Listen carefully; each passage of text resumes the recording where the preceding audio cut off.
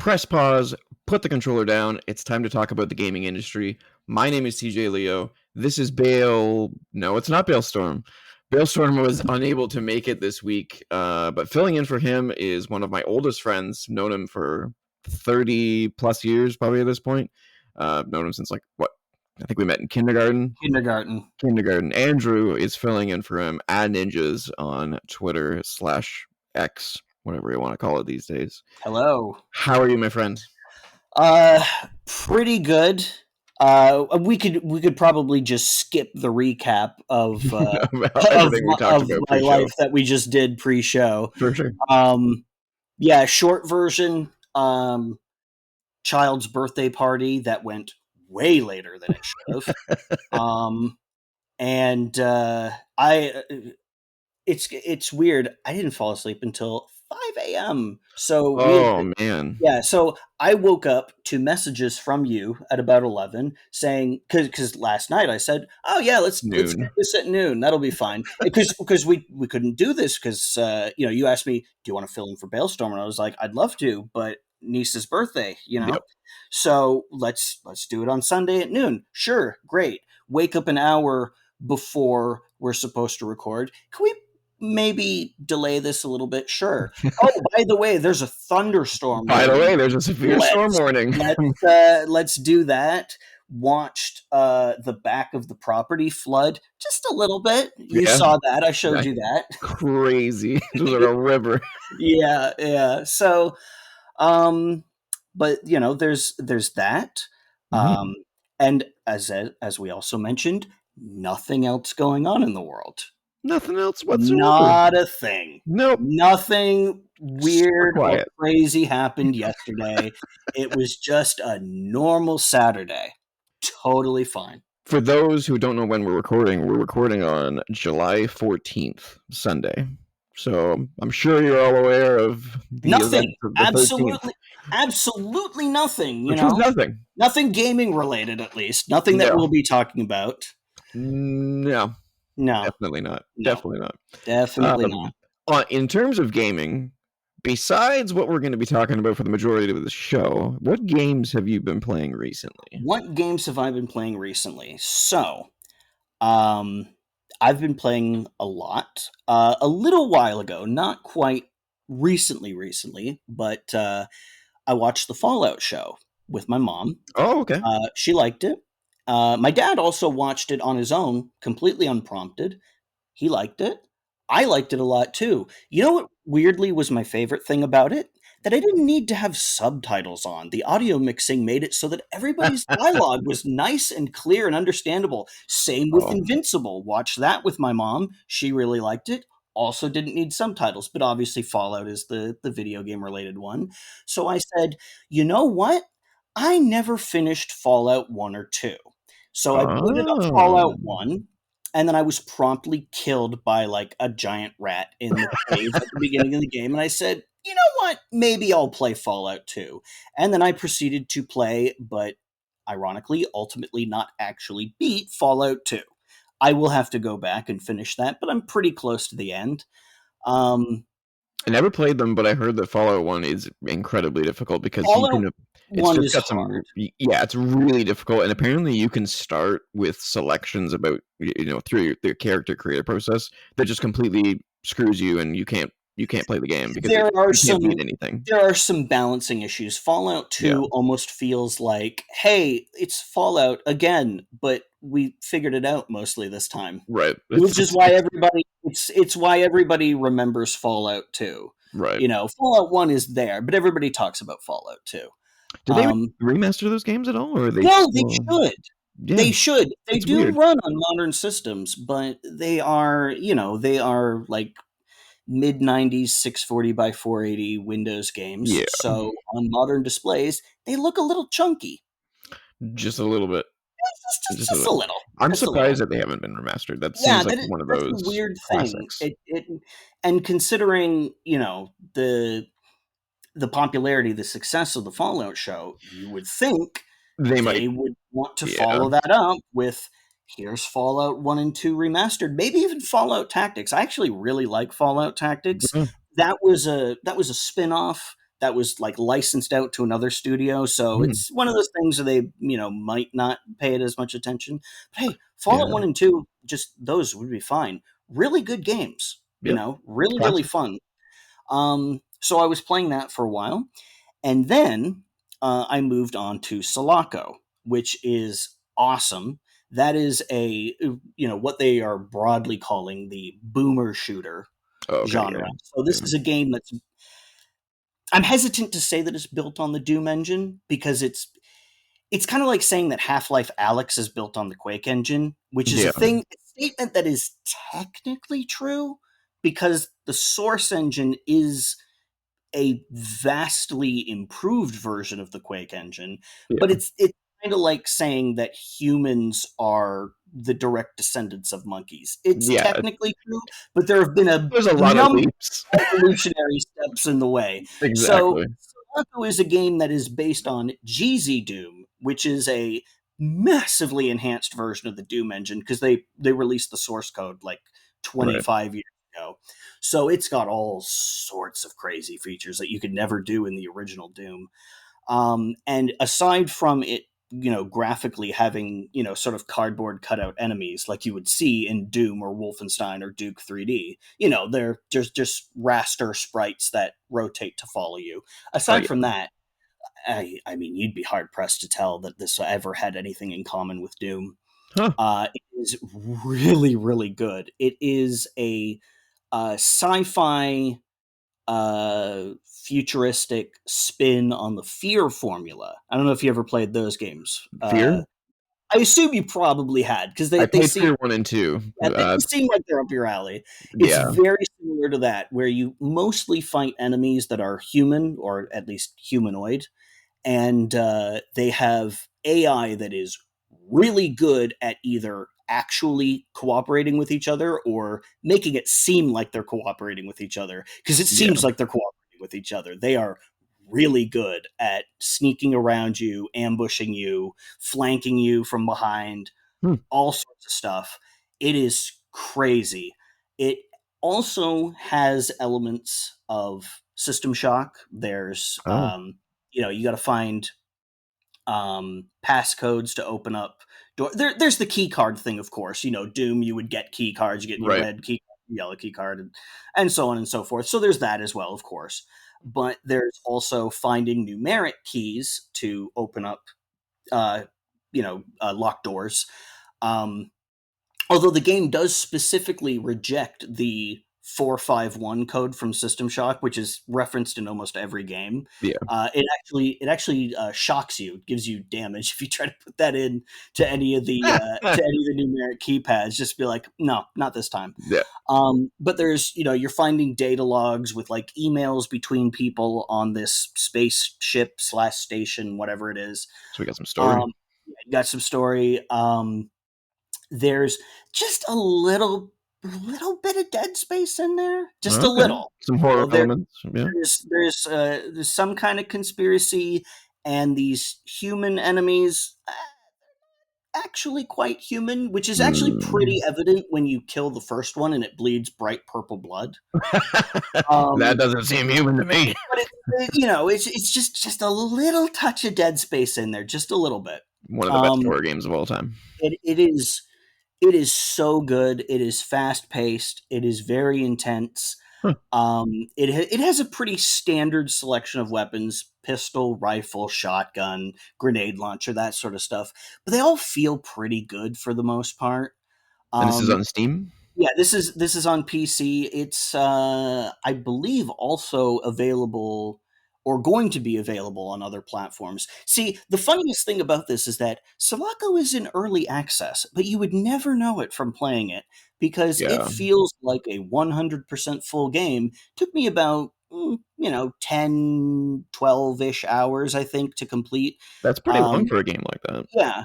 I mean, it was a little bit longer than that because of like dying and having like the Right.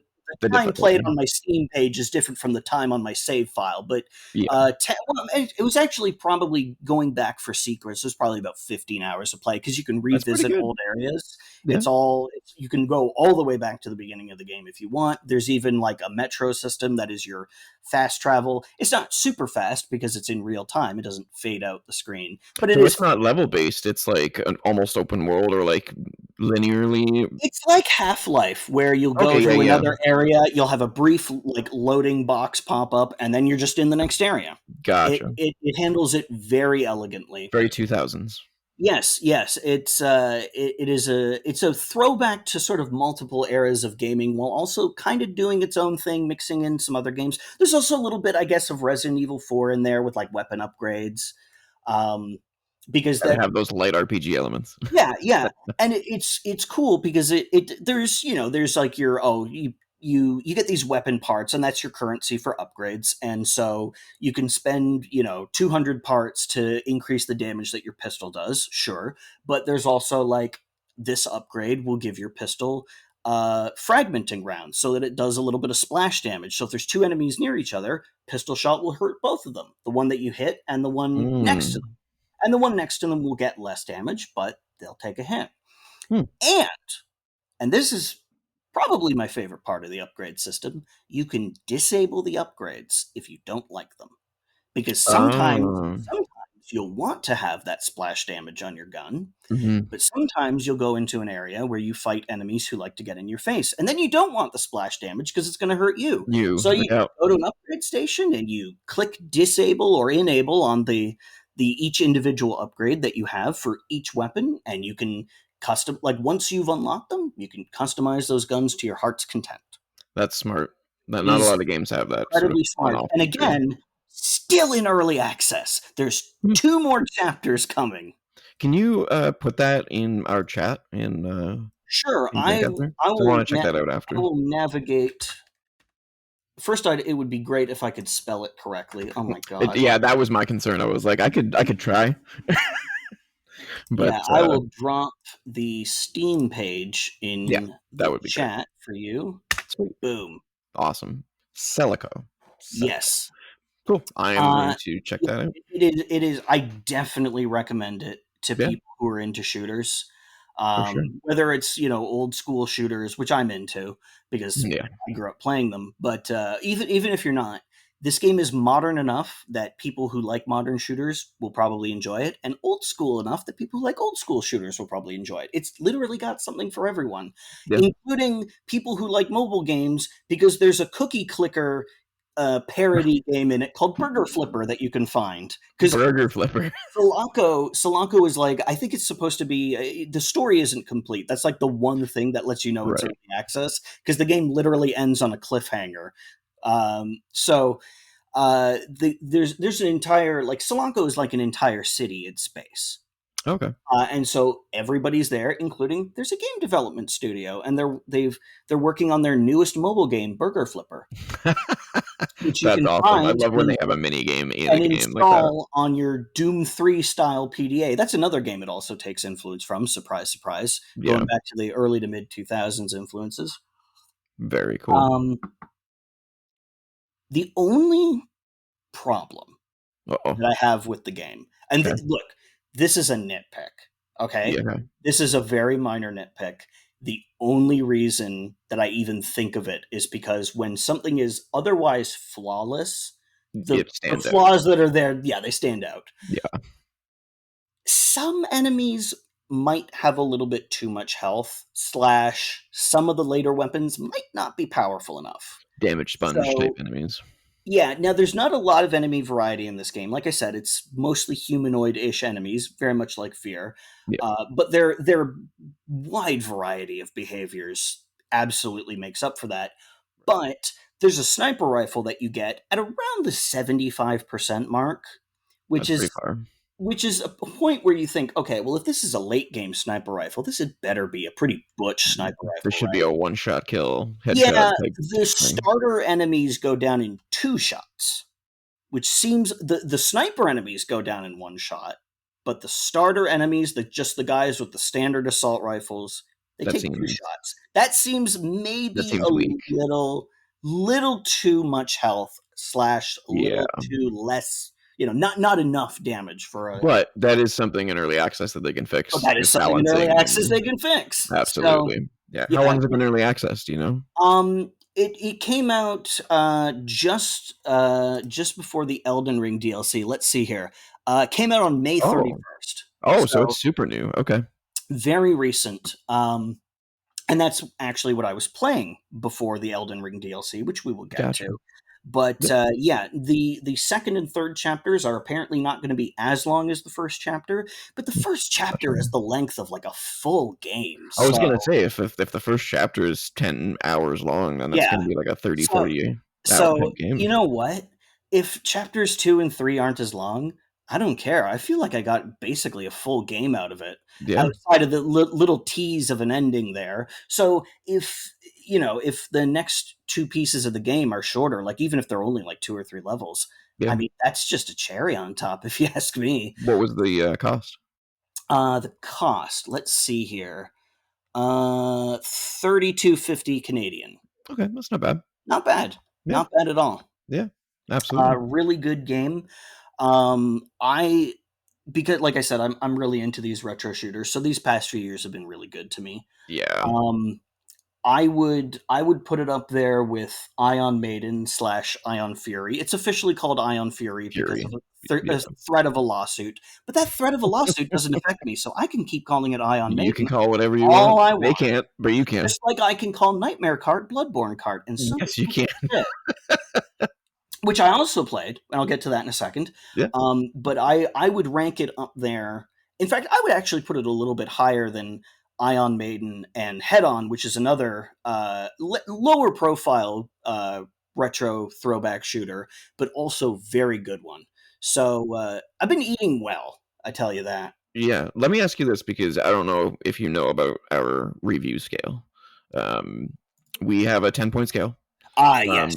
And it's not just a 10-point scale. It's more like a tier type Hmm. scale. So we have like a word associated with each score, so that when we think about the game, we think, oh yeah, that was a great game, that was a good game, that was an awful Oh, game. so this is like the old Game Pro rating system with the Yeah, faces exactly. Yeah. in various states of shock and awe. Yeah, we don't do like the point fives and all that stuff. We kind of Yeah, just that's have good. everything I'm categorized. not a numerical guy because Yeah. as again, we will get to with the Elden Ring discussion, there is not a number I can assign to that experience because it goes up and down. Yeah, It exactly. is a roller coaster. So I'll run through the scale for you Sure. right now, and you can Hit give me with it. Calico a number, if for so far anyway, because it's early access, so Yeah. that might change in the future. But we've got 1, which is offensive. It, 2 is painful. mhm. 3 is awful. 4 is bad.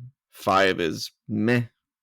6 is Bare okay. minimum of what you could Yeah, consider. 5 is like This works. it works. It's a It's fine. It's game. inoffensive. It's Yeah, not really my thing, but it's not. it's just there. It just Yeah, it exists. exists and it's Yeah. fine. 6 is okay. Yeah. 7 is good. 8 is great. 9 is amazing, and 10 is best in class. Um, Best in class. That's an interesting way of putting it because Mhm. I was going to say amazing, but with the phrasing best in class, as far as the current crop of retro throwback shooters goes, It's I think I'm going to have to say Sulaco's best in class. best in class. There you Yeah, go. it really impressed me in ways that I did not expect it to. I mean, I expected it to be pretty cool because there was a Mhm. demo that's been out for a while, and I've played that demo, and I was like, "Oh, this Well, demo's I'll have really to play good." that then. Good. I Yeah, like that one. full game or well, full game as it currently exists, really good. There we go. Absolutely delivered. And as I said, any complaints that I have are largely Nitpicks. nitpicks on an otherwise flawless surface. I wholeheartedly recommend Sulaco. It's really good. Gotcha. And what was the other one you were about to talk about before I cut you off with the review scale? Um, I did mention Nightmare Cart briefly. right. Yeah. Um, I've actually been watching the development of that Mhm. because I've been getting into 3D modeling Okay. the last year or so, Yeah, you've and posted a few things on Twitter here and yeah, there. yeah, and the creator of that, Lilith Walther, who is also the creator of Bloodborne PSX, the PS1 style I demake was gonna say, of yeah. Bloodborne. She would go and do modeling on her Twitch stream, so I would tune in and watch that. And so I've been watching the development of the game, and it finally came out despite some last minute legal chicanery from Sony saying, no, no, you're on the eve of the release, and we can't have you putting it out with that name now. We could have told you this months ago, but no. Yeah, that's what they So do. quick rebrand. It came out. I've been playing a little bit of that. It's pretty much what I'd expect. It's a kart racer themed after Bloodborne, and it does that really really well. It feels like a PS1 kart racer. There's not a whole lot of depth to that because it is kind of Kart based on racing. the joke, but it goes hard on that joke and it commits all the way through. And it's hard to And make a kart racer that rivals the big one, I guess. yeah, yeah, like you look back to games from that era and you think of like Mario Kart 64, Diddy Kong Diddy Racing, Kong Racing. Crash Team Racing on the Yeah. PlayStation, all great kart racers for the day. Yeah, this one really evokes the feeling of that. It's a game that was based on a joke that people thought that would actually be really fun to play, and so it got made. And so, yeah. Guess what? It's pretty cool. So good on you, Lilith, for doing a fantastic job with that, especially in spite of that last little hurdle at the end. Yeah, for sure. Which didn't phase them because I heard it sold pretty damn well Well, for, it's a free game. yeah. Yeah, so but the downloads have been, I think they passed 500,000. I'm surprised that they didn't charge for it once they didn't have to worry Once about, yeah, once they debranded it, I was kind of yeah. like, "Hey, you could probably charge for this." But it was probably a case of like, "Well, I promised this was gonna be free all along and If they don't did wanna that, don't wanna change yeah, that at the 11th hour," you know? that's good on them for doing that. So I get it. I honestly wouldn't have minded paying for it because like the You amount of know work what? that goes It into gives them a lot of press if they yeah. decide to make a new game.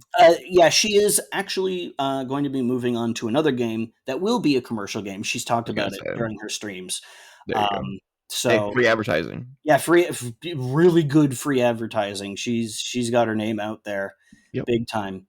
absolutely. Um, Cool. so Sulaco is what I was playing right before the Elden Ring DLC came out, but we're going to devote an entire segment to Elden Ring. How about you? What have you been playing?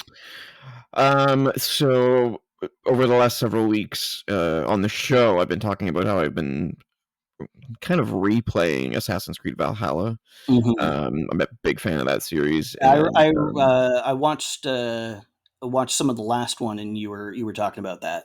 yeah, because of the Assassin's Creed Shadows announcement, I was like, Right. I kind of want to go back and play some of that. I love Odyssey's my favorite one, but Valhalla is the one that I Mhm. played the least, because it was so freaking long. You are not gonna like what I'm about to say, but I've never played an Assassin's Creed game. Wow. Well, well, I here's the dropped thing. before the podcast, I dropped the "I've never played Mass Effect or spent much time with Dragon Age" on you, and so Yeah, so here's the three follow-up. of my favorites. Yeah, I know, Yeah, I know. well, I won't say Dragon Age is one of my favorites, but Mass Effect is definitely, up there for me, and so is Yeah, Assassin's Creed. But yeah. yeah, I've played all of the Assassin's Creed games. I don't think you've missed anything revolutionary. I'm not going to sit here and say that Assassin's Creed is like, the best game of all time or the best Mhm. series of all time. It's definitely had its ups and downs. Sure. And it certainly didn't start off on a great note. The first game was, No, that I yeah, distinctly remember the hype for that one being sky high, and then it came out and it was not like a No Man's Sky or a Cyberpunk situation where it was like, what yeah, the it fuck? wasn't It was just devastating. like, this is It's good. fine, but it's not the It's you know, not the it's revolutionary not the thing that we thought it revolution was. that we expected, exactly. Yeah, And it I guess like Assassin's Creed 2 came out, and, then everything I blew will up. say I actually did play a little bit of Assassin's Creed 2. Mhm. But I'm the kind of person who really doesn't like long buildups in games.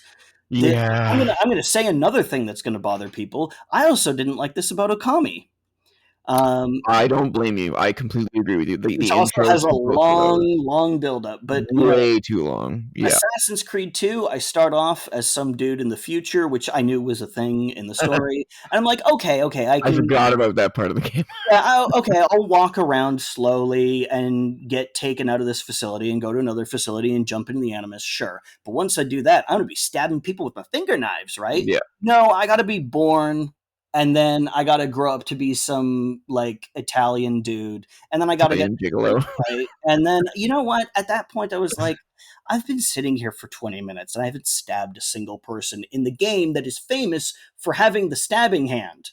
Yeah. I'm gonna play something else just to. Don't blame you whatsoever. I completely agree. The games are not. They're really hard to go back to, especially because Assassin's Creed 1 through,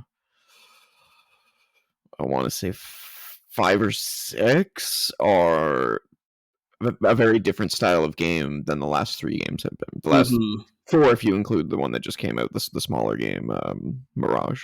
Yeah.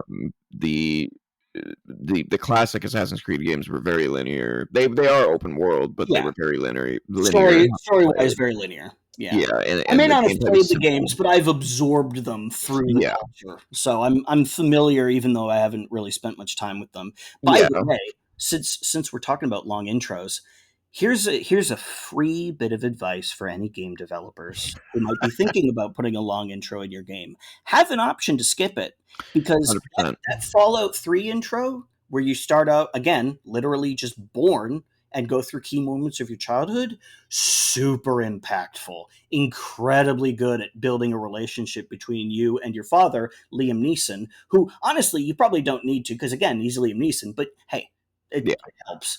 Um, some intros do it well. Once we've Some, seen that, we can do the Cliff Notes version. yeah, We can exactly. say, "Hey, I've played Fallout 3 before. Can we just get to the part where I'm escaping the vault? I don't care if Yeah, I don't get to beat up Butch or whatever.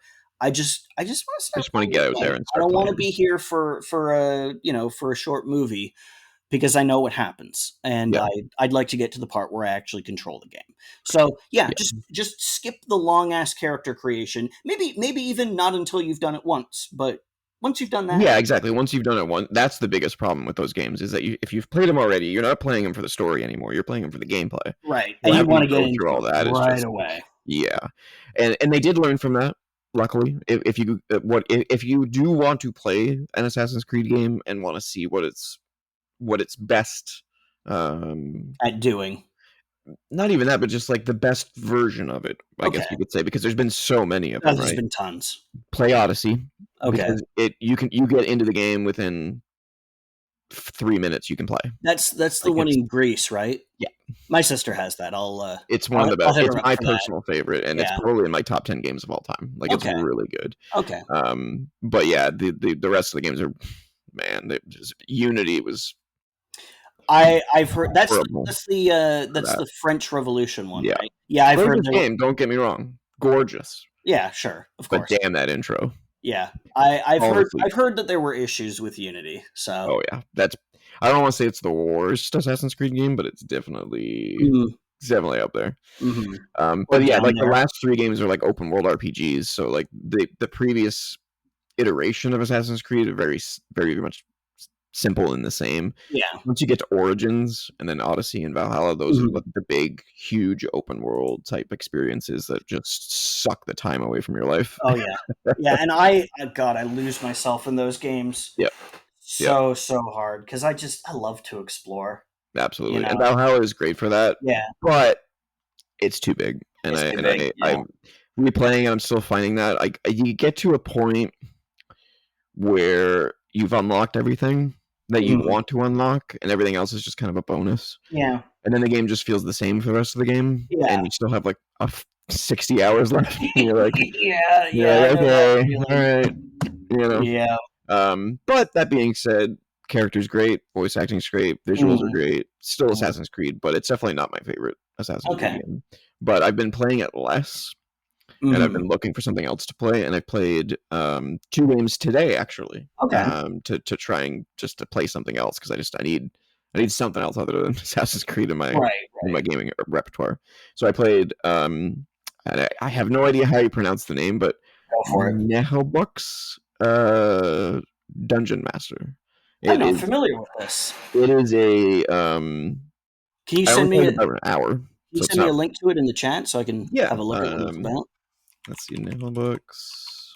Yeah, it's a really annoying first name. They have 2 games. Sure. Okay. I played the they have like a D&D mock type game Oh, okay. where you play as like six dungeon uh uh D&D like adventures in like this linear Oh my god, that is a experience. name. Holy crap. Yeah, I have no idea how you say it. Nehel books, I guess. But this one is different. This one Nahu? you're actually the Yeah, I DM. don't know. You're the dungeon master in this one. So you're managing, defending, building a dungeon. So Oh. it kind of reminds me of Dungeon Keeper. Yeah, I was about to say this looks like Dungeon Yeah, Keeper. very Dungeon Keeper esque. I haven't played enough of it to know how good it is, but it has mostly positive reviews on Steam. Sure. And I had a little bit of fun with it. Definitely Okay. don't play it on console. I tried playing it on console. That's where I played the demo. Oh yeah, I wouldn't Uh, want to. I wouldn't want to try and manage this with a no, controller. I'd it's need a too mouse for much. this. Yeah, it's too Yeah. much. But I had fun with it, so I've added it to my wish list. I don't think it's Sure. worth 32.50. That's what its current price is for me. Sure. So I'll wait for a sale. But the other one that I had way more fun with is Backpack Hero. I've heard of Um, that. yeah, it's I'm not super deep into it. Like I said, I played like an hour of it this morning. But it's like I don't know. Did you ever play? Oh man, what's that? Slay the Spire. No. You It's know like a it's what? like a. Hold on a second. I think I've played this. Oh, you've played Backpack Hero? I think I've played this. Is this an itch.io game? Like, is it available there? It's certainly possible. It's very low key. Like it's very I'm low.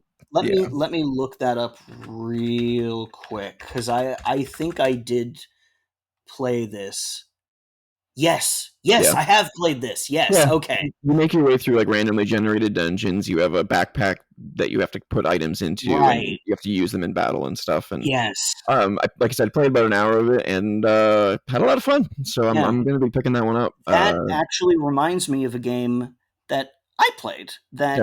that hasn't come out, and I kind of think might be abandoned. There was a Mm, game out there called Jack and Casey okay. where the whole mechanic was your characters are just walking through the game world from one location to another, and they find there's like a track, like a treadmill kind of thing that's scrolling up the screen, and there are items on it that are supposed to represent the things that you find, and you can put them inside the robot character Jack, who is a box. He is Jack in the box. I like that idea. That's the joke. It's clever. And then Casey, who is this like this cat lady. It's a very anime aesthetic. I was gonna say. Yeah. And you can pull things out and use them in the random battles that you get into. So guns, rocket launchers, just plain ass rocks, knives, frying pans, whatever junk you come across, and each thing has a different damage type. So like the rock is like Yep. blunt object damage, the knife is sharp object damage, the gun is gun damage, the gun elemental Yeah. type. When's that going to come to Pokemon? Where Gun gun type. type super effective against everything except maybe ghost type Pokemon, but they're Yeah. only ghost type Pokemon because they fought against a gun type. So Yeah. yeah, They have too many types in Pokemon now. yeah. Oh, Good lord. I haven't played It's in like years, but 20. yeah, Jack and Casey was a game. That there was some controversy with the development, Oh, and okay. the developer kind of vanished. Mm. Um, Yeah, one of those games. Was it kickstarted and just yeah, kind of abandoned? yeah, Yeah. but Yeah. it wasn't. It didn't seem to be a case of like a snatch and run because there were builds that came out. I have them. It was more Uh, of an attempt that failed, and he just yeah, couldn't do I it think it anymore. was somebody who overestimated the amount of work that goes into making a game. Because I've Yeah. also spoken to the developer of that game because they Oh, also really? used to do Twitch streams of their development, and I would chat with them while they were doing that, That's cool. and yeah, they did seem to be genuinely into it, but I think unfortunately it just became a situation Too of I bit off overwhelming. way more than I could chew. Yeah. A Um, lot of that happens to a lot of Steam games, yeah, and especially in early access. it's unfortunate. I'm Yep. hoping that one day it'll come back, but But Yeah. when I played Backpack Hero, I played the demo on itch, and I was like, yeah, this kind of reminds me of Jack and Casey. And now you're telling me, oh, hey, this is pretty fun. Yeah, it's pretty Yeah. fun. Yeah, Oh, I okay. enjoyed it. Yeah, Yeah, and I, then I you also have to like build the town back up and stuff like that, and I I it's quite didn't get to interesting. that because, like I said, it was Yeah, just a I demo just got to character. that part. I was like, oh, Okay, there's also like it's almost got like a dark cloud cool, kind of cool. mode to it Okay, as well. So I was like, huh, huh. that's pretty interesting. So yeah, I want to kind of invest more time into that one. All right, Really interesting. all I right. like little games like that that kind of Yeah, surprise me. you know what I like to use them as? I like to use them as a palate cleanser Yes, after a me too.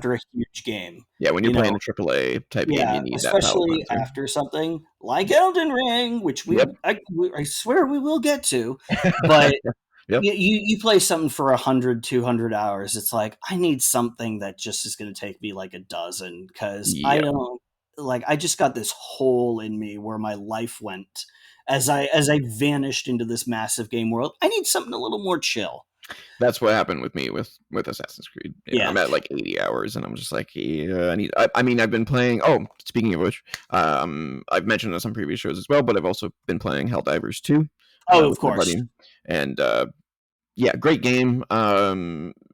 We just hit level 25, which is kind of the soft level cap. You don't Mhm. really unlock any more weapons or stratagems after that point, so it's kind of a soft Yeah, cap. you're fully kitted out now, and you Yeah, can take democracy to the bugs. exactly. Yeah, it's super fun. It's definitely not a perfect game. No, It needs a lot of work in terms of balancing. games like that usually do. Oh, the most brutal part of that game is just the randomness of the amount of enemies that you have to face. Yeah, I It's haven't random. played it, but It's I so random, dude. but because I've seen a lot of people playing it. Yep. It looks kind of like Left 4 Dead with its gameplay director, where the game kind of rates how you're doing and adjusts the level of zombies and the See, special that's what infected. we thought. We thought that too. We were Oh, like, it's not doing that. no, it's so random. So Oh, so it's just me and him. So yeah, we're not playing the not a four four-player player. team. No, we want to, but Sure. playing with randoms is just Yeah, nah, it's always a it's a risk. crapshoot. We did once and we had a great experience, and then we did it again, and then they sucked, and then one Yeah, person like left, and we were like, yeah, okay, yeah. this is That's not how it what we want. goes. That's how it So goes. yeah, sometimes we play and we absolutely crush the competition, and it's like, Hmm. and we get back to the extraction point, and we're like, another watch is going, where's everybody? Yeah, Normally we're getting we wrecked were by now. promised a party. Where's Yeah, the party? You and then know? other times we can barely make it back to the extraction point, or we Yeah. run out of lives, and we're like, So it what doesn't sound happened? like it's actually being I, it's I like it's rating genuinely, your performance. yeah, I genuinely think it's a roll of the dice, Yeah. and it just Or if tells it you is, how it's hard just it's going to badly be. implemented. Yeah, That could also be the other option. yeah, and I think it makes sense to me that it would be random because Mhm. they're expecting you to play with four people. Sure. So it would be a lot easier to fend off that kind of number Right. of enemies if you had four people. I shouldn't But lean back. That's affecting my audio level. no, you're good. You're good so far. But yeah, like when it's just the two of us, when we get just completely dominated by a Yeah. billion guys, we're like, they're still coming. I've got no ammo left. They're still coming. It's Yeah, like, you've got to tune a game like that with a variable player count. Like you just agreed. have to. I mean, even Blizzard knew that back with the original Diablo. The game literally tells you a new player has It's joined the joined. world. The difficulty has joined. Diablo's minions grow stronger. Like Yeah, I that's still the way it remember should that be. message. That should absolutely be the way it is, but I don't think it is. Yeah, that's a very weird choice. Yeah, and the fact that you have to, so the game's difficulty settings uh, also They change the unlock, rewards. right? Yeah, they unlock as you beat each one. So I think there's 12 difficulty levels, and one being you can solo it, two Yeah, being sure. you should probably have a second player, three being you should probably have a three, and Yeah, then four and up is you just probably should have challenge four. mode. Yeah, we've made it to the point where we're strong enough to solo to for the two of us to do level four without two other players. All right. Um, but there's times where we play it and we just get completely swamped, and we're Yeah. just like, where did they all come from? Yeah. So let alone trying level 5, 6, 7, 8, etc. Sure. And the thing that sucks about that is that every I think it's every other level difficulty is where you start to unlock Oh, they more add new currency. stuff. Yeah, new currency that you can only get in that particular mode Oh, or that okay. difficulty. So there's things that we can't unlock because we can't do level 6 right now. So we're like, do we continue playing the game at this point, or do Yeah, we start forcing ourselves to play with randoms and hope for the best? yeah. You know, we're kind of in the middle of trying to decide if it's worth continuing to play at And this they point. don't give you, like, CPU controlled player 3 and 4? No, no, That's yeah, weird. yeah. It's well, the game is very friendly fire oriented. Oh, okay, So that's a different story. yeah, That's a good and you can decision call then. in like sentries and stuff that are AI controlled, and they can kill you if you're not Oh, yeah. careful. So Okay. having walking people around that can kill you, Oh, yeah. maybe Okay, not a great idea. understandable, understandable. But that's the game. They intended the game to be 4 players. Sure. I'm getting annoyed at all these games that are coming out that require 4 players because Yeah. there's so many of them are so good Yeah, that I now wish you I gotta could play talk them. 3 friends into buying the game. Yeah, like Sea of Thieves is a great example. I Mhm. want to play that game, but you can't pilot this ship alone. Why don't they Yeah, create AI companions for you? yeah. They did in Deep Rock Galactic. I'm not sure if you played that game, I'm familiar um, with it. but you can play alone, and you have this little robot that comes with Mhm. you, so you don't have to rely on other people. So I don't know. It's a great game. I give it an 8. Sure. But there's so much room for improvement, and because it's not quite a live service game, but it No. kind of is because they're always updating it. Yeah, I mean, it's an online game. It's a live Yeah, service game in the way that, like, Counter-Strike is. yeah, You need a network connection because it actually has to connect to other people, not because they just wanna phone home and see that you've not exactly. broken your probation. "Oh, you didn't pirate this game, did you? Yeah, No, you exactly. Yeah, fucking it's not that kind. have my transactional record. Of course I paid for it." Yeah, it's very cool I how they hate that have stuff. DRMs. Oh, yeah. Yeah, it's a whole 'nother bag of worms, but, Yeah, like, that's another rant for another that's day. another topic of the week. Um, but yeah, like, I have a lot of fun with it. There's certain things I wish were better, and maybe clearly the game's a hit. Last I checked, it was 13 million plus Oh, sold. sure, sure. So I'm sure we're gonna get a Helldivers 3. I just hope that the inevitable Helldivers 3 just takes this game and just does everything right and nails it, because it's super fun. The concept is so great. The Starship Troopers, Yeah. you know, ode, Yeah, it's I have great. so I got 2 things to say about that. First of all, one of the weirdest feelings in a game that you like is when you go, "This is so close to being exactly what I want, but it's not quite there." That's Oh, so it sucks. frustrating. Yeah. The other thing is so I've actually read Starship Troopers, the book, Okay.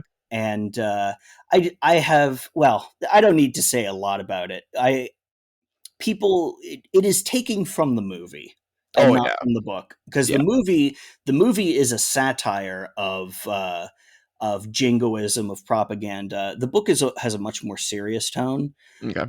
But I get what people are saying when they Reference the compare it to movie. Starship Troopers because it is It is. absolutely influenced by the movie. 100%. I went back and watched it a couple of days ago. I Yeah, got like halfway through it, but like yeah, sure. I was watching it going, You start man. watching it and you were like, oh yeah, I remember this, I remember that. Yeah, Yep. Yeah, and it was exactly like it yeah, reminded me of the game, the yeah, yeah. Helldivers 2 so much. I'm like, "Oh yeah, they just took that and just Ran made with it a it. game." Yeah. Yeah. It I was will so say, good. incidentally, anybody out there who wants, like, probably the best of both worlds, the Starship Troopers Saturday morning cartoon, Roughnecks, from the late 90s, actually did a really good job of merging the seriousness of the book with I the didn't even know that was a thing. oh, dude, it was so good, and it never got a proper ending. It struggled, I think. Oh, I that's think always it's because painful. it was a cartoon. It was for Yeah. kids. It was graphic.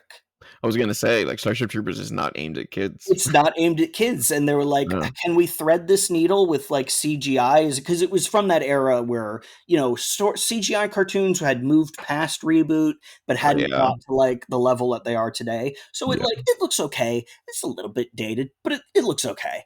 Yeah. And it's like, can we thread that needle and have it be true to to the brutality of war Yeah. whilst also making it appropriate for kids? And I would say that they mostly succeeded, but financially, I'm not sure. Critically, yes. Financially, maybe not, because they never did get a final episode, which Mm, sucks because it ended on a cliffhanger. But it was yeah. a really good show. It was a really, really good show. Even revisiting as an adult, I was like, "Oh, this is still really good," because the story is framed from the perspective of an original character for the show, who isn't a professional soldier. He's an embedded reporter, so he Hmm. sees the brutality of war, but he also knows that his footage is being used in the propaganda, and he narrates the opening and the ending of each episode, and he's always got snarky comments to make about, like, Maybe I did see that. That rings a bell. it was on when we were in the proper age group. Yeah, I may have seen that. That rings. Did he have like a little thing that he wore on his like the side of his head, like almost like a camera He mounted did carry headpiece? a camera around. He mostly, it was mostly a handheld one, but I believe he did have like an extra, like, transceiver or something. Yeah, I remember like a helmet with like a I might be thinking of something different, so I'm trying to Maybe, but picture it together in I my mean, it's brain. Starship Troopers. Everything has pulled the power armor imagery from it. Yeah, that's That's true. that's basically where it comes from. Yeah. But yeah, man, there's a line in that show that has stuck with me through all these years. There's an episode where they're field testing an android soldier, and at the end of the episode, the android is, sacrifices itself to preserve human lives, because it's agreed that human life is more important than a machine. And the narration at the end by Higgins, the reporter, says, the android soldier project ultimately didn't go through. I guess human beings are cheaper. And I was like, oh, that's a good Oh, line. that Like, is a good line. even at like 11 or 12 years old, I was like, oh, That that is a is a good line. savage critique of the military industrial complex. So that Damn. show has always stuck with me. So before we get into the news, I have a comment after talking about that. Sure. Um, we are planning on a conversational podcast about non-gaming topics. Okay. I think we've nailed a couple of great ones here, like great '90s cartoons and Well, talk, dude, I've talk about Reboot and Beast Wars and all that kind of stuff. sure. That would be a I've great got topic. I've got the DVD set of Roughnecks. We could maybe even grab some footage off that Yeah, and review absolutely, it. Sure. absolutely. That sounds like it could be fun. Yeah, All right. cool. So we'll have to talk about that. Yeah, Um, all right. but let's get into the news. News. We've got let's see. Let me You've pull up got the some first one articles, here. I've got some articles. Yeah, we're gonna bounce back and forth. Sure. Talk about Do you wanna start and then I'll go and then you, and sure. I mean, it's your show, so Yeah, no, let's do that. So the first one I've got, so all of my news articles come from IGN. That's my main source. yeah, like I said to you, I went to IGN and to GameSpot to look for news articles real quick, and I just Yeah. saw a bunch of Prime Day deals and stuff Oh about yeah. upcoming MCU movies, and I was like, You have to know "Where how to filter that crap and yeah, get rid of it. Yeah. where's the fucking game news?" So I went, all my stuff is from Eurogamer because that seemed to have a pretty good Did selection. was that one of the ones IGN purchased recently? They purchased a Um, bunch of small companies recently. I can't remember if I Eurogamer was don't one of them. know. Eurogamer is owned by Gamer Network Limited. It Yeah, doesn't. that sounds right. Let me see. Well, the thing IGN. is, I'm not seeing IGN in the list of Gamer Network. I'm seeing GamesIndustry.biz, Oh, Nintendo. this was very recent. This was in May. Oh, Okay, okay. yeah. So IGN Entertainment acquired Gamer Network. Oh, okay. So they own the whole thing now. They own GameIndustry.biz, Eurogamer, Rock Paper Raw Breaker Shotgun, Shotgun, VGC, yep, VG. Dicebreaker. Okay, sure. All right. So yeah, so in a way, we are both pulling We were from both pulling from the same source, I guess. yeah, but right now, I'm pretty sure they're still working independently. But I'm sure God, that I will hope change. that continues. I do not We want will to see see. another. I do not want to see another second light or second wind situation. Pardon me, Yeah, where I agree. the heart and soul of the site splits off to do, like, good job for them. Oh yeah. I'm really happy that those guys are have landed on their feet and are doing their continuing to do their thing independently. Apparently, they even got their D&D campaign rights from The Escapist Oh wow. for their what is it, Adventure is Nigh, I believe, is their take on that. There's so many of them now. I mean, Critical Role just made everything Yeah, you know but blow up. but hey, So shout out to the Second Wind guys. You did it. I think the only other time I can think of that happening is Jeff Gerstmann, going off and doing Oh, Giant Bomb. that's a name I haven't heard in a while. Wow. Yeah, Yeah. but he was like, "Fuck it, I'm doing my own with blackjack and hookers," and then he actually did it. He did actually do He it. tendered it. Absolutely. So go Um, ahead. okay, First so news story. first news article. So City Skylines 2 has been delayed on consoles indefinitely as the Ooh, developer struggles to hit stability and performance targets. So, for those that don't know, City Skylines 1 was basically a SimCity. superior Sim City. Yeah. I mean, I don't know if you remember the the attempt at rebooting SimCity that Max Oh, had. I'd like to not remember it. What a garbage that was. Yeah, Yeah, City Skylines came out relatively soon after that, and it's just been amazing ever since. I've just been a wipe the huge floor player. with them.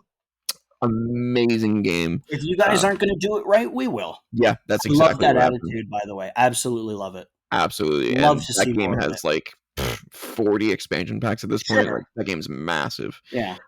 However, City Skylines 2 has had Issues. problems. It's had issues. It's a tough act to Um, follow when you come out strong, but well from what I've heard, it's more than just that. It's more than just that. Yeah, Yeah, the game has been the game came out. I don't think it was early access if I remember correctly. I think it was like a full release, but it and felt like early access. it's like very early access. It's Oh, super hard to make the game run properly. oh. There's missing features from the first game. Isn't that what Um, happened with the culling too? For yeah, the 5 minutes that was out? yeah. No, this has Yeah, happened a couple of times in gaming history where they yeah, come out with they hype up sure. the sequel, and then it comes out and it's like what were you guys thinking? Like Yeah. what happened? That was not ready to go. No. So the console release of City Skylines 2 was what I was waiting for because that's where I played the original. It works really well on console, shockingly, for a game Really? like I that. was gonna Yeah. say, that doesn't sound like it works well, but No, apparently, they according to implemented the you, it works controls great. beautifully. Yeah, they had like a Okay. wheel system for getting into all the menus, so it was really Okay. easy. So It they wasn't so they like basically rebuilt the idea of from interaction around the scratch. Yeah, controller. the UI Okay. was completely done for consoles Okay. from the I ground up. like the sound of that. They did that with Diablo 3. I was gonna say I that's prefer the exactly what console I would version prefer. of Diablo 3, although that has more to do with Agreed. it not having the DRM check-in. Yeah, Um, I actually prefer the console for the controller controls yeah. myself. But yeah, I first played the very first time I played Command and Conquer was on the PS1. That did not have controls optimized for a controller. I So remember StarCraft 64. yep. I knew the StarCraft 64 reference was coming. Yep. We've come a long way since then. We have Credit they have to figured out. credit to Halo Wars for being a Yes, trailblazer in that, in saying 100%. let's rethink the interface of a game that would normally be mouse driven. Yeah, I haven't checked out Civilization on consoles, but I've heard that's pretty good as Mm, well, which mm, is a really deep game. yeah. Yeah, I was really hoping that City Skylines 2 was going to be a hit, and then when I heard about the PC release not doing well, I was like, ooh. And I think that Yeah. was over a year ago at this point. Yeah. The console release was originally planned for October this year, That and now doesn't sound it's like it's happening. no. So they've officially released or officially delayed it with No release date in sight. no release date. So Yeah. their focus is on the PC version because they're If you've still working on if that. you've got troubles like that, it sounds like you need to work on the base version before you even start thinking about other platforms, especially when it requires such a shift in the approach to how the player interacts with it. So this is 150%. probably the right choice, or at least the rightest choice they could have made Oh yeah, after a release that hasn't gone swimmingly. I'm just shocked it took them this long Yeah, that's to do weird. it. That should have been like day two. Maybe the console version's going to be late, guys. They're claiming that they're struggling to hit stability and performance targets on console, which is strange to me. That is, are they doing a Switch version? No, no, Then this that was is very strange yeah, this is because a if Series X. Well, so here's the thing: is that a lot of whenever we see this kind of delay because of consoles when it Mhm, comes to stability, performance, visuals, all that kind of stuff, getting the mhm, game to run properly. right. A lot of people are contributing it to the Xbox Series S being the problem Sure. because Xbox requires the game to run on both. Yeah, I've heard that, but I Not mean, sure if it's true, yeah. but I can see it being true. But at the same time, they could have released it on PlayStation 5 and Well, I not mean, an they're issue. going to want parity, right? Yeah, Which I understand. Now I've obviously got to preface this with I'm not a game developer. Yeah, I'm me not a either. I'm not a programmer. My only experience in the game industry has been some light testing for some indie games. So Cool. I have very little insight into how this works, but I would assume that for a game that's going to involve zooming in and out of a cityscape, you would probably have a pretty robust level of detail system in place to Mhm. control how detailed the models are, how, how many shaders you're applying to surfaces, all that kind of stuff. Yeah, And that would be something that you'd probably work out like at the beginning, and and that scaling it shouldn't, you would ideally want to design it with scalability in mind, because if it's a yeah, PC release first and foremost, people are going to be running it on different levels of hardware, yep. right? I would think that a standardized piece of hardware like the Series S, which admittedly isn't Is as lower powerful as the powered. Series X, Yeah. but the fact that every Series S is the same, I would think that that would simplify, or at least not, make things more complicated. But again, I'm not a developer, so I can't really speak to that. It's just what I would think as an outside observer. Well, But here's the who weird knows? thing too, though, is that I don't necessarily think that it is a time issue where they were unable to hit those targets in time. I think it is a they're Manpower? it could be manpower, or it could just be they don't know as much. They don't know. They don't. I don't want to say they don't know what they're doing, Sure. but when you look at Especially this, after a good first game. yeah, and no offense to the game or the developers, but they're not exactly the most visually stunning games in the world. Sure. I think the problem is the amount of systems that they have running in the background. Like Ah. they're tracking each individual person in the city, Oh, each individual car in the city. that Um, changes everything. they're tracking water flow, electricity to each individual building, all that kind of stuff. So I think So that's where the they've got problem is. basically a full-on simulation It's going. yeah, the whole thing is everything is simulated in the game, Now, and the let first me one was ask the you same though. let me That's the ask you problem. real quick. Yeah. Does that game have a physics simulation? Because I feel like I remember seeing people doing like water physics, like trickery videos on YouTube. It has a water physics system that's very basic. So Okay. it there's and it's very basic because at least in the first game. I don't know Mhm. about the second game. I haven't done enough research on the second game to Okay. know because I've been waiting for it. But in the first game, if you put like a water pump in the river that sucks water up for the city, the water level in that area would drop Okay. in that river because it was sucking up water. And if you put too many of them, then the river would kind of like Yeah. get a little Maybe low. maybe And it's then another game I'm thinking of then. if you deleted them, like if you demolished all the water pumps at the same Mhm. time, you would kind of get a flood Okay. that would slowly go away because the water rose too quickly. So it's got like a very basic one. The second one, I have no idea. I know that the second one was supposed to have much more intricate tracking systems for basically everything. I think Mhm. the electricity, like there was it was more realistic. So like they had grids Yeah. instead of just And it everything sounds like contributes this to goes everything. deeper than just is there power or is there not power? Because Exactly. like Yeah. SimCity 2000 had this as well, but it was a very elementary version of it. It was does this area have water pipes going to it? Do they have water service? Do they have electricity? And it was just Yeah. like a binary state, like a And that's yes what or the no first thing. game was basically the same thing. Okay, so if they're going more in depth and tracking every person, oh my god. Yeah, they did that in the first game, and it was really cool. Very, Okay, very well cool. that now you're crunching a lot of numbers. It's a lot of number crunching. That could be, I mean, that is what computers are good for, but you're throwing a lot of numbers at it. So who Yeah, knows, and the first game, the way they solved the console not being powerful enough to do all that stuff was Mhm. they had a very low draw distance in the Okay. first game. So not in terms of like they didn't do like fog or anything like that, but like if you were zoomed in at after a certain distance, there would just be no buildings. Like Yeah, it would just they won't pop in until you're yeah, at a certain distance. things just kind of cease to exist Yeah, until they're you're just in. not there. Yeah, that's fine. That's Yeah, fine. You gotta and make it sacrifices. wasn't egregious, Yeah. because clearly I played it and it never really bothered me.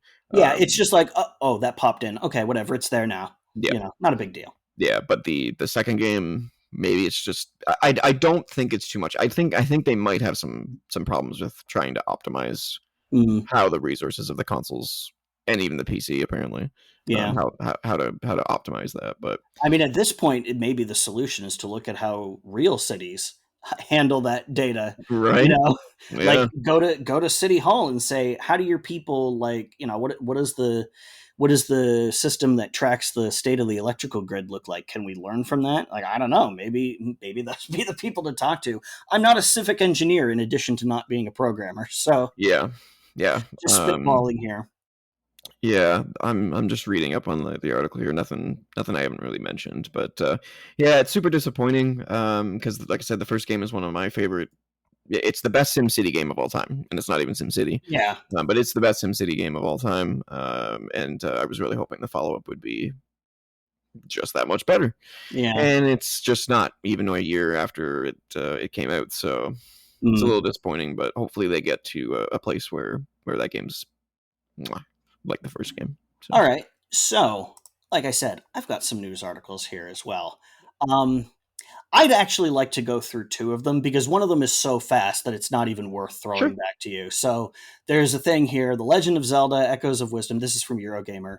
ESRB rating confirms that we'll get to play as Link as well as Zelda. Apparently, because when they submit stuff to the ESRB, from what I understand, they submit footage of the game, and I mean this may have changed since I last looked into this. Yeah. Because I've looked up like what does certification entail. Apparently, at least when I looked it up many years ago, it was video footage and a written description. The written description is still a thing, of course, and from Mhm. the written description, apparently there's a line that says, as Link, players use a sword and arrows to defeat enemies, which is obviously, the reason they describe that is so that the ESRB knows, okay, there's weaponry involved in the game, we'll have to consider that for the rating. Yeah. And then Zelda can use a magic wand to summon creatures for battle. So it to say that this confirms that we'll be playing Link, I think is maybe a little bit of a stretch. If I had to guess, I would say maybe we'll be playing as Link for the first 10 minutes or so, I was because gonna say the that intro. that reveal showed Link doing his hero thing, and then it going like throwing to Zelda and being like, "Hey, it's your game now." For once, we don't talk about the CDI games. No, we don't. No, there's a whole list of reasons why those don't count. Yeah. Chief among them is that I really don't want to get into those weeds right now. Um, so I think the idea that this is a confirmation that we'll be playing as Link as well as Zelda is maybe a little bit overstated, but it's there. It's Yeah. worth pointing out. I frankly, I actually, maybe this isn't going to go as quickly as I thought it would, but I do have a thing I want to say on that. I did see some people saying that this game seems kind of sexist because Zelda isn't doing the same thing as Link. And I Mm, disagree with that. I understand. I see the perspective. Why shouldn't Zelda be able to swing around a sword just as much as Link can? I understand. Here's my counterpoint. I think that, if this is Nintendo trying to diversify, then just giving Zelda a sword is basically just giving Link a gender swap and saying, yeah, boom, diversity achieved. I think the better way to achieve diversity is to show that you care about it and put in the effort to actually make a legacy for this character. Because agreed. Zelda swinging around a sword, that's Link's legacy. Yep, But if Zelda gets her own gameplay style, one that can stand on its own, separate from Link's gameplay style, I think that could build her a legacy just as valid and beloved as Link. I think that's the commitment. and I To, think you're correct on that because look at the recent, Princess Peach game. Mhm. It's not just a It's not side-scrolling just Mario. Mario. No, Nope, it's a no. whole other it's its own thing. I Yeah, I think agree. Nintendo, for all the problems that Nintendo has, which is another thing that we'll talk about because I have another article about that. I think for all their problems, Nintendo, when they set out to do something special for a character, I think they actually put the work into it, and I think that's something that needs to be lauded. And I also just think it makes sense. Zelda is not a sword fighter. She held a sword once in Twilight Princess, sure. She was Sheik for a little bit in Zelda Ocarina of Time. Okay. We can go into those are different Zeldas. Yeah, That's not really relevant to the discussion. The point is Zelda has always been portrayed as a sorcerer. She's using yeah, magic in this game to fight enemies and to solve problems. I think that's a better fit, like story-wise, for her. I agree. So while I understand and I respect the people who say, why can't she just do the thing that the boy does, I counter with maybe she Because it doesn't doesn't need make sense in terms of story. maybe she doesn't need to. Maybe she can do her own thing and be equally valid, just with a different approach. Agreed. And I think that this game could be a lot of fun. The trailer looked like it could Oh be yeah, we talked to great if length they about it. do it right. They have Yeah. to do it right. There's a lot of ways you could screw this up, Yep. but this is You get Nintendo. When they have an idea like this, they've usually thought about it a lot. Yeah, and the fact So that they did just kinda they didn't even, like, tease the game. It was just basically no, like, it was "Here's just the game. It's coming out surprise. soon." It's coming out soon. Yeah, I thought I was like, so soon after the last one? Okay. Yeah, Um, if this does well, this could lead to a trend where you play as Zelda every few Zelda games. I could be absolutely. down for that. I'm just down for 2D Zelda in general. Sure, sure. I Yeah. mean, we got Or that Link's 2D in Awakening. quotes, Yeah, top down. We got that top Link's down. Awakening remake. Okay, sure. I like seeing this art style used for something new. I mean, Yeah, it was a fine art style for the remake. I think it's cool to see something new, and I don't hate the Wind Waker look, but I'm kind of glad that we moved on from it. The Toon Link thing was kind of getting a little, it was getting a little stale, especially and on the handhelds. I Yeah. think I think if this is going to be the new cute style, I like it. I could do this for a while. Okay, so that actually did go fairly quick. So I'd like to jump into my next one, if that's okay with you. Go for it. This one is a little bit heavier. 'Kay. This is Saudi Arabia, again from Eurogamer. Saudi Arabia is hosting the inaugural esports I Olympic heard. year. So Mhm. there's two major things that I'd like to unpack about this. Number one, Olympic esports. Guys, come on. Yeah, I know, look, I know why they're doing this. It's because professional gaming is no longer just a thing for people to do at QuakeCon or for yeah, Koreans to do on television with StarCraft. it's a big It's moneymaker now. it's now a big international moneymaker, and the Mhm. IOC wants that scratch. Okay, the Olympics aren't cheap. I get it. You want to make more money. Totally understandable. I think this is beneath the Olympic Games, or at least I think it's beneath what the Olympic Games should be. I'm not saying that the Olympic Games are prestigious. They are way too steeped in controversy every Yeah, single time to really be considered prestigious. 100%. But I think the vestiges of prestige that they are trying to present is somewhat tarnished by saying, yeah, we'll have people sweating hard in Overwatch or whatever games they pick. I think it's a uh, It's a stretch, I it's a agree, huge stretch, and putting it in Saudi Arabia as the first and that's the location, second part. That is the second brutal. part. So I don't know if you know this, but Mohammed bin Salman is a huge nerd. He's a huge gamer. He loves video games. He loves anime. He loves pro wrestling, which is why Yes. WWE has had a I'm bunch a of huge events. WWE fan, and I hate when they go to Saudi. Yep. Yeah, And man, if you, it's not just the Olympics. There's also apparently talk of an Evo happening, the fighting game tournament Evo in Saudi. happening in Saudi Arabia. I love Which is, Evo, but man, if don't go there, you man. if you wanted to pick a worse group of people to send to Saudi Arabia, it would be gamers. Because even True. if you're not gay or transgender or just even a woman, you're probably going to, your language is probably going to be blasphemous. We do tend to have a reputation for saying some naughty words. I've let a few go during this podcast, even though I've been trying to keep it under Hey, control. you'll be fine. Oh, okay. You're You're good. going to regret that. Okay, you didn't do fine. You're Okay, horrible. it'll come in handy when we get to the Elden Ring rant that we've been hyping Yeah. up. Um, But I mean, we trash talk. It's just a thing that we do. It's friendly competition, but some people take it a little too far. I don't know if blasphemy is a crime in Saudi Arabia, but I feel like a country that criminalizes homosexuality is Mm. probably big on criminalizing blasphemy. And beheads people, and Yeah,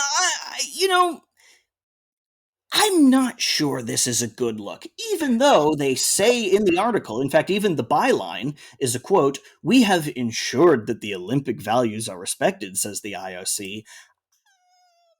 I don't know about that. You know what? yeah.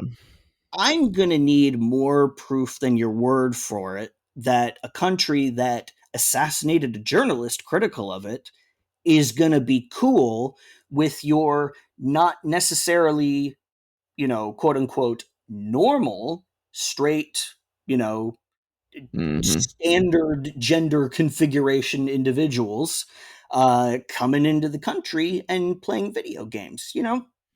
I can understand why people have reservations about it. I think 100%. it's I think it's a bad move. It's bad optics. If you were gonna do the first ever Olympic esports Do it in tournament South Korea. They anywhere love but it. freaking Like I Saudi, said, man. StarCraft, man. They Yeah, love it. South Korea would be amazing. That would be Dude, a I showcase I for them. mentioned I mentioned that my brother-in-law is Mhm. Korean, and he and I have joked about this. He loves StarCraft too. He's like, I yeah, don't I know. blame them. Yeah, he's like, yeah, I know. It's a stereotype, but I mean, we love StarCraft in Korea. He's just like that. That's just how it is. We love It's a it. great game. I don't Yeah, blame them. sure. Yeah. StarCraft's great. I used to play it during class. Yeah. Yeah, I'd be in there in class playing Brood War, man. Um, so yeah, why? First of all, like, why not a country that's been really receptive to it for a lot longer than anyone else? But also, Mm. if of Well, I can any tell other, you why. oh yeah, of course, because that oil money. Yeah, Yeah. yeah. Yeah. I Exaggerated sigh into microphone. Sorry about that. no, no, I agree. I don't Yeah, have much to add other than I agree. yeah. 100%. That was quick. Okay, so back to you. Sure. What's your next news article? I've got a quick one, and then one that we both came across that I'll go into. So, All right. the first one is I'm not sure if you've heard of this game, but I've been following it. Satisfactory Oh is yeah, I've heard of that. That's finally getting a version 1.0 release. oh wow. It's like September. Minecraft. It finally came out like It's 6 finally years. being released. Yeah, Exactly. that's the one where you basically try to make a giant Rube Goldberg machine Yes. for efficiency. It's Yeah, basically Factorio, but in first person. yeah. Okay. And Oh it yeah, comes yeah, out yeah. Okay, September that's the one. 2024. I was But thinking of Factorio, but now that you say in first person, yeah, I've seen that one too. Okay, yeah, I yeah, gotcha. it's Factorio in first person. That's essentially Yeah, what it is. Very cool game. I want to get into it. It's one of those games I've played probably about 6 or 7 times. yeah, But I get to a point where I'm like, wow, this is complicated. what what do I do now? yeah. And I lose my interest. But I know that it's a very beloved game. Mhm. Super great to see it finally come out. I think the developer is the same people that did Goat Simulator, which is Oh pretty funny. yeah. So pretty good. Pretty nice that they're finally like fully releasing the game. Yeah. But yeah, I think I think they upgraded the game to Unreal 5 Oh, okay. as We as get part that of the lumen lighting now in your yeah. massive contraption. Your fully 3D incredible machine. There's your throwback. Yep. Yep.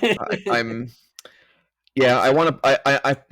I don't know if this is getting a console release, but if it comes out on console, I'll Oh, probably pick it up that'll there. be interesting to see because this is the Yeah. kind of game that you could almost deliberately use. Well, there's no almost about it. You could absolutely deliberately use this to bring anything to its knees. Yeah. It'd be interesting to see when it's something that's not running an RTX 4090 or something. Right. Yeah. Yeah, surprisingly, it does run on my gaming laptop, which is not new. It's probably about 6 or 7 years old. It does Oh. run. Oh. Oh no, the logo. Well, Your TV went into screensaver mode. oh man, damn. Oh well, that's okay. It lasted for an hour and 13 minutes. Well, people can watch and see if the screensaver bounces into the corner, and then There, they can cheer. Yeah, it's you did something it, to stare guys. at. That's funny. I would never would have noticed that. Thank you. Um, But yeah, that's all I had for that one, and not a whole lot to say on it other than it's nice to see that game's finally coming out All right. fully. But the next one is the significant changes to Xbox Game Pass. Yes, So they're raising their prices and adding a new tier. of course.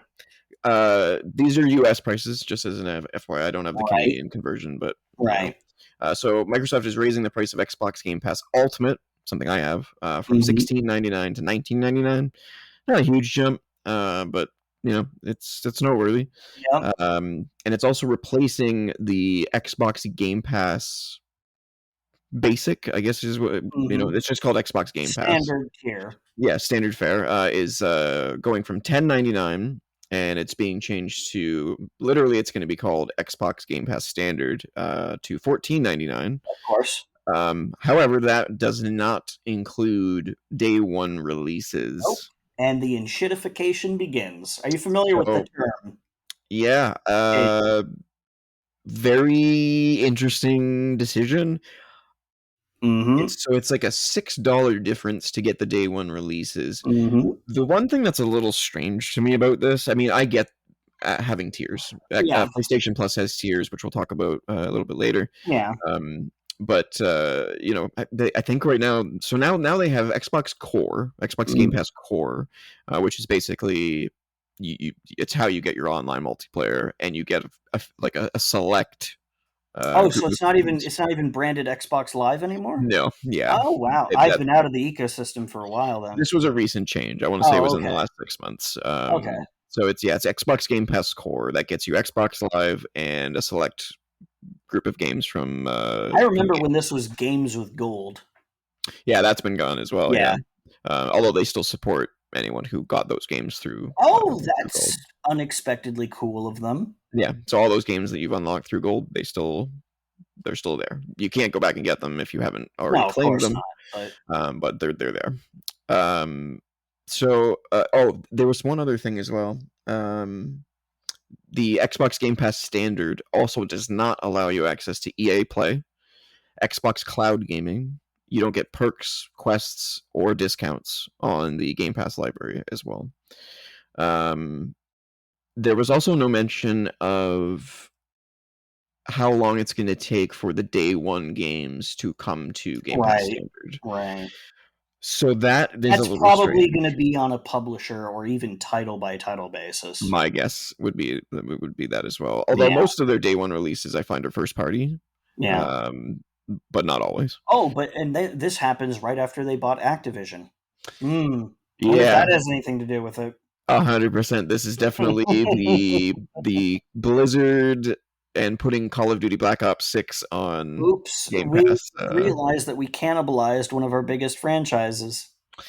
Yeah, so I love Game Pass. As a consumer, I love Game Oh Pass. yeah, it has the whole reason why I do not have Game Pass is because I have been waiting for this to happen. I knew that the second that I started getting into Game Pass, this would happen. So I just said I'm not going to do it because it's going to be pulled away from me and Yeah, sold back piecemeal as soon as I do it. yeah. But yes, up until now, it has been a phenomenal deal. So much so that, like I said, I knew that this is. Everybody knew this is. I'm not some prophet. This is the writing No, is it was on the inevitable. wall. Yeah, Like you cannot give people a deal this good and have it last forever. Okay, it's not they've now got a economically. Yeah, 40 or $50 billion hole in their wallet from where they purchased Activision. they got to make Like that money back now. make it for, dude, I did some math, which I mean, I hate math, but I did some math Yeah. to try and figure out how long it would take to just make that back. Just Oh man. ignoring inflation, ignoring Game Pass. It was decades. Yeah. It was decades to make that money back, Yep. which shareholders, which Microsoft has, do not like. They don't like long term investments. They like, No, they want their profits money right now. now. Yep. So the Activision purchase makes no goddamn sense, which Yeah. people were saying that people, like I said, not a profit. This is what everyone's been saying all along. This purchase makes no sense, And now we are seeing the consequences of it, because there's no way that this doesn't tie into Activision, that it No, no, doesn't I tie into agree. Call of Duty, that it doesn't tie in to this void that now exists in their bank vault. Well, I They mean, try to Uncle Scrooge dive in there. They're just going to go down until they hit the center of the earth. There's no more gold in there. no, There's a I hole. mean, if you think about the amount of money that they would have made off of Call of Duty Black Ops 6 coming out Mm, without it being on Game Pass. I mean, $90 Canadian yeah, times 10 million 10 million, however sales, or many it sells. it sells. That's a That's a huge lot of amount of that's money, a lot of money. and they're not going to get it now. It's going to take them like 50 years of Call of Duty to Yeah, make all that money back. Obviously, they have other franchises from Activision besides that, but the point yeah, is, that's the main one. That's their Game moneymaker. Pass is giving it all away. Like, it's the same reason. Like, I look at Netflix and I go, "How the fuck is this still around?" Right? Hmm. Which apparently some Netflix people have been asking the same question, Hmm. but like, it's too good a deal, and so the reality catches up with them, and they say, Price has to go "Uh-oh, up. we gotta make money." But then the other thing, of course, and this ties back in, I mentioned in shitification. I believe that's a Cory Doctorow coined term, author Cory Doctorow, which Shadification. describes uh and there people, you can see this on YouTube. Mr. Who's the Boss did a YouTube video about it a little while ago, um which explains it really well. But it's basically, you make a service, and it's a really good service, and you get people hooked into it, and now that it's a part of their lives, Yep. you start pulling away. I'm making hand motions again. I'm not on camera, but I'm still making them. This is the second time. um, you pull the features back, and then you sell it back to them at a higher tier, $10 a month for unlimited movies with uh, you know 4K and new releases. Okay, Yeah. 3 years in, all the video stores are gone. I know. I worked at a video store when Netflix came to Canada. I saw that shit happen firsthand. That was grim. That was a grim landscape. But I actually wasn't mad, because it's better. It's more It is convenient. better. Yep. So fair play. But 3 years in, hey, so, about that 4K streaming, you need to pony up $15 a month. Hmm. Those new releases, if you want to get them, if you want to see these movies a month before everyone else, you got to pay a little bit more than that, or whatever. Yeah. They keep taking away stuff that they used to give you, and adding it as an extra expense. And it gets to a point, especially, we talked about investors and shareholders, they want their growth. Oh, And it's inevitable that pricing yeah, of this internet-related Netflix and gaming stuff is going to eventually equal yeah, what we were paying or for or cable, or and exceed, honestly. yeah, the switch Um, is just slow. yeah, but I mean, the more streaming services, I honestly, if you have an account, if you have a subscription to all the streaming services, Netflix, Disney Oh, Plus, it's expensive. Hulu. I don't even know if Hulu is available in Canada. It wasn't for No. the longest time. It still isn't. Okay, but whatever. Um, you have an account with all of these. If you're actively paying for all of them, it's got to be more than cable at this point. Oh, yeah, for sure. At You least have to basic be cable for selective. sure. Yeah. So, but again, we're not even talking about inflation right now. We're just looking like purely at a raw numerical value. If you make $1 billion one year, your investors are going to want you to make 1.1 the next year. They're not satisfied with just making $1 billion. They want to It's make the a American billion, dream. yep, and then at 1.2 the next year, and then 1.3 the next, and on it goes. They Yeah. want unlimited growth.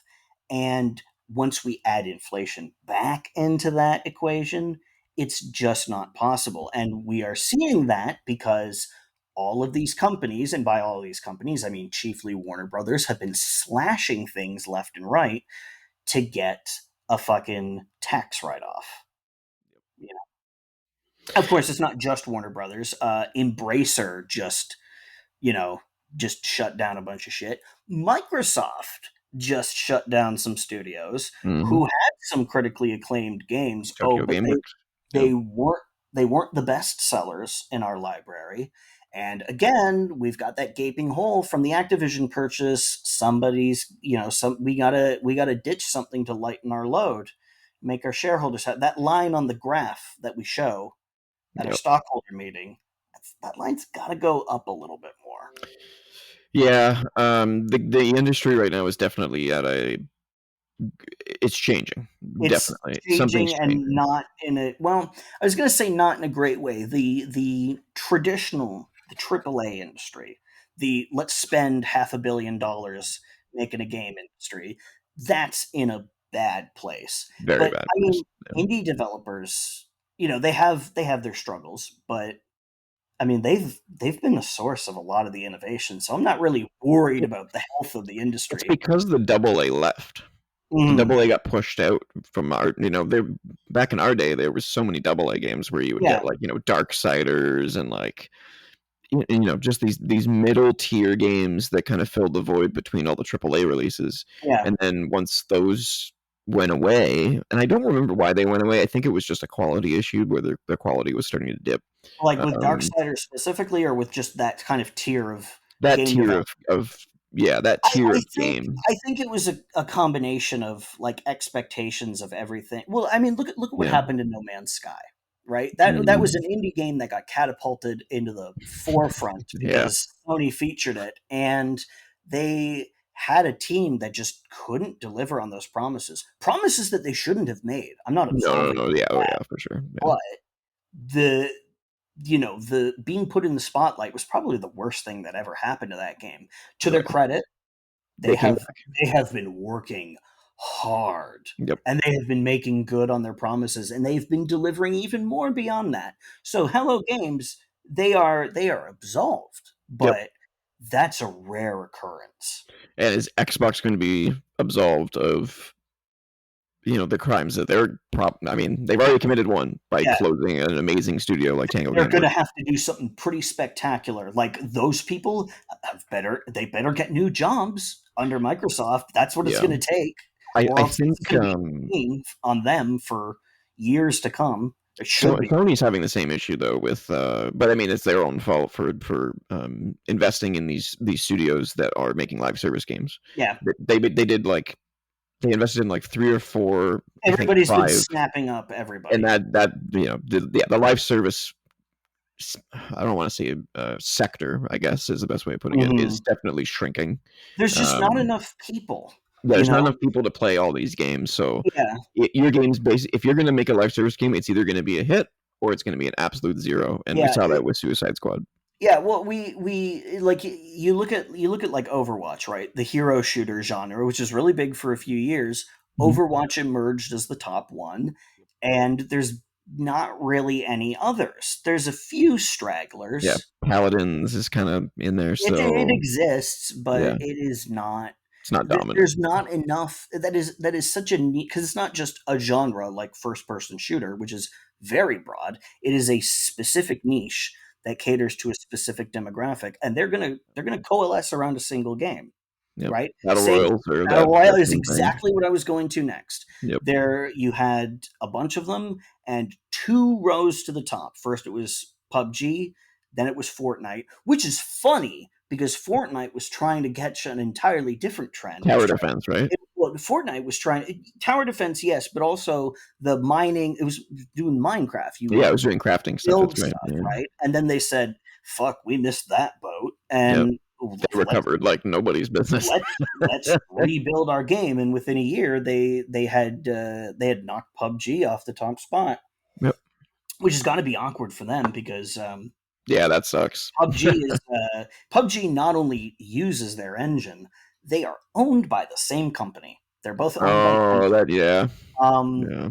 PUBG, I forget what the developer for that game is called. It's, Blue something, I think. it's I like don't play these games, yeah, so it's like Gatling Gears or whatever. something. They're I don't know. they're I believe wholly owned by Tencent, and Epic is like 40% owned by Tencent. So Mhm. now Either way, it's going into 10 cents pocket. yeah, now there was actually a lawsuit between PUBG and Epic, and I believe the Tencent acquisitions basically put an end to Or that. an It's end like, of that. You oh, can't sue. You can't sue each other. we're Yeah, all I we're own you all both. part of the same family now. Yep. Don't fight Yep. kids. I think bringing it back to Xbox, I think what their bet is with Game Pass, at least now. Mhm. Before, I have no idea what they were doing. Yeah. I think their bet with Game Pass now is that Call of Duty is going to bring in. millions of more subscribers. Is it though? I don't think so. I think that is completely That's what wrong. they think. That's what they think. That's an excellent way to put it. I don't think so. No. I agree. I Yeah. think that We'll see though. we'll see. We'll see. It could pay off, I don't think it will though, but I don't because think it will either. there's a very specific reason too, and that's that people who play Call of Duty only play Call of Duty. That's it. So do they want to pay $20 a month to play Call of Duty, or do they want to pay $90 or $60 once, and To then they play can it play it for forever? years. Yeah. No, Yeah. that's absolutely not going to happen. They're just going to buy the game. And of course, because we don't know if this is going to happen under Microsoft, but Activision has historically doesn't keep the servers up for older Call of Mm. Duty games, so they have third party clients with basically pirate servers. Yeah. There's a thing called plutonium, I guess. I've looked into this a little bit because it's kind of I think it's kind of neat when players take the initiative to keep a game like that alive. So I've looked into this a Mhm. little bit, but I don't expect Microsoft will extend any longer support. So if they get it on Game Pass, there's going to be no third party like mod support for that. No, So no. they're going to want to have a copy they're going to want to have a copy. They're going to want to have it installed. It's not like it's going to be physical for much longer, No. unfortunately, which is another topic again for another day. Yep. But they would at least like to be able to modify it in some way when the time comes. Yep. Yeah, I think that I It's a think bad bet. I think people who wouldn't play Call of Duty normally will probably play it now, but Yeah, I don't I think will. it's going to bring in a lot of new subscribers. So I think you're basically just giving away Call of Duty to a bunch of people Yep. who admittedly wouldn't have bought it before, but they're also not buying it now. So what difference does it make?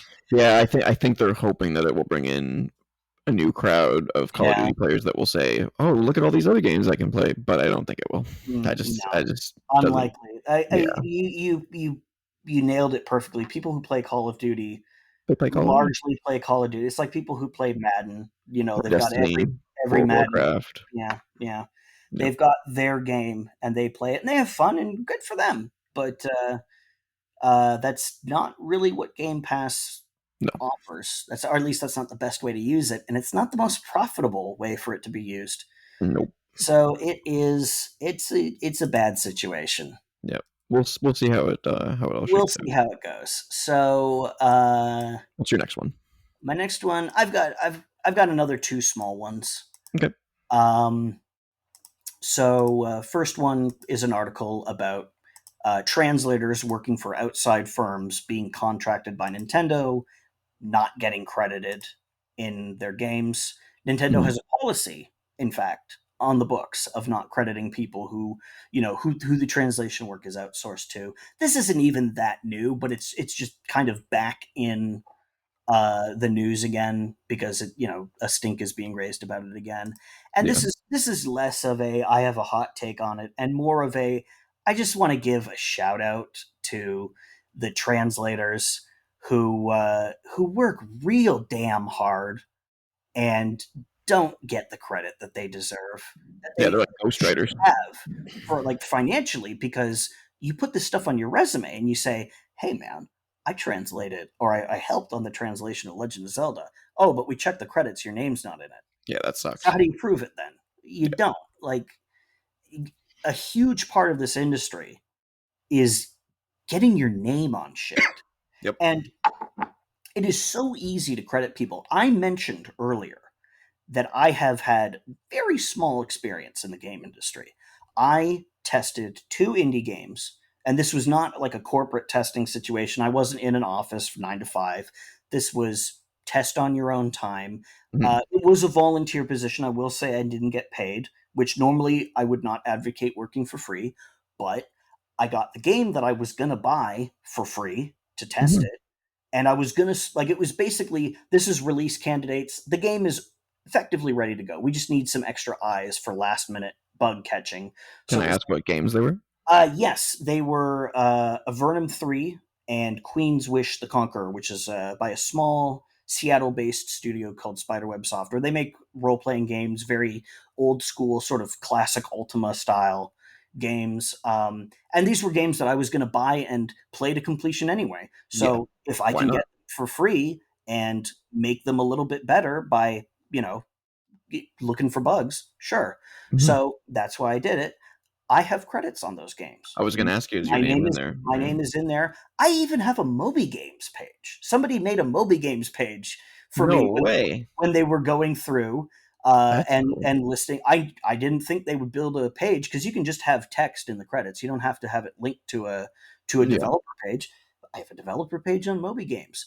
I that's have cool. I have contributed almost nothing to those games outside of saying, "Hey, I found this box that doesn't quite work the way it's supposed to." Okay, cool.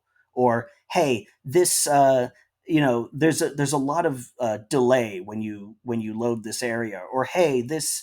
Yeah, I mean, I can't go into specifics. I signed an NDA. It probably doesn't matter at this point. I don't think the developer. I don't think he'd care because this was years ago. But I said that I wouldn't talk about specifics, so I won't. But basically, I found some little bugs, nothing game breaking. I just found some stuff that, hey, this could be polished up, and they got polished up, and the games came out a little bit better for my involvement. Right. Life changing, no, but But you a, still li- deserve the credit. a little bit better. I Yeah. have a credit. People who wrote translations for massive Nintendo games don't have credits. People who put way Yeah. more work I don't into their understand work why. than Like, I did. why? Like, what is the purpose of having I that? don't know. Is it a Japanese I don't think so. culture thing? No? I don't. Yeah, If because I guess any, Sony would probably do that too from some of their if studios. anything, it would be an American thing because they're translating the games from Japanese to English. Oh, yeah, yeah, yeah, you're right. So I Huh, don't know. that is Um, weird. I don't think it changes like the rates. I don't think it changes like, oh, well, they can ask for more if they've got this many credits under their belt or anything like that. I mean, Hmm. these third party translations or these third party groups that are being hired to do translate, like consulting firms, basically they do. Yeah, It's a company that's dedicated to localization, basically, right? yeah. Hmm. Um, and there's a few of them. These are not independent translators. They are, well, they're kind of independent, but they're mostly working for these translation studios. The studio and the article goes into it about how the studios aren't really innocent in this either because they want to pocket as much money as possible. Um, but like I don't understand where the benefit, like you said, of not crediting your translators. Yeah, it It seems a little weird. all it does is create ill will towards Nintendo. Like it's a big PR failure for Yeah, what could be a really easy, like a no brainer of a win. Credit your translators. yeah, Like yeah. look, I'd be curious to know what caused them to do that in the first I place. I would love to have a conversation with whoever made that decision and say, what the fuck are you thinking? But Yeah, that's not going to happen. no, So I just wanted to say that's bullshit, and they should be fucking getting the credit that they deserve. agreed. So that's that.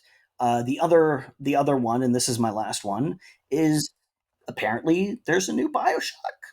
There's an article here talking about a LinkedIn post from the this is from Jeff Spoonhauer, the senior cinematic designer at 2K Cloud Chamber.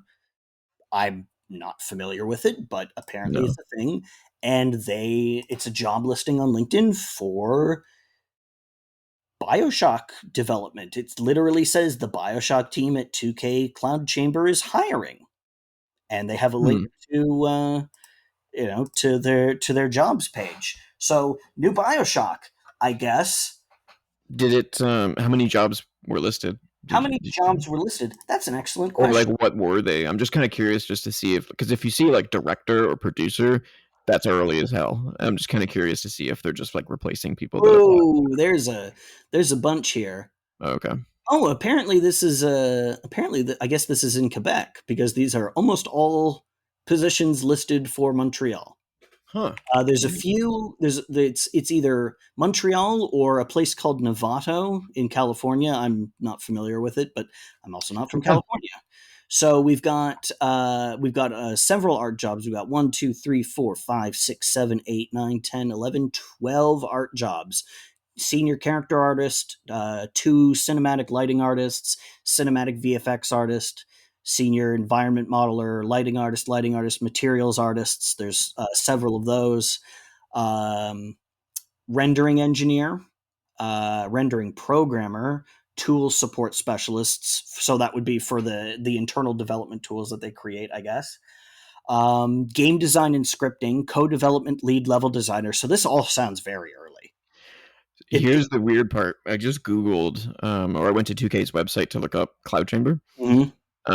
They announced in 2019 that they were developing the next BioShock. Oh, and so we're now just getting to building the team for it, huh? Yeah, 5 years later.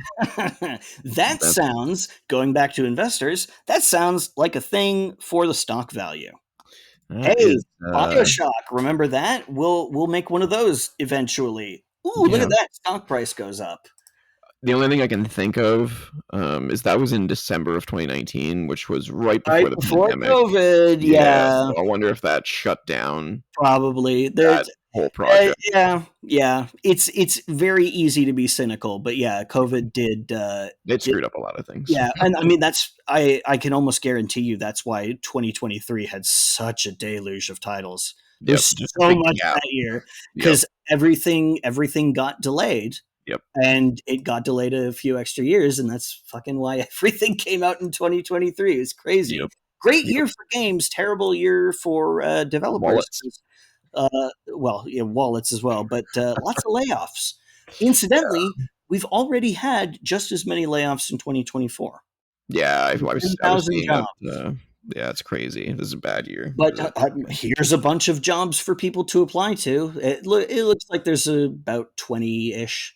But yeah, it all seems like pretty core stuff. Like, Mm, lighting artist, level designer, rendering engineer. It yeah, I sounds wonder like if they. they're building up a tech team.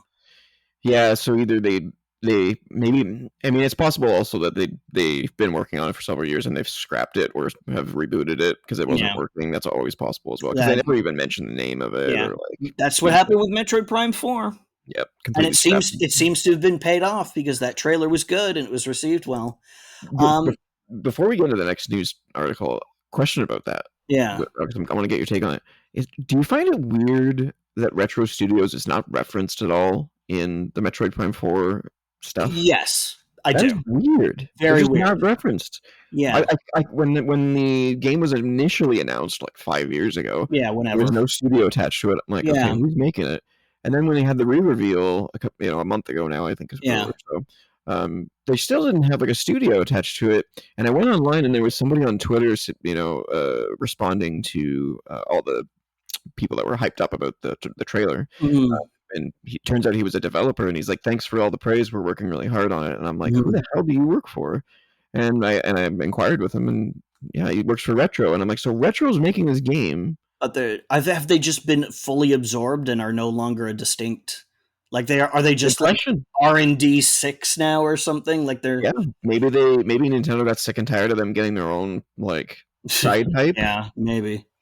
I don't understand. I mean, there's a team inside Nintendo, or at least there was for many years. I don't know if they're still around because Nintendo's pretty tight-lipped about this. Called Nintendo Very. Software Technologies, who developed the Metroid Prime Hunters on the DS, Hmm. which is actually a pretty good game. I like that one. Wasn't Yeah, for everybody. no, it was good.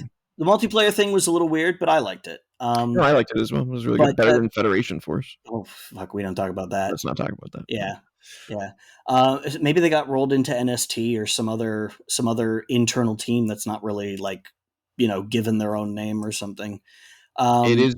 I've never really thought about it, but it is weird that Nintendo doesn't have you got your PlayStation and Xbox, and all its studios. they all That have are, got names. they all got Ubisoft, names. they're all like Ubisoft Montreal, Ubisoft Yeah, Singapore, right? Like but with Nintendo, it's just Nintendo. it's just you guys within the gelatinous mass that Yeah, is it's Nintendo. You very will collect strange. over here, and we will emit this game from your side of the blob. The only thing I can think of is that they move people around so Probably, often that they're probably. like, you know what? what's the point? What's the point? But Yeah, that yeah, could be, or it could be a million other things. yeah, could be their Um, culture. They're just it's like Nintendo, man. they're very tight lipped. Sometimes they come out and they tell you a lot in interviews, and sometimes it is just a cement. Silence. It is a cement monolith, an obelisk with no windows, and Yep. occasionally a game pops out and it's pretty good. And then sometimes they sue people and garnish their wages for the rest of their life. And Depending on the copyright mood, strike people on YouTube. depending on the mood that they're in. Yep. You know, Very we strange company. we might be under attack by Nintendo right now. Nobody will know. Nope. They're We'll just turn up dead one day. is that a sniper? No. Well, Okay. So whatever. I think we're good. We're good. Cool. But yeah, so and also the talk of this, and again, disclaimer: I'm not a programmer. The talk of this rendering engineer and rendering programmer stuff has got me wondering about the tech they might be using. Because as far as I know, all the Bioshock games were Unreal Engine Yeah. based. Yeah. So are they? Is this like specifically for? Well, I'll click on it and take a look. Oh, okay. Well, there's the answer. Unreal Engine 5. So I guess they're looking for somebody familiar with Wow. Unreal Engine. I can't imagine a Bioshock game in Unreal Engine 5. It's gonna look so Oh my sick. god, dude! However, it's not by the same team. It's a It's whole not. new Well, it's team. literally, So yeah. They're building a new team, but damn, yeah, dude, like see, if they're held like, because like Bioshock 1 still looks fucking good. it does. It still looks so This might be good. blasphemy, but I like Infinite better. Fine, that's fine. Yeah, That's totally fine. It's a whole new thing. That's totally fine. Infinite looks amazing. Yeah, love love Infinite. love the Cloud City style. Like, yeah, sure, cool. You did Under the Sea, now you're doing in the clouds. Makes perfect sense. Yeah, 100%. Seems like a better idea for a sequel than Bioshock 2, which is just Bioshock 1, but more of it. Yeah, and that wasn't even the same team either. Yeah, It was which is side team. again like fine as a game. It Yeah, just not doesn't a bad really game. it doesn't really tread much new ground. No. Um, so yeah, okay. So I guess that answers the question. They're looking for people with Unreal Engine chops, Hey, which is well, you know what? I wonder if they were making it for Unreal 4 and then maybe made the switch. They made the switch. that'd be if that's the case, then A lot of maybe games have done that. maybe the pandemic wasn't such a bad timing for them, because if it's like, well, we're not gonna get anything done. There's a new version of Unreal coming out anyway. Yeah, Maybe we just maybe we close the wait. lid on this one for a little while, focus on other stuff, and we come back to it once UE5 has been out for a while and people Yeah, have got their experience with it. So, silver linings and all that. And that is all the news that I've got. I think we've been at it for a while. We can yeah. probably, if you've got any more news, or we can just get on to I got our. three small ones, Okay, three quick sure. ones. Hit me with it. Rapid fire. So the first one is the PlayStation Plus game catalog updates for July Okay. 2024 have been announced. So PlayStation Plus members on the extra, I think that's let's see. Let me just make sure this is not the premium tier. This is the extra tier. Okay. So the extra or premium tiers are going to get Remnant 2. Okay. Great game. Fantastic game. Highly recommended if you haven't played it. Is it PlayStation exclusive or? Nope. Nope. Okay. It's for Well, everything. then I will be able to play it. It's basically a Souls game with guns, Okay, sure. but not quite as difficult. It's more accessible, which is Merciful. what I like. Crisis Core Final Fantasy VII Reunion, which is All the right. remake of Crisis Core. I'm going to play that because I That never played the probably original. explains why Square Enix just hit Vim's Lair with a bunch of takedowns. Vim's There Lair you is an go. emulation site. They recently got hit with a bunch of takedowns, and Square Enix titles were amongst the ones that they had to strike from their database. There you That go. probably explains a lot of it. That could. Gearing up for a re-release. Speaking of which, Remnant 2 was only PS5. Crisis Core Reunion is PS4 and PS5. Yeah, and it was originally a PSP game. And it was a PSP classic. Mountain Blade 2 Bannerlord coming to PS4 and PS5. Okay. Jackbox Party Pack 9 Oh, PS4 sure. PS5. That's Sure, fun why for not? people. For sure. Pathfinder Wrath of the Righteous PS4 and PS5. I played that one. I want to like those games, but they're no Baldur's Gate. Yeah, well, I mean, that's a tough act to follow. It is for any friggin' Yeah. developer. No More Heroes 3 coming to PS4, PS5. Travis Strikes Again, No More Heroes Complete Edition coming to Right. PS4. Right, the spin-off game. Was that the spin-off game or the remake of the original? I have no idea. I I don't fucking play. I haven't forget. played them. I Yeah. forget. I think it was the spinoff, but Travis Strikes. Yeah, you might be right. whatever. People who are really into No More Heroes are just happy to have more Anything. No More Heroes. Yeah. That's a weird sentence to No say. more. No more. I remember when that game was originally announced as Heroes, under its working title, and then IGN had an article that said "No More Heroes" for Nintendo Wii, and I was like, "Oh no! Did they cancel that They new can't. pseudo?" I was like, "Oh no! That's just what they've changed." Oh, okay. That's I still funny. remember that all these years later. That kind of reminds me of Shadows Die Twice when they announced that, Oh and yeah, then it became Sekiro yeah, with the subtitle. yeah. Deadcraft coming to PS4. Don't know that one. Yeah, I don't know that one either. It's some sort of like top-down Diablo-esque game where Sure, you're like hiring zombies. I don't know. It's weird. Necromancer in Diablo. Yeah. That's fine. Steep coming to PS4 Oh, is that like the snowboarding game? from Okay, Ubisoft. Yep, okay, it's yeah. pretty good. It's no SSX, but it's pretty. Well, what is? Yeah, man, we need to. Where is EA Sports big? Yeah. When is We it need those going to get games. tricky again? Yeah, when are we gonna get NFL Blitz and all that I good would stuff? settle for a new 1080, honestly. Yeah, yeah. 1080 Today's snowboarding, Avalanche, man. I remember that game. That sure. was good. Or wave race. Um, yeah. Oh man, Water nostalgia. water physics, man. It was Yeah, fun. it was good. Job Simulator coming to PSVR 2 for Okay, those cool. for the 5 people Always that own PSVR 2. always in favor of those 5 people getting something more.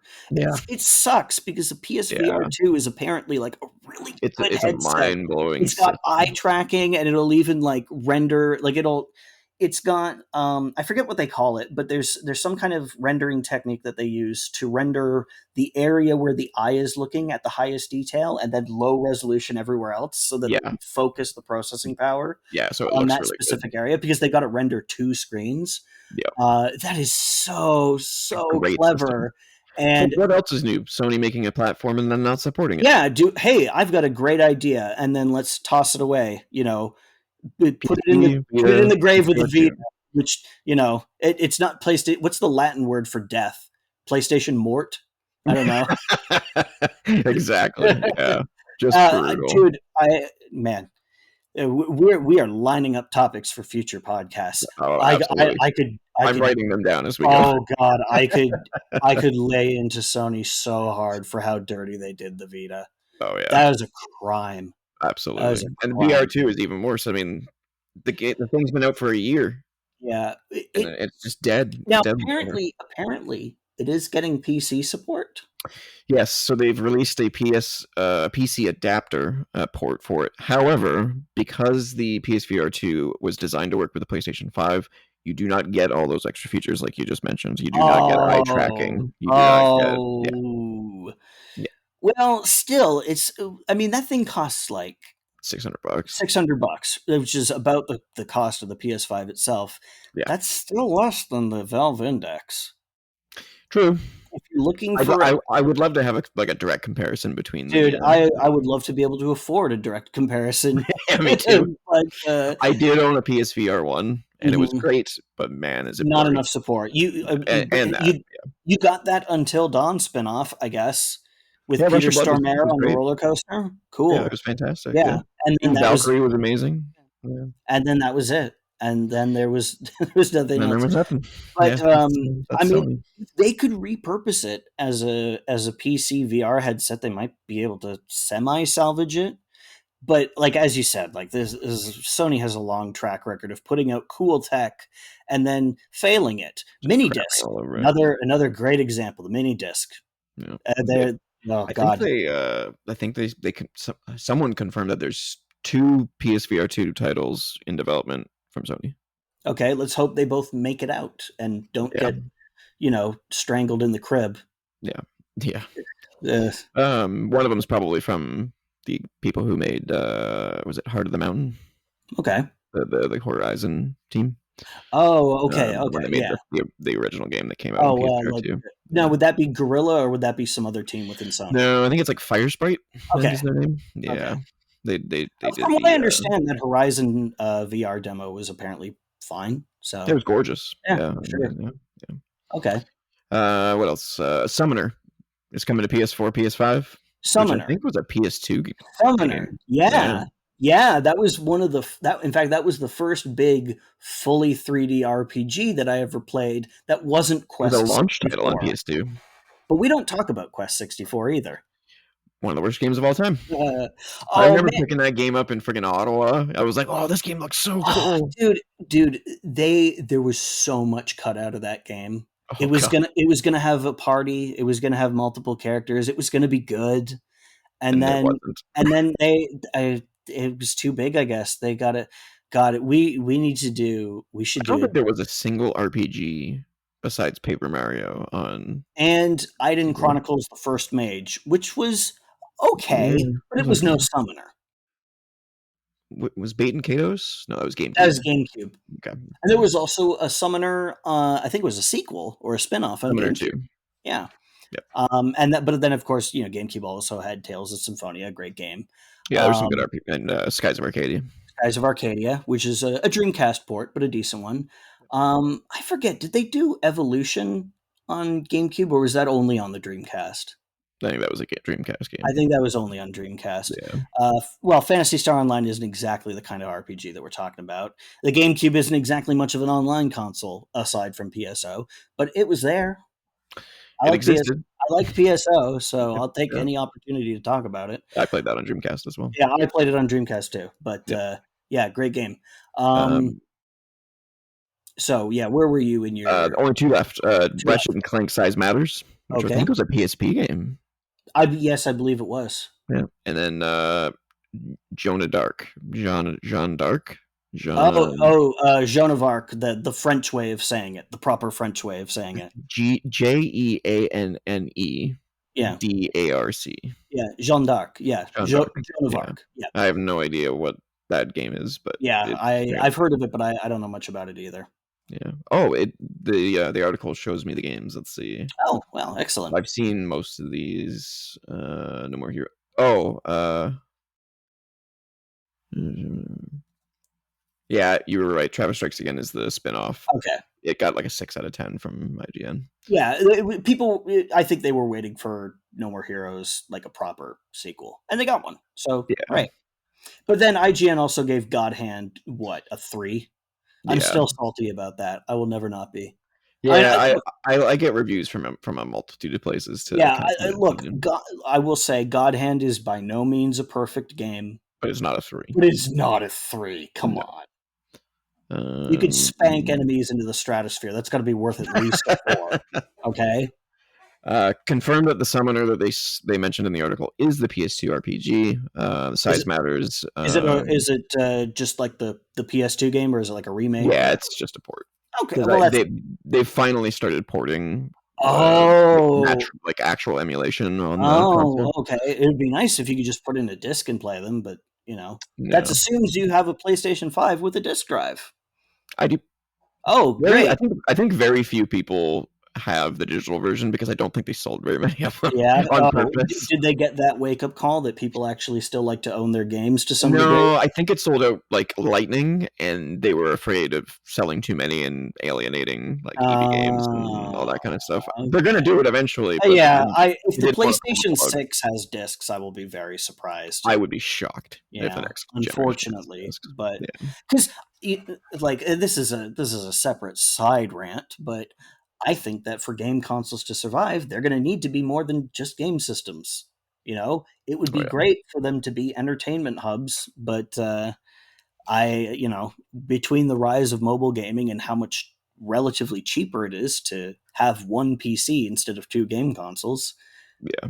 I think shifting to a more general, like make it, I guess not the set top box because we haven't had sets that you could put anything on top of for a while. They're all pretty thin these days, but Yeah, can't put anything on that thing. no, of course not. No. But basically your Apple TV, Yeah, but yeah. the PlayStation or the Microsoft Agreed. version. There should be a yeah. And to a certain degree they are. Yeah. You get Netflix Yeah, you apps get on it and Netflix stuff. and Disney But I and remember when the Xbox One was announced as an entertainment hub, and people there was backlash over that. People were like, "This is a huge terrible idea." It's like, backlash. what are you Yeah. talking about? This is a great idea. I It was already a good idea. I think the backlash came from the fact that when they announced the system, They It mostly was at, focused on that. it was at a gaming conference, Yeah, so but, yeah. like, for years, I watched all of my DVDs on the Xbox, the original Xbox, because I bought the little dongle that has the DVD decryption in it. That's how they get around paying the DVD licensings, is by having it sold to you as a separate thing that then pays off the licenses itself. Clever, I will say, Very clever. clever, and functional. It worked just fine. Xbox was a totally fine DVD player. Lots of people use their PS2s as a DVD player. I've used my PS2. I got my PS2 later, but I've used it as a DVD player. Actually, works really well.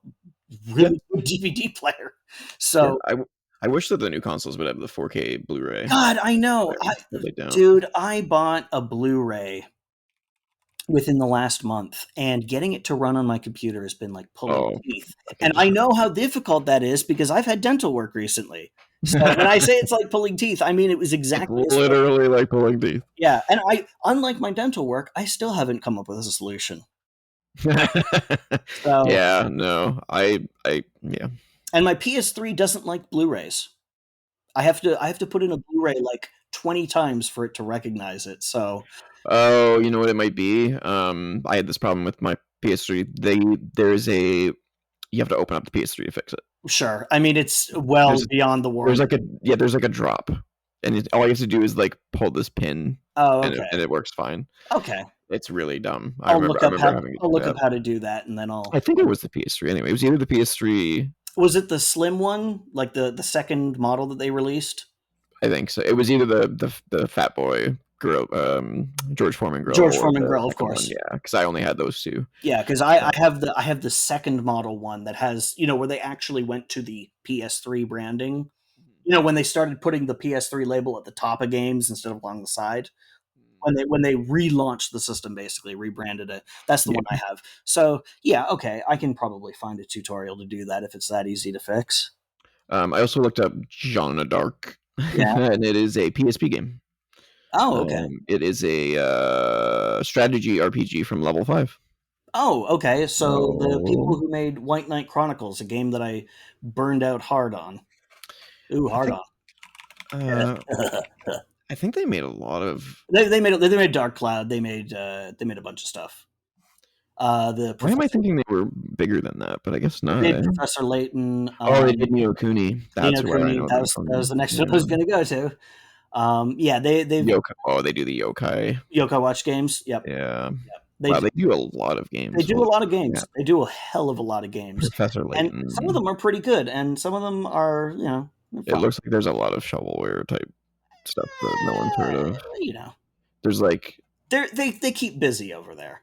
yeah, they released like 5 games in They were 2018. also, and I love that we've brought up Level 5 because I relish any opportunity to talk about this. They were also working on True Fantasy Live Online, which was Yeah, I saw that supposed in to the be list. the first console MMO, like true MMO, not just instanced game like PSO, for the Xbox until Microsoft went and apparently fucked up that relationship, which we thought that they learned from until Scalebound when the Yeah, exact I same remember thing that. happened. Yeah. So, you know, history repeating itself and all that.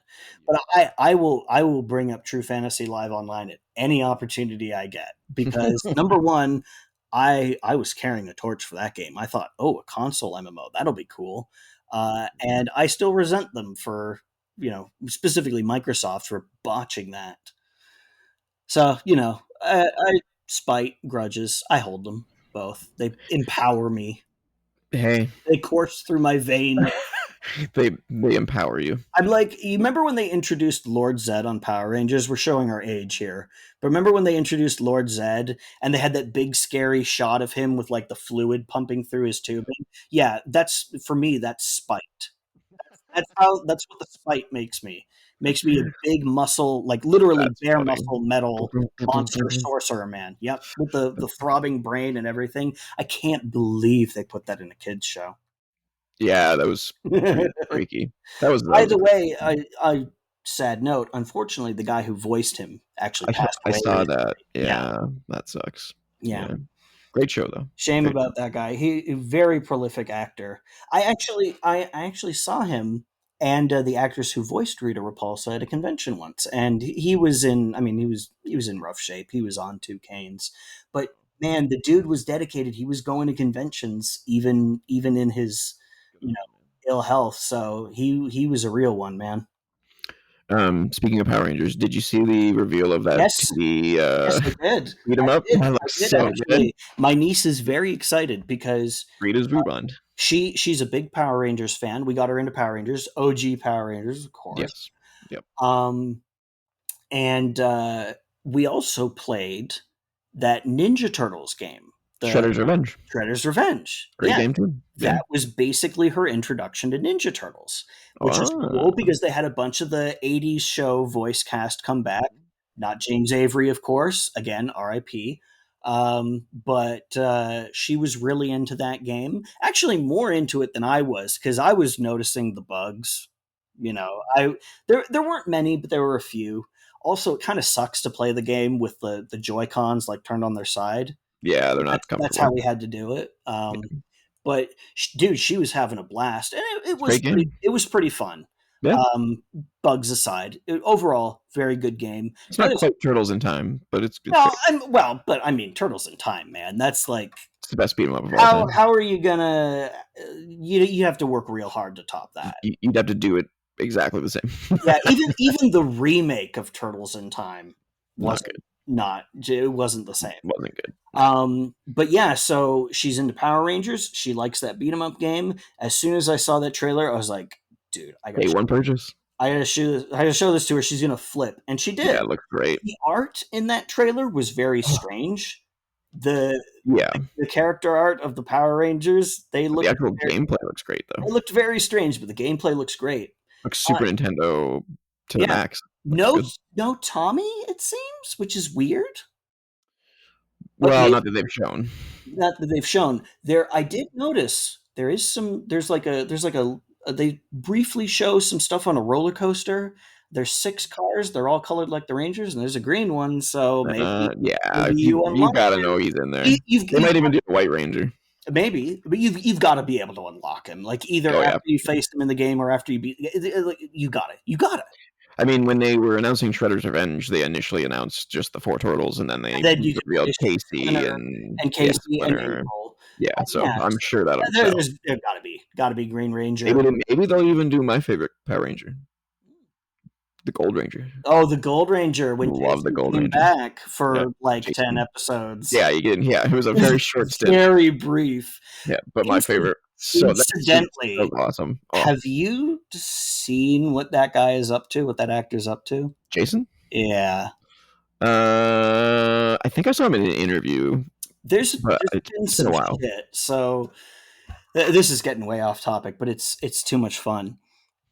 So he was, and I believe is still involved in some legal shenanigans regarding government loans during the pandemic. Oh no. Now he says that he passed on all his financial stuff to like his accountant or whatever, and is saying the accountant did it. That remains to be seen. Maybe, maybe. I'd be willing to believe that. He's now coming out with a line of clothing of warrior themed clothing, and he talked about this. Funnily enough, Jim Cummings, who is the voice of Winnie the Pooh, has a podcast, and he was on that podcast, and he Oh talked yeah, he does that talk show with voice with and voice actors, old actors and stuff. Yeah. yeah, and so he was Austin St. John was on his show, and he was talking about how he has this line of clothing that's coming out with quotes from warriors on it throughout history, including quotes from Hitler. Ooh, Now, I that's not a good. That's not going to take off. and that there was a watching that moment, like watching Jim react to that. It was very like, oh, like because you don't want to shit all over your guest's product. No, They're but not. at the same time, you got to defend But dude, like your show. it's there's there's really only one kind of person who wants a Hitler shirt, and I don't think you want that kind of person repping your brand. No, seems like a bad idea. It seems like a really bad idea. Yeah, So that sucks. I don't know what's And going who on. wonders why, he got, let go from the show. That was apparently a pay dispute. Oh, really? Yeah, in fact, I've heard that all 5 of the actors were planning on walking out, Yeah, and then I did hear only about 3 of that. them did that. So but I've heard some other weird stuff about him. I don't know how much of it is true. We I should have a Power Rangers episode Yeah, I about. will I think it'd be say fun. there is one rumor about him that is abjectly false because I know people are going to say, "Well, what about this?" There was rumors that he was in a gay porno, just because there was some gay porn movie that Or came whatever out his name is. that had a guy that looked like him in it, but it wasn't him because like he got kind of chunky. I mean, Yeah, I do remember seeing him, and he was kind of. he obviously he's getting older, but he did he's gotten into better shape, but he did kind of let himself go for a while. Yeah, he definitely did. I remember He was seeing. not as good a shape as the He guy. was no Tommy. He was not in as good a shape as the guy in the porno, so it Fair.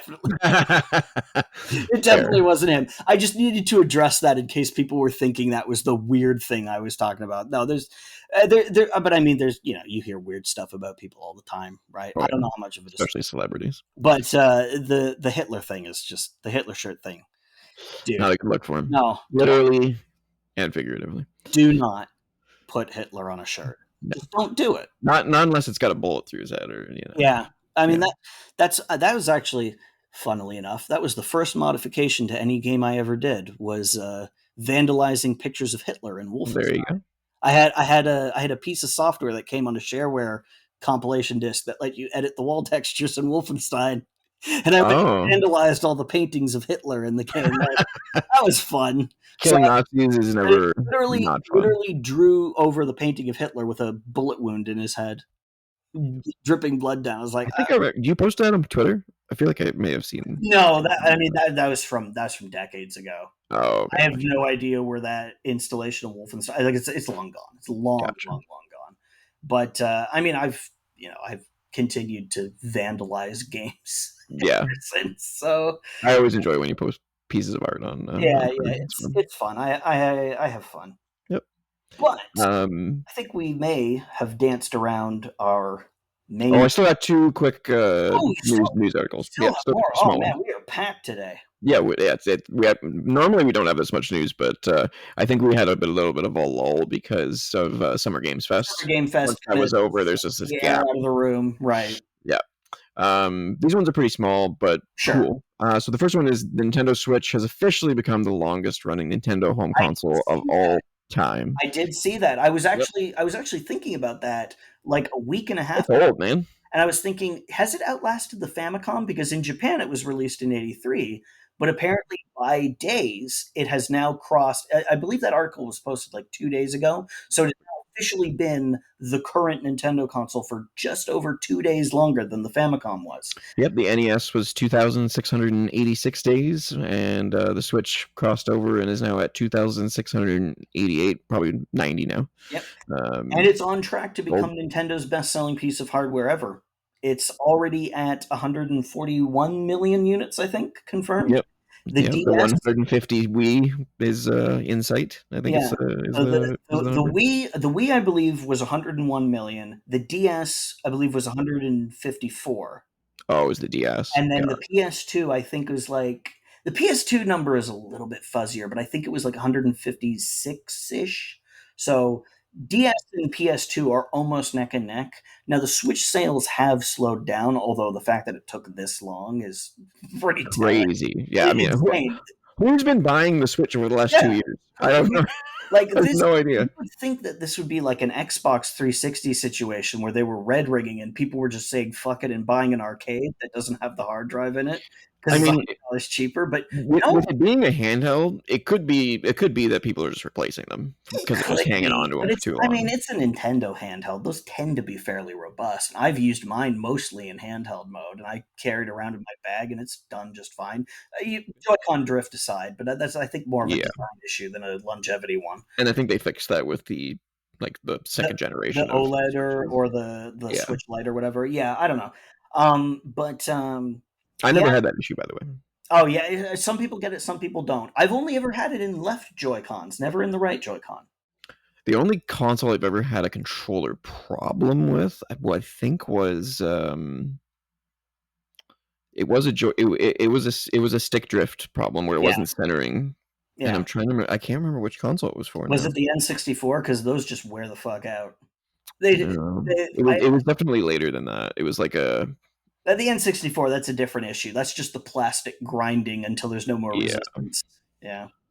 yeah You no remember it was you remember the N64 kiosks they'd have in stores? It was like a crapshoot whether or not the controller would actually work, or work yeah the because joystick was jam just floppy. Yeah. yeah, especially with wasn't there a game where you had to like put the joystick in your Mario palm? Party. Mario Party, yeah, Yep, yeah. I I was know I was that. doing that I all the know time. that because I was one of those people. Yep, Big get old blisters bear. in the middle of your palm from Yep, doing that. yep, completely wore away the skin on the palm of my hand. Good times. No, no, actually not. Horrible times. I won't even joke about that. Do you have any idea how difficult it is to cover Oh bare yeah, exposed skin on the palm of your hand? of course. There's no bandage that goes there. It There doesn't is nowadays, thankfully, but well, sure, but the little circle ones you can just get. yeah, this is back in 1999. Yeah, they didn't have nothing good after Jesus, that. that was I've Yeah, never played a Mario Party since. I was traumatized. yeah. I haven't played one since 3. I think it But was the also, cowboy like, one. I mean, it's Mario Party. You play one, you play them all. Yeah, that's true. The final piece of news is Nintendo is teasing something very A strange. horror game. A horror game. Yeah, it Yeah, says, "Who is Emio?" And at first I was like, this must just be a teaser for an indie game that they're just, putting on apparently their it's channel. not. But then I was like, yeah, but then there's just nothing there. There's Yeah, nothing to it, and I'm like, this must be a first party game. But yeah, or what something is it? that they've contracted someone to do. I have a secondary theory Go for it.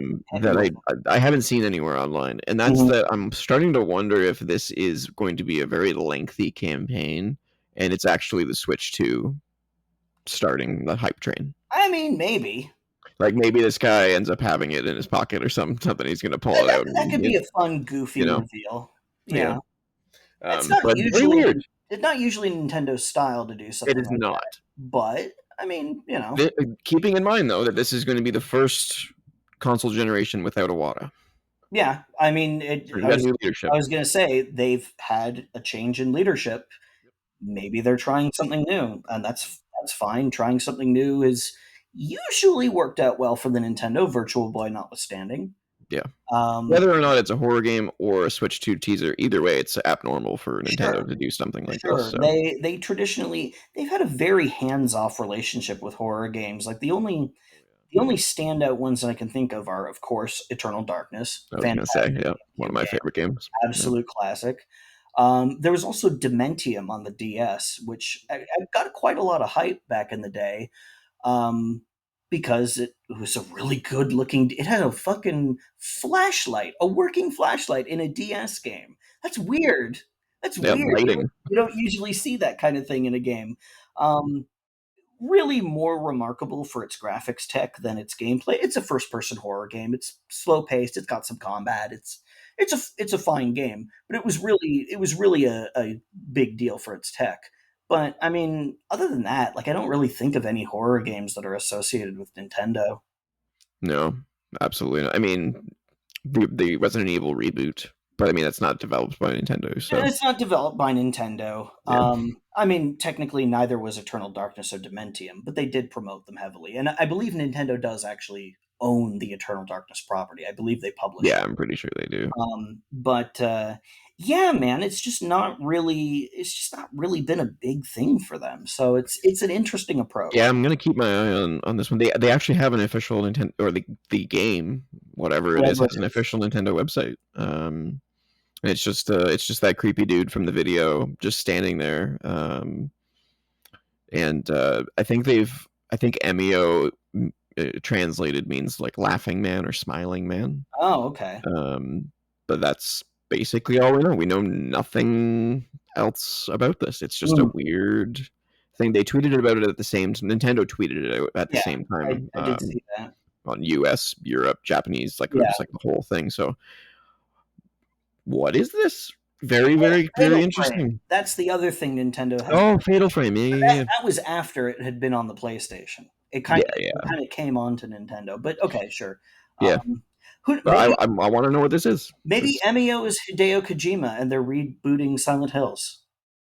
on Nintendo Switch 2, Oh, sure. it's going to be a launch It's title. not a Nintendo thing to do, but it's a very Kojima thing to do. It is. Yeah. Probably. That when the dude in the video took the bag off his head, he looked familiar to me, but I guess no one else Mm, is saying that, so I mm. don't know. Very interesting though. Wanted to Yeah, bring it up just so it was in the yeah, zeitgeist.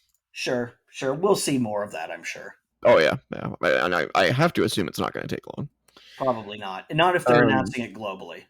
right. Oh, before we get to the topic of the week, we also watched a trailer for Black State That's right, we did. before the show, which looks like a Metal Gear Solid 5. Sci-fi shooter kind of thing. Yeah, With in the stealth, Unreal 5 engine. but more shooter focused and less stealth focused. It looks fine. It could go either way, but it looks competently made. Looks like At first, he looked like Keanu Reeves when a I little, first a little. looked at it. I was like, "Wait a minute." I mean, that's not uncommon to sort of incorporate elements of famous people. Sure. Yeah, Yeah, new developer. We have no clue, about their pedigree. I made a big deal of saying that I had that open and I closed it while you were Yeah, it's talking okay. about something. But whatever. I mean, we both see it. I watched it right before, like when we were doing our pre-show warm up. You showed it to me, and I watched Looks it. gorgeous. It was like 3-4 minutes long. It was fine. Yeah, it looks like I got some Control vibes off of it. I got a little bit of Vanquish off of it, but mostly MGS. Vanquish was what I was gonna say as well. Yeah, But yeah, sure. we just need to see more. We don't know a whole lot about the game besides it's We a third-person It's shooter. a third-person shooter, and it looks well. The character modeling was there's an old guy in it who looked a little, but Yeah, it's early. but Their the environment, environment looks the environment. insane. I brought up that the subway when he gets onto the subway train, and then there's like a portal that just takes him into a street. So it's obviously we're at least doing some control like stuff here with We're doing reality. some SSD loading. Yeah, but I said it looks exactly like taking the TTC in Toronto, like even the Yeah, it's style of gorgeous. subway cars, and it looks so realistic. It's hard to believe that there are still things that can impress us that much, but Right? yeah, Looks good. it's Yeah, it's a I want to slower see more. process now than it was back then. But yeah, some people still are able to impress, even though everything looks really good these days. Absolutely. Okay, So that's the news of the week. That's the newest trailer that we've been able to see this week. The topic of the week, however, is sort of a combination of two things: Elden Ring and Elden Ring's DLC, yes, Shadow of the Erd Tree. which I have Um, played and completed. and I have not touched the DLC, but I have definitely This played and, this and beaten may this well, we talked about it a little bit on Twitter. Um, Elden. this depending, I hadn't finished it when we were talking about it. I have finished it now, and I've had some time for it to process.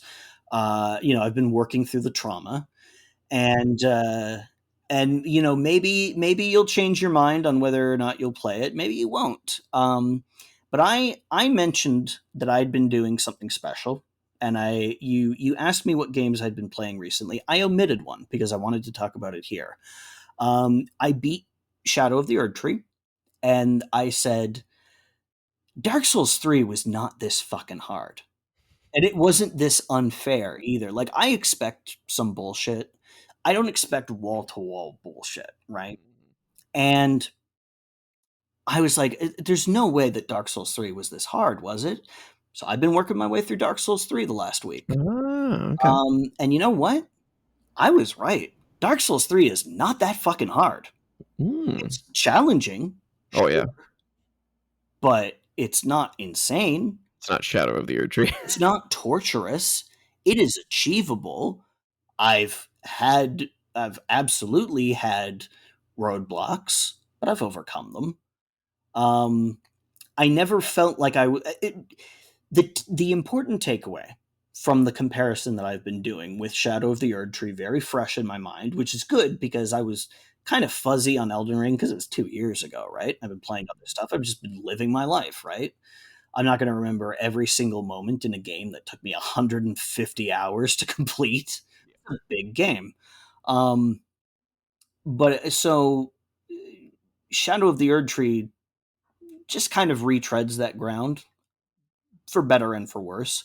Yeah. But like Elden Ring really feels like it's holding me down and just beating me in the face, whereas Dark Souls at least mostly feels like an opponent who's letting me fight back, or at least an opponent who isn't sneaking up behind me and putting me in a chokehold and then saying, "Why aren't you fighting back, bro?"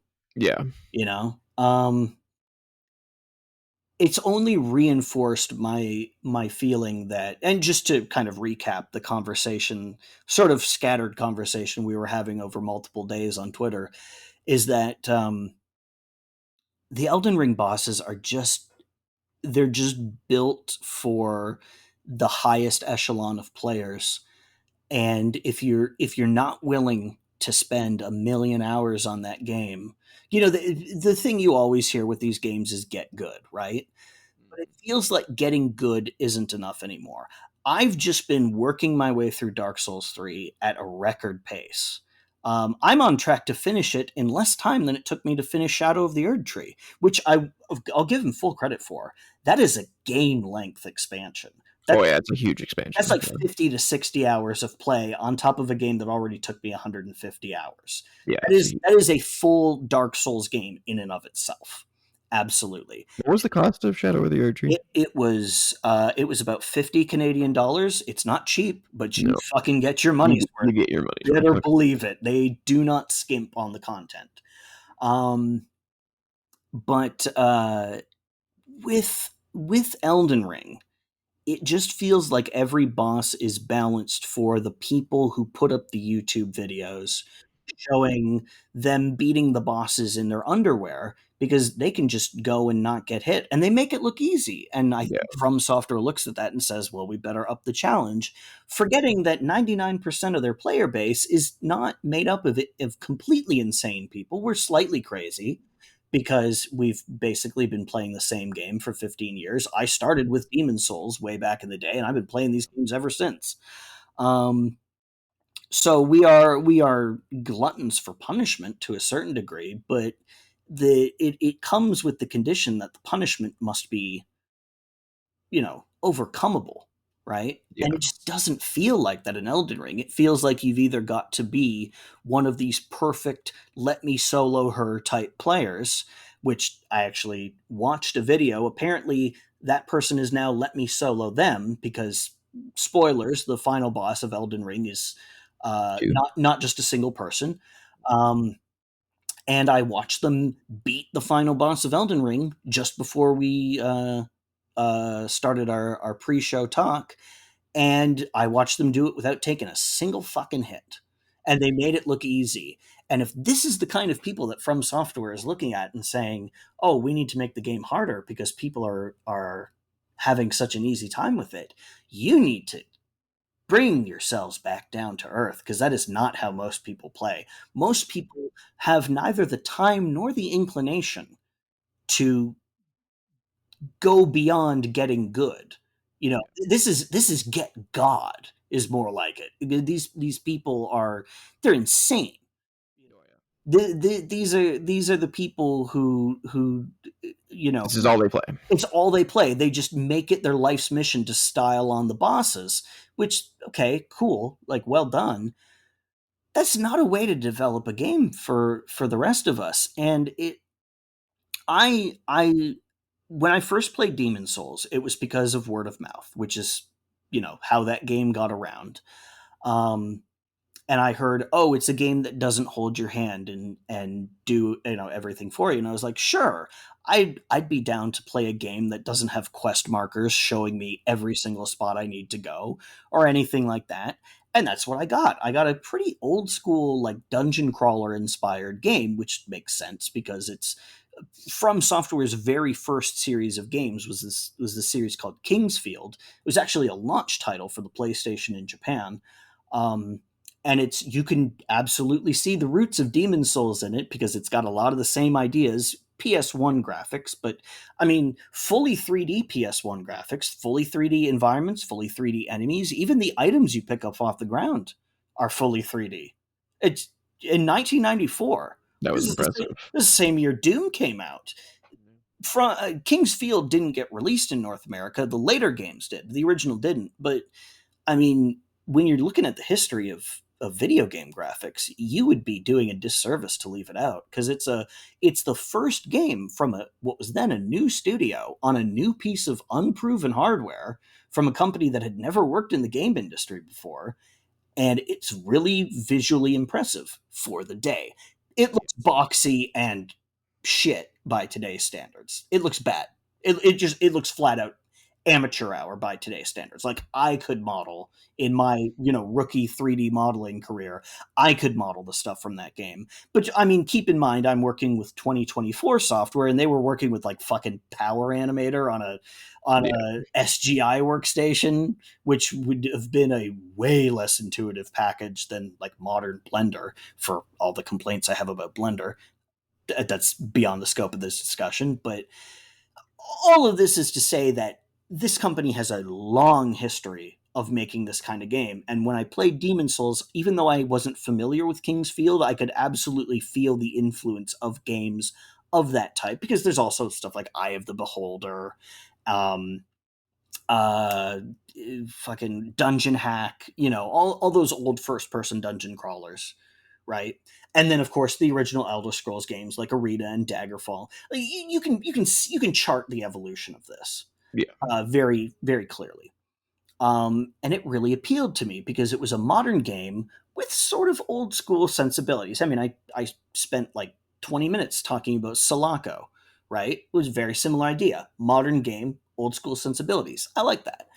Um, this, when it comes to the boss fights, doesn't really have any of that anymore. This idea that you are faced with an enemy, an overwhelming, generally physically overwhelming, very large boss. I mean, you've played some of these games, um, very large, very imposing, but there is a way to bring them down. And sometimes it's a gimmick.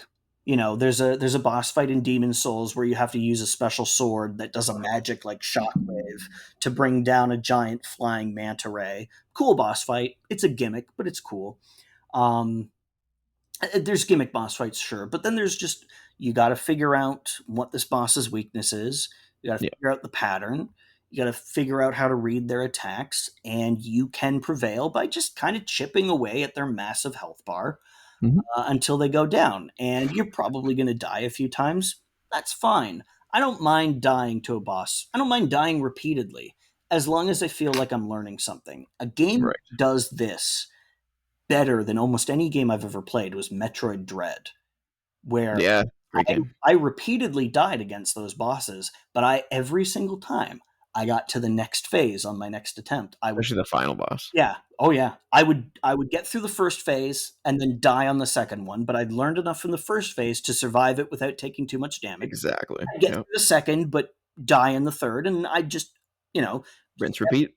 You're learning every time. and I could fucking feel the gears, the wheels in my head turning. Like, wow, I'm learning. Yep. Wow, this is cool. That's called good game design. My brain is responding to stimulus.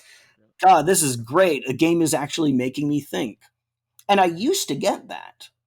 And then playing Dark Souls 3, I'm getting it again from Dark Souls 3. I don't get it from Elden Ring. I think they have said we need to make these really, really hard because we have a reputation for making them really, really hard, and we need to escalate. And we see the people who just repeated that. I just saw a headline somewhere. I in the crawl I did for news before this. Somebody, apparently some streamer, just beat it with a dance pad. Just beat Elden Ring's DLC with a dance pad, which cool. I think I saw someone beating it with a saxophone. Sure, sure. People have rigged up all kinds of weird control methods to because I mean it's just, is button being pressed yes or no for a lot of these, like outside of the triggers, which are pressure sensitive. You know, um, it's not that hard to do that kind of thing if you've got the engineering, the electronics engineering know-how. So sure, it's doable. Um, but most of us aren't that kind of person, and like it's going to sound like I don't like Elden Ring. I do like Elden Ring most of the time. I don't like it, or frankly any game, enough to spend thousands of hours becoming a grandmaster player. Or just getting high enough level to where it's inconsequential. Honestly, level at a certain point stops Oh, mattering. oh yeah, for sure. Yeah. You, especially when you're doing new game plus, where Oh yeah, yeah. and the all the enemies get stronger, it starts to cancel that Diminishing returns. Yeah, it's just all about significantly. skill. Significantly, yeah. Yeah. Um, Leveling up helps, especially when it gives you access to new weapons because you've got the stat requirements for them now. But it is mostly about skill, which is part of the thing that I like. But the skill, not the skill ceiling, but the skill floor that is being requested is an investment that I'm not interested in making. And okay, if you want to make a game that only caters to the hardest hardcore players, that's fine. Elden Ring has sold 25 million copies. It's pretty safe to say that From Software is a mainstream developer now. If they want Oh, to definitely. if they want to continue to sell that many units, like, I don't think this is the right way to go about it. And I was hoping that Shadow of the Erd Tree was going to, I with 2 years from Elden Ring's release, I was thinking maybe they'll look at the game and say, yeah, we could probably dial that back a little bit. That's not to say that we won't make it challenging, but maybe we won't stuff it exclusively with bosses who just have massive chain attacks constantly. And that's the other thing that bothers me. It's not just that the bosses are raised to such a standard that they've put in an entire mechanic into the game that doesn't even require online for summoning, where you can summon the like the phantoms. You find their The you ashes. find, yeah, the spirit ashes, and you can summon them, which basically turns it into a, hey, look over there, become interested in that thing so that I can hit you from behind until I Take it draw off you. aggro again. The fact that that's an entire mechanic in the game kind of signals to me that they may have realized a little too late that they may have overpumped some of these bosses and had to come up with a solution. Which is not to say that spirit ashes are a bad idea, but like, Oh, they're cool. if So if it was one or two bosses, because I've had one or two bosses in Dark Souls 3 that have given me trouble. Pontiff Sullivan is still a pain in the ass. Um, but like, if almost every boss in the game that isn't just, one of the mini dungeon enemies that's just a regular enemy with like 5 times as much health, which I do, by the way, don't begrudge them for doing. It's a huge game. They're gonna have to cut corners somewhere. I don't mind them repurposing a standard enemy as a boss. Um, every boss should not be positioned as a stumbling block, right? Melania, fine. She's an optional boss. She's a super boss. That's fine. That's like complaining that Ruby weapon is too hard in Final Fantasy VII. It's not required. You're going in for a fight. So Melania being crazy hard, sure. The final boss of Shadow of the Erd Tree. I'm not going to say who it is. I think most people have probably gotten through it at this point, but not everybody has. So I'm not going to say who it is. I haven't. Yeah, of course. Um, I expect the final boss of the DLC to be hard. Oh yeah, for sure. Um, I expect the final boss to be hard. yeah, Period. period. That is fine. Like, I Or at remember, least the most challenging boss that you've had to face, yeah, in that game. but like, I remember the first boss in Elden Ring, at least the first one that I faced, because it's very non-linear. Godric, yes, I think it's Godric. One of the god people. There's Godric, The Godwin, one with like Godfrey. the 6 arms. The grafted guy. Yeah, Yeah. yeah, fucking stomping me when I first played that game. And it's like, Mhm. I'm off of Dark Souls 3. Like, I can't beat the first story boss. Like, I mean, I don't expect to beat him like crazy, like, I'm not expecting to be all Devil May Cry on him, but like, he's given me this much fucking trouble. That's insane. And it just never ended.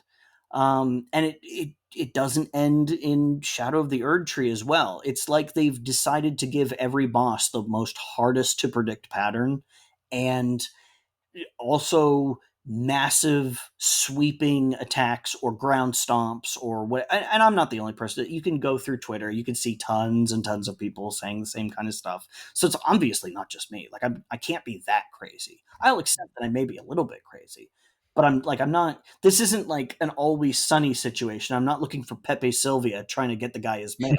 Like I'm not that nuts. Okay. Um, there's a boss, and man, it is a cool looking boss. There, you might have seen people talking about it. There's a lion boss that is a it's Heard like one about of that those one. Chinese parade lions, right? Yeah. And at first I thought, oh, it's a Chinese parade lion, but it's a real creature. No, actually, you'd never know this from playing the game because he's constantly flailing around like he's having a seizure. But if you slow it down, if you record footage and slow it down, you'll see there are in fact two people in there puppeteering a costume. So it is Oh real. yeah, I heard about that. Yeah, Um, and that's cool. he has three different elemental phases that he goes through. He goes through lightning and wind and ice, and there are massive AoE attacks that you have to dodge on all of them. And I'm like, some of them, okay, I can dodge your tornado because it moves. It doesn't just envelop you. But like it is so hard to dodge. The frost is the worst one because I'm playing a melee character.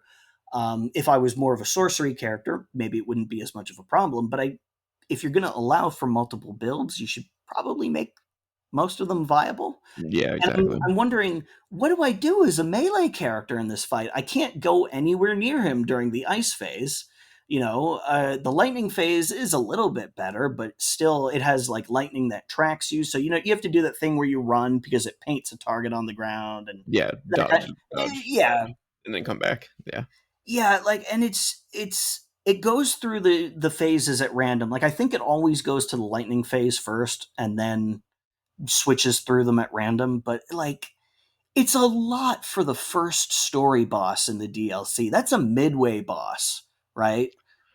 historically, from what I understand, DLC for their Souls games are usually much harder They than are. the. They Yeah, are. The Ringed City for Dark Souls 3, which is the only part of that game that I actually haven't finished. That actually still has what I consider to be the hardest boss in any game ever made, which is the Demon Prince. I think it's actually a pair of like demon gargoyles thing. It just but that was like an aberration. That was like this is way beyond anything else in Dark Souls 3. This is normal. It's the norm for Elden Ring. Now, I'm not saying that all yeah, the Elden Ring bosses are bad. Some of them are cool. The Renala fight is kind of cool with her reviving the students. the And little deads. Yeah, yeah, and then that's a neat mechanic. Radon is a fight that I hate. I fucking hate the Radon fight. is he the one that's like riding on the horse or something like Riding that? on a tiny The little horse. giant desert. Yep, yep. But I respect it because the scope of that fight is awesome. Oh, it's amazing. Yeah, You have half of the province of Caelid as your battlefield, and you and have all the minions that you you can. summon an army Yeah, of NPCs to help you. I think it's still kind of a bullshit fight, but I yeah. It is. respect the idea. And then Placidusax on the ruined floating city, the dragon with the lightning that teleports. Oh, Don't. Is he an optional boss? I don't remember. I think he might I be. think he's an I optional think one. you have to kill Malik. Well, no, you do have to kill Malekith because you need the Rune of Death to finish the game. I don't think you Malekith. have to kill Placidusax.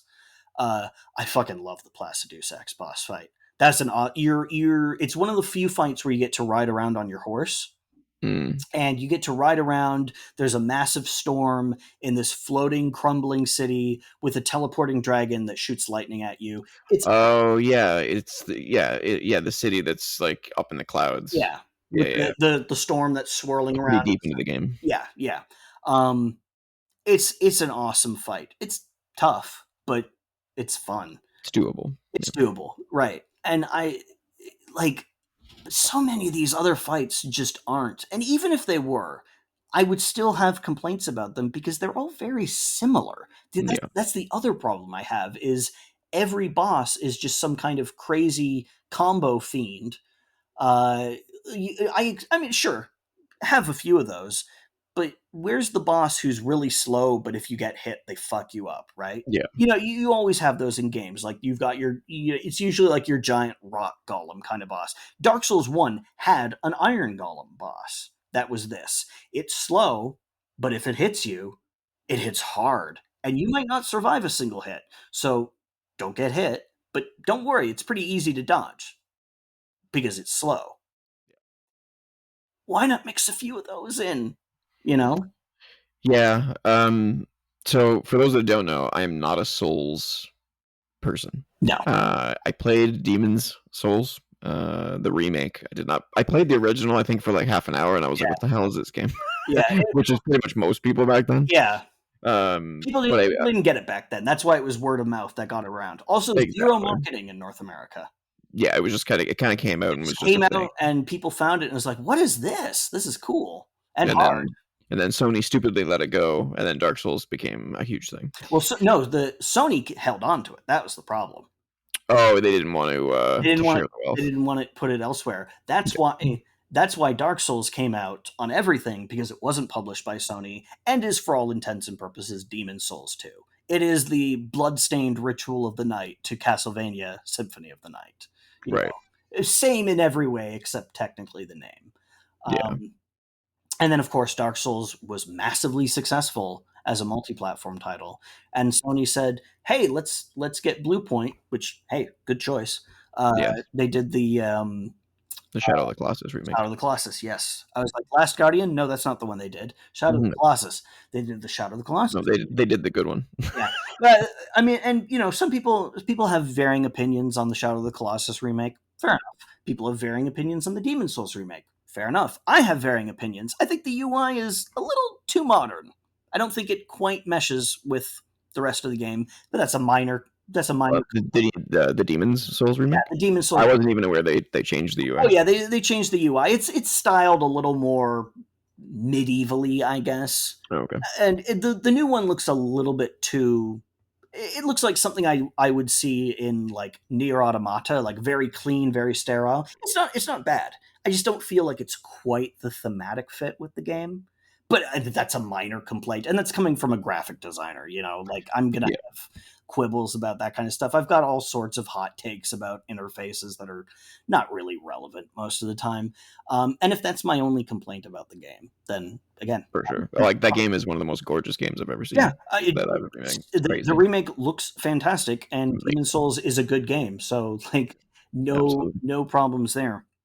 But yeah, like I've never played a Souls game from start to finish. It's never been a thing. I think I completely skipped Dark Souls entirely because I was like, if I don't like Demon Souls, I'm not gonna like Dark Souls. But I did give all of like the weird outside Souls games a try. I tried Bloodborne. I tried everything. I tried Neo. I tried Sekiro. I tried The Surge, if you remember that one. Oh yeah, unfortunately, The Surge was apparently pretty good. Yeah, Surge was pretty good. I liked it until a certain point, which is basically all of the Souls games for me. Was that? Yeah. Until Elden Ring, and that game it blew my mind. It's a really good open world game. It's so good. I have lots of praise for it there. Yeah, what I really liked about it, not only because the art is just gorgeous, like they're always amazing. Vista's just holy crap, so cool. But the fact that if I got stuck somewhere, you could go somewhere else. Like, you know what? I don't like this. I'm going somewhere. You can go somewhere else, and you can come back to it later when you're more experienced. And that's exactly what I did. I got really frustrated and stuck on the gargoyles in like the little dungeons. I was like, oh my god. So gargoyles, those guys. Gargoyles. That's not the first time they've been a stopping point for other people. Oh, really? There's a pretty infamous boss fight in Dark Souls 1 where you go on top of a church, because like half the buildings in that game look like churches. But this is in fact literally a church. You have to ring a bell, and a gargoyle comes down, and its health bar appears, and you do its boss fight, and then halfway through, a second one appears. Oh man, that's the worst. And it's a tough one, even for people who are experienced, because you have to fight two of these things. Absolutely. So Yeah. gargoyles are a long running, and now in Elden Ring they're these annoying little guys. They're actually pulled from an enemy in Dark Souls 3. They reuse a lot of the same animations and Yeah, I've heard that. the same sort of annoying behaviors. Like even the way they drop down from the ceiling Oh yeah. is literally the same animation. You really have to go slow. But they have Um, way more health than the thralls in Dark Souls 3 do because they're made of stone. yeah. So it makes sense. Yeah, one thing I really also liked about Elden Ring that allowed me to play was the fact that you could grind. I mean, you could grind in the Mhm. first Sure. in the other Souls games, but it seemed to be easier to do in Elden Ring. Elden Ring gives Um, you runes much more freely than you'd get souls in. and because there's more options, Mhm. you're gaining. You're constantly gaining instead Yes. of being like instead of bashing your head against something you can't beat, you're going elsewhere and you're continuing that flow, right? One thing that I will one other thing. There are many things that I will give Elden Ring a lot of credit for. They made a lot of refinements to the controls. Even just playing Dark Souls 3, I've noticed Elden Ring feels a little bit better to play control Yeah. wise. I've gotten used to it again, but it just feels a little bit smoother. There's more options with the combat. The Ashes of War system, which lets you implant a weapon skill on Yep. just about any weapon that's compatible with it, allows a lot of customization. Even just being able to jump makes a difference because your hitbox actually does lift off the ground. So there are like shockwave attacks in the game that you can jump over. Part of my Mhm. problem is that it's not always communicated. Yeah. There's a boss in the DLC that has a shockwave attack that I wasn't picking up as a shockwave attack because it creates flames and the flames lift off the ground. So I was like, well, You can be like, "Oh, I can," jumping isn't going to work because the flames are too high. I've got to dodge. yeah, But you could be the burning it, yeah. wave is too wide to dodge through. So, in fact, you have to jump. How is I Mm, supposed to figure that when the flames are like 10 feet in the air? yeah. Apparently, it only hurts you if you're on the ground, though. But yeah, so go on, continue. Um, so yeah, you mentioned the Spirit Ashes, that's another thing I really liked about the game because it made the bosses, as you mentioned, a little bit easier. And there's a lot of Um, them, and you can level them tons up. of them, and some of them are really, really powerful. Some of them are It's like completely useless. Pokemon at some point. You're collecting them all. Yeah, yeah, it's very Pokemon-esque for sure, and the only thing I don't like is that some of them are just garbage, and Some it's like, of them are why do they exist? some of them are trash. There's also a they call it FP in the game. I don't know what the F stands for. Focus. That's your magic, right? Yeah, but it's your magic, it's your MP, Yeah. it's your mana. Most of them cost FP, which Yes. you kind of have to be a sorcerer to, or at least you have to be doing a sorcerer build because most of the time, like FP is used for stuff other than magic. But if you're only using it for weapon arts, it Mhm. doesn't use too much. So Yeah, I think it uses a little bit of your stamina too, if I remember correctly. some of them drain health. Like the mimic tier Oh, yeah, drains yeah, yeah. half your health, I believe. Yeah, that Um, which is one of the most powerful ones. Yeah, that would because it just makes a clone of you with Yep, whatever weapon you're currently outfitted with. Remember, kids, don't summon the mimic tier while you've got the bow out, because then it'll just shoot arrows impotently at the boss instead of using your badass giant sword or whatever you're exactly. equipped with. I made that mistake a few times. I think I'm trying to remember the ash that I used the most. It wasn't the mimic I didn't you can't get until, like, late game, Yeah, for good but reason. there was some other one I used pretty often. Oh, there was, like, a dagger guy that was really, like, Yeah. quick. That Oh, was the one that was was it one of the Black Knife assassins? yeah, it was one of the black knives. Yeah. Yeah, he was really good. Um, but, yeah, I really enjoyed the game. I got to a point where I felt like okay, so the first time I played the game, hated it because it was just like Dark Souls and just like all the other ones where Mhm. the opening tutorial Yeah. is really easy, and then you get into the full game and you're like, "What the hell do I do?" Oh yeah, the game plays a mean trick on you where it Just brutal, just puts brutal. I the I actually didn't even know the tutorial existed oh in Elden oh Ring you until walked someone told past me. it. I just walked right past it and Yeah, walked outside. I'm yeah. like, "Oh, there's a pit there that I can go down? Oh, okay, cool." So I They actually took our advice about making the opening skippable, but they also that's too skippable. Yeah, you gotta point it out more. I think they they ended up putting, like, a little sign they might have, yeah, eventually as a well. patch or something. Yeah, Then they open you up and there's one of those fucking golden knights on the horseback. You yeah, approach the first enemy in the game and it has a boss name and a health bar show up. yeah, that was, like as soon as I got that I think that was the point I quit. the That's a first time. joke. That's a joke that they're playing on you. Yeah, I was just like, this is stupid. I got there and I like half laughed and half like got profane. I was like, "Oh, Yeah, oh yeah, for guys, sure. come on." Yeah, what ended up bringing me back was I was like, man, the Elden Ring like world is so cool. I want to experience it. So Mhm, I watched Jacksepticeye mhm. play. He did one full playthrough of the whole game, and That's the Irish guy, right? yeah, yeah, Not the other Irish. There's Sean another Irish gaming YouTuber. PewDiePie probably, or he's No, Swedish. no. Is it Super Eye Patch Wolf or I don't know. There's like an Australian one and and another Irish one that I get mixed Yeah, up there's only about like 5 Let's Players that I kind of like out of like keep an eye 50 on. million, which You know, that's why I don't know all of them. yeah, I'm not sure, but yeah, I watched him play it, and I was like, and I started learning from Yeah. what he was talking because he's really good at talking, Mhm. and ended up doing a build that he did, which is the dual bleed build. Oh yeah, So that's a powerful one. that's how I played the first time, and I got to I think it was I think once I beat Godric and I got into the lake area where is it Renala is the boss of that area, I think. Yeah, in the Raya Lucaria Academy. Yeah, once I got into like that zone, I stopped watching him and I was like, you know what, I'm gonna do this. Yeah, I'm feeling like I can do this now, you yeah. know, like and I did the rest of the game without help from him, Mhm. and I beat the Elden Beast at the end, That's and a big boss fight. That's a I tough was like, one. damn, that was a good game, that was so good. But I do agree with you, the bosses are, while spectacularly amazing, Yeah, absolutely. not the most fun to play Yeah, against, especially some of the mid-tier bosses, like the ones that aren't the shard bearers, yeah. but some of like the middle bosses of the dungeons. Like I don't remember which I think it was towards the end when you're heading up towards the Erd Tree Mhm, to face the Elden Beast. There's one point in that dungeon I'm pretty sure where you face two bosses at the same time mhm.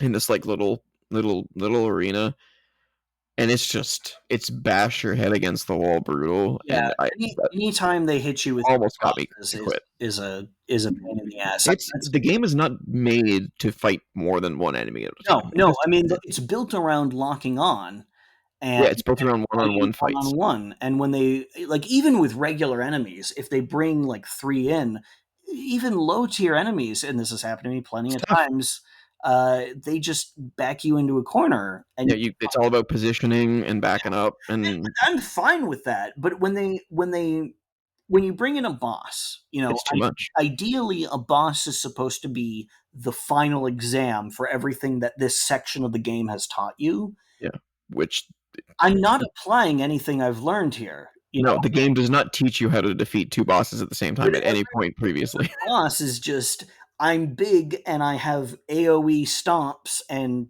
Yeah, chain swipes. What in the game has prepared me for that other than all the other bosses? Like it that feels was the one. Yeah, that was the one for me where I almost quit, yeah, where I it was like, feels "This is like such a stupid." huge disconnect in the Yeah, theory of how the rest of the game is built versus how the bosses are built. It almost feels like the bosses are pulled from a different game. yeah, You know? or a different like designer, Yeah, like where they were just like, yeah, not on the same page. not on the same page. Yeah, and so that being said, that there is some definite huge frustration points with the bosses. Overcoming them is satisfying, and I've never felt the souls bug before of beating something and being like, oh man, I've never felt this accomplished in a game in a long time. Because so many games today are just like they're experiences, they're not challenging, right?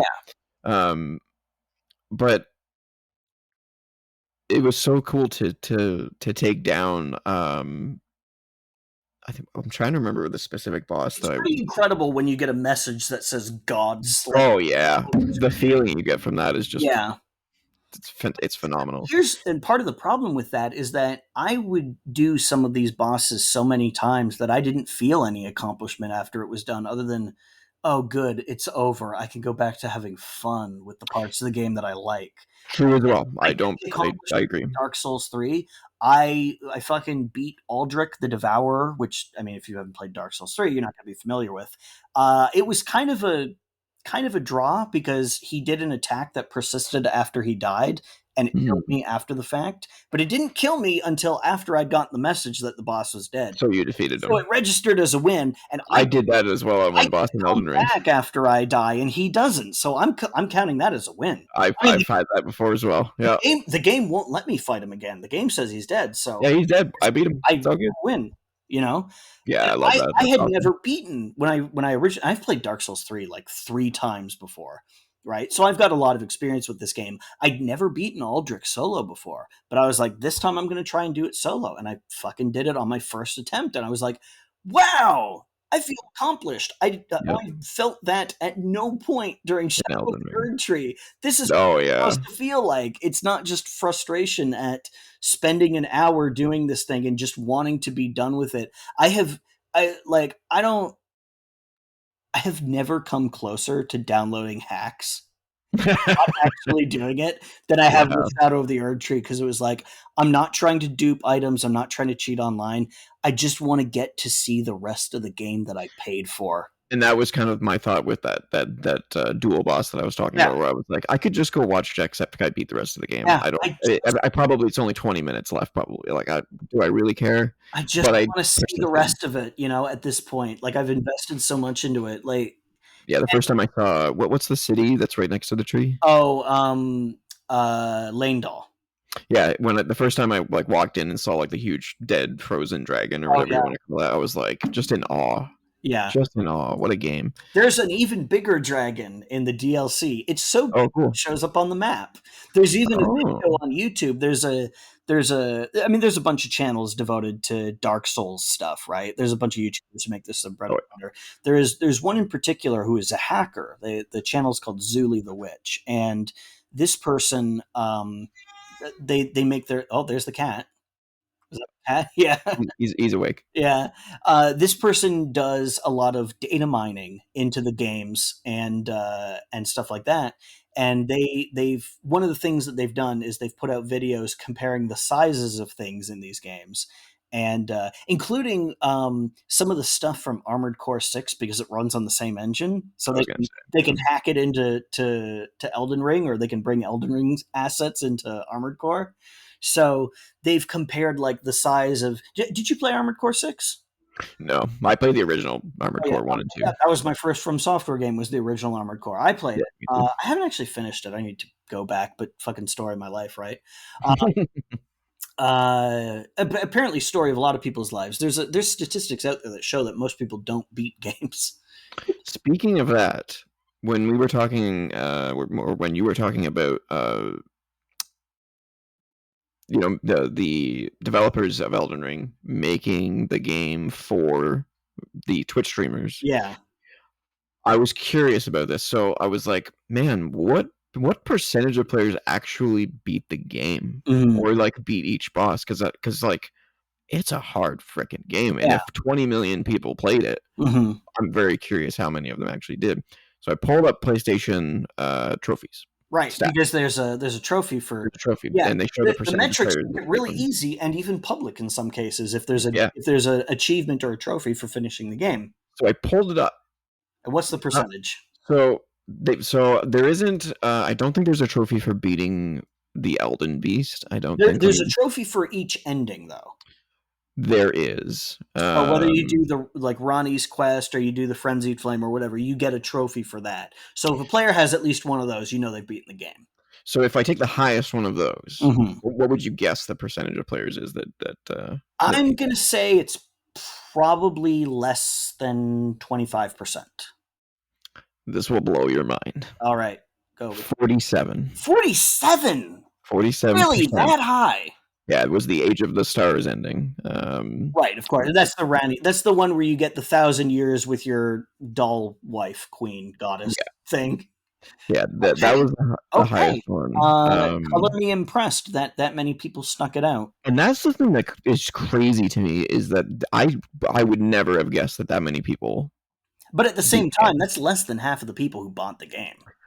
But if you look at like most AAA games. Sure. Most AAA games are much lower than that, Hell yeah. which is insane. Yeah. I It's mean, like a lot of people will only play Call of Duty, or they'll only play Halo or whatever for the multiplayer, that as well. which is like bizarre to me. Absolutely. I understand if that's what you're into, but you're not even going to play the campaign. The campaign in those games isn't, well, it's not super short, but it's, No. you know, Well, unless you played Modern Warfare 3. well, Rest in peace. yeah. Um, how Wait, is that current Modern Warfare 3 current or Modern Warfare original? 3. I fucking hate how they're doing that. I hate Yeah, that shit. I know. They should have renamed it. It's stupid. Yeah. Yeah, the new one was supposed to be DLC, so the campaign is like 2 hours long. Yeah. That's ridiculously Yeah. stupid. Knowing that 47% of players roughly Mhm. beat Elden Ring, what percentage would you guess beat the first boss? So Godric. Obviously, it's higher than 47, but Obviously it's higher than 47. yeah, Man, I am gonna hope that it's at least 80%. 75.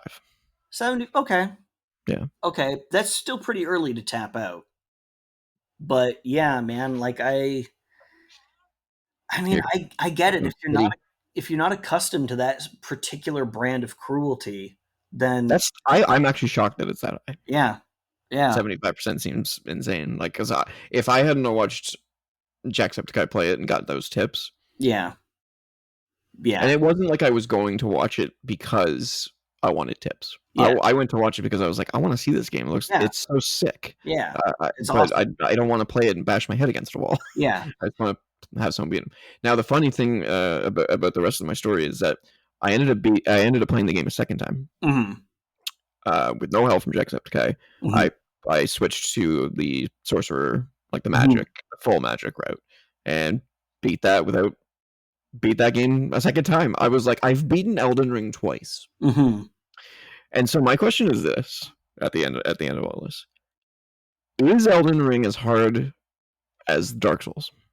Is the original game, I'm not saying Shadow of the Erdtree, but is it as hard as the previous Souls games? Because if I can beat Elden Ring, should I not be able to beat the others, the Souls games? Or are Um, those games just way harder? no. Elden Ring is, at least in terms of boss fights, way harder Okay. than any of the Dark. Well, I will say I haven't played Dark Souls 2, but I heard a lot Apparently, about Dark Souls 2 that I there's some bad didn't stuff about that game. like the sound of. So I was like, maybe I'll just skip that one. Yeah. But I played Dark Souls 1 and 3 to completion multiple times. Um, and I can tell you that, at least in terms of boss fights, they are way more balanced and way more varied. You're not just fighting Yeah. effectively the same type of boss Same with with the demons. same type of pattern over and over. You'll face some stuff that's like the bosses in Elden Ring, but they're not the only thing. There's variety, and none of them are anywhere near as hard, with, some exceptions. You got some super bosses who are pretty fucking hard. You got some Mhm. DLC that could be pretty fucking hard. But it has never seemed like I've never had a point outside of the Demon Princes and the Ringed City DLC where I thought this feels impossible and purely up to luck. Like, this feels like I just got to get lucky with the how the boss's pattern plays out. Like, if it does that super full screen, full arena nuke move twice in a row, I'm Yeah. fucked. Yeah. And I've just got to keep playing it until that doesn't happen twice in a row. I felt that several times with Elden Ring. Agreed. Never felt it that I can remember in Dark Yeah. Souls 1. When you have to rely on luck, Yeah. That's it's that's not. when it's bullshit. That's when it's bullshit. I'm And fine I I'm fine with a challenge, but if it's just a roll of the dice, I just have to get lucky with how the pattern happens to come out. That how is skill supposed to overcome that? You know? yeah, you can't. Not unless Yeah. you're a freaking genius like these people that you were talking about Yeah. on Twitch. I don't know if you know this, but they added the ability to ride a horse in Elden Beast. Oh, did they? Yeah, they Oh, patched neat. it in just before Shadow of the Erdtree. Oh, okay. Well, that will massively improve that fight, Yeah, because because that that's a fight huge sucks. arena. Yeah, yeah. Um, cool. So I know you don't want to rate uh Numerically. um numerically Elden Ring Yeah. or the DLC because you're still kind of Yeah. It's all over the place. It's all over the Um, place. It's not. I don't want to really rate it either because I'm kind of in the same boat where it's like I had a great time with Elden Ring, The but man, world it's is like awesome. not perfect. The world Yeah, is awesome, and I mentioned this. I love open world games because I love to explore. I love to see what's over that hill, even if it's nothing. Like even if it's just another hill with let's nothing see. on it. Now I know. You know. Especially with how just detailed and gorgeous that Yeah, world is. sometimes it's just cool to look at neat shit. Like they've built up some weird fucking location. That's cool. It doesn't do anything, but it sure looks neat. It was worth exploring. Yeah, I get really into these games. Not everybody does, but I do. Hmm. Um, I got into it. I played the shit out of yeah, Elden Ring and it twice. as far as exploration goes, Elden Ring is really high up there. It's one of the best. It's really good. And Um, even when it comes to dungeons, like one of my concerns with the game was that they were gonna have to spread their design out over the world kind of thin, and we wouldn't have intricate dungeons like Dark Souls. No, we've got those in there too. There's the Magic yeah, Academy. There's multiple castles that you have to go through, and this doesn't change in the DLC. There's in fact some even more complicated dungeons yeah, in this. and even the smaller dungeons are really Even good. the smaller dungeons are fun. Like I said, it's very old school, very classic dungeon crawler. That's And great. and like you said on Twitter the other day, you're still finding areas that I you didn't know existed. I found Lake of Rot or whatever. yeah, I found an area in the base game, and Yep. I because I was looking stuff up on one of the wikis, which is I will say another problem that these games do have. And this also goes back to Dark Souls. There are side quests that are really easy to fail if you're And not following a very strict step by step guide. the fact that Elden Ring doesn't have a quest log, Yeah, they should at least tell you what you've done or who yeah, you've talked to so because dumb. like with everybody in there, like so many fucking characters. It's hard There's to a keep track of. there's a no hand holding, and then there's too much hand holding, There and needs Elden Ring is way to the one yeah, side. there needs to be a happy middle ground. Can Yeah, your character not carry a little journal and write things down? Like, come on. right.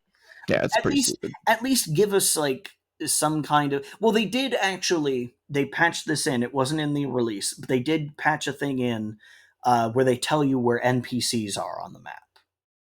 Mm, There's a little thing, there's a little icon that you can scroll over and it'll show you which NPC is in which location. That was not there at the launch of the game. So at least they do that. yeah, Because finding NPCs, even if you're following along with a wiki to figure out where they are in the game world, can be challenging. And I ran into this in my Dark Souls 3 playthrough recently. I botched almost every single quest purely by accident. I crossed a bridge and a character died because yep. the thing that causes him to die is you cross a bridge. How the fuck was I supposed to know that the bridge was lethal to him? He wasn't even there. He was in the safe zone. Yeah. But Can you bring them back to life with that stone thing?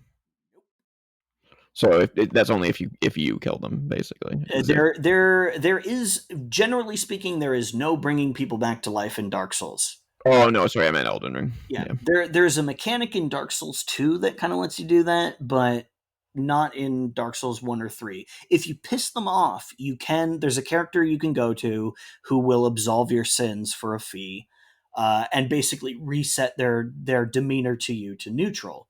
Because if you hit them, because they are in active areas that you can swing your weapons around, that's not the Yep. case in Elden Ring most of the time. But in Dark Souls, you can absolutely hit them. So don't set the controller down kind of like cockeyed and hit the triggers. I've learned Hmm. that the hard way. Um, but if they're dead, they're dead. And generally, unless reviving them is specifically part of the quest, can't bring them back. You have to go through the new game plus loop to get them back on your next playthrough. Ugh. Yeah. So I there was a character whose quest I was trying to follow, fucked it up because I crossed the bridge, and so I have to do that on the next playthrough. I did that in Elden Ring. I Yeah, killed the one of the mages yeah, in the storyline. yeah, Luckily, you can bring them back with the stone in that game. But yeah, the fact that like I had I not looked up some information on the internet on my second playthrough, I would never have known that there was quests. yeah. Yeah, Actually, that's they do nothing to tell nothing. you about it. Yeah, They yeah. should at least indicate in some way. This is a thing that they used to put in instruction manuals back when those existed. And I've generally not missed the presence of instruction manuals because No, we do. I feel like incorporating the instruction of how to play the game into the game is generally a more natural fit. And half the people didn't even look at the manuals anyway, right? Like people would just toss them or whatever. Did you play Tunic? No, I didn't. Play Tunic. I'm Okay. not going to spoil why, Okay. but if you like instruction manuals, that game is. Okay. I'll just say it incorporates the game manual into the game. Okay. It's That sounds good. amazing, That sounds and it's like a cross between Zelda mhm. and a Souls game. Yeah. Yeah, I've Yeah, heard of it, to but me. I don't know too much about it. Okay, I'll check that out. Yeah, But don't look up too much no, because no, no, no. it's one of those games where if you go in blind, you're going to be way more Like entertained. Undertale or something like that. Yeah, If you know the twist, then it's not as impactful. it's a game that's very much like Elden Ring, where it doesn't hold your hand, it doesn't tell you Sure. what the story is. It just says, "Here you go, go," Okay. and you kind of figure things out, and you're like, "Holy crap! Wait!" And oh, Yeah. so good. Yeah. It's so good. Okay. Um, But to go back to your original question, if you've beaten Elden Ring, I think you could do Dark Souls. I think you could do Dark Souls 3. Dark Souls 2 has some really fucked up hitboxes, so I don't know if you'd want to do that. But yeah. So I've attempted Demon's Souls, the remake, and I've attempted Dark Souls 3, I believe. Dark Souls 3 is harder than Dark Souls 1. I'm having an easier time with it because I've come back to it after, well, Elden Ring, so you know, I've been sufficiently hardened by that game. The only reason I tried those two was because they're 60 frames per second on consoles. Yeah. Whereas if I go back to Dark Souls 1, it's 30, and I Uh, can't play 30 anymore. Dark Souls 1 on PC, I believe, has a 60 FPS mode. If I can run it. Dark Souls 1, you'll be able to run it. Come I on, don't know, man. it's This rig is brutal. it's a PS3 game, man. I know, man. Dude, I can run PS3 emulation on my system. There's no way I could. Really? I'd be shocked if I could. I Okay. can't even tell you the most graphically heavy game I've been able to play on this thing. Satisfactory, probably, Mm, but it's not at high settings. It's probably like some low, some medium. okay. Probably. It's not a good rig. But It's not, you'd be able it was. to. Yeah, well, isn't there a Dark Souls remastered version that's 60 FPS on PS4? There is a remastered version, but I've been told that it's 30 frames still. Really? It's just like an upresed kind of thing. Because I knew it was 30 FPS on the Switch. I'll take a look. I thought it was 60 on the Dark Xbox One Souls and PS4. You're correct. It Oh, is remastered in 60 frames per second on there you go. PlayStation 4. So I could give that a shot. Yeah. If it ever goes on sale, I will give that a shot. Mm. Jeez, cat's getting hungry. No, he's got food. He's just being a duck. Oh yeah. Okay. Why he's a talker. Yeah. Okay. He talks all the time. I'm actually shocked at how silent he's been for 3 hours. Yeah. But yeah, I love Elden Ring, and it's actually one of my top games of this generation so far. I keep a list of like my top 50 games. It's overall not a bad great. game, and I like it more than I dislike it. But the parts of it that I dislike a lot. I think of it as having both the highest and lowest points in these games, and I'm including the Souls games and Bloodborne and all that in there because again, they're yeah, there he is. They're basically a one franchise, you know. It's the highest points are the best, the lowest points are the worst, and so it's you take the good with the bad, and I do think there is more good than bad, but man, the bad hits you hard when you get to those boss fights. It's just They could really open up their game to a huge audience if they just had difficulty settings. well that so I know it's blasphemy in this whole community. it's not even blasphemy because I agree. Like I think difficulty settings are a great idea, but the amount of work that goes into a game like Elden Ring, then imagine trying to balance that for multiple difficulty modes. I mean, all you need to do is have like some sliders that say, how much percentage damage I enemies think hit. it's a little more than just. I mean, yeah, you can alter values like health or speed or stuff like that, but there you can't easy mode your way out of Radon's, where he goes up and he does like the meteor thing. Oh no, for sure, but it would at least help, It would you soften know, them up, but soften the blow, and it wouldn't take anything away from the hardcore no, Souls because they can players play because on. play it on normal, Yeah. you know. Well, here's what my solution would be to that is open up modding officially. Make it so that you can play the game in a strictly offline mode where you're, or at least not connected to the official servers so that people aren't doing God mode, PvP, or whatever. And Mhm. just disable the anti-cheat for the closed off mode, and let people mod the game or cheat or whatever. People will make easy mode mods. Like, I mean, people are already making. There are already mods for Elden Ring. It's just you got to kind of be careful when using them because you Someone don't will break that game. know, you don't know which ones are going to trip the anti cheat and get you banned from Yeah, online play. So but if they just had a mode where they said, "Hey, go nuts with the mods," I mean, the community would take care of it. They shouldn't have to, but they would. they could also just make it co-op, Yeah, make it fully. fully co-op, There not is a full co-op mod for it. yes, there is. So but yeah, God, being able to do just the whole game co-op instead of having to break it up into particular zones. I understand why they do it, but come on. I understand as well, but man, there's so much. It's what I The mentioned possibilities are before. so When you huge. have a game that you're like, this is good, but it just needs this one little thing to be better. Yeah, agreed. Yeah, Yeah. yeah. Yeah. Anything else you want to add before we move on to our final? No, I think we got through it, and with significantly less screaming and swearing than I envisioned it having. But Cool. maybe I got that out of my system on Twitter.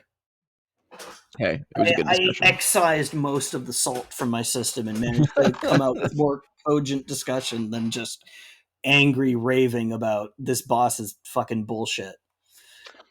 Absolutely.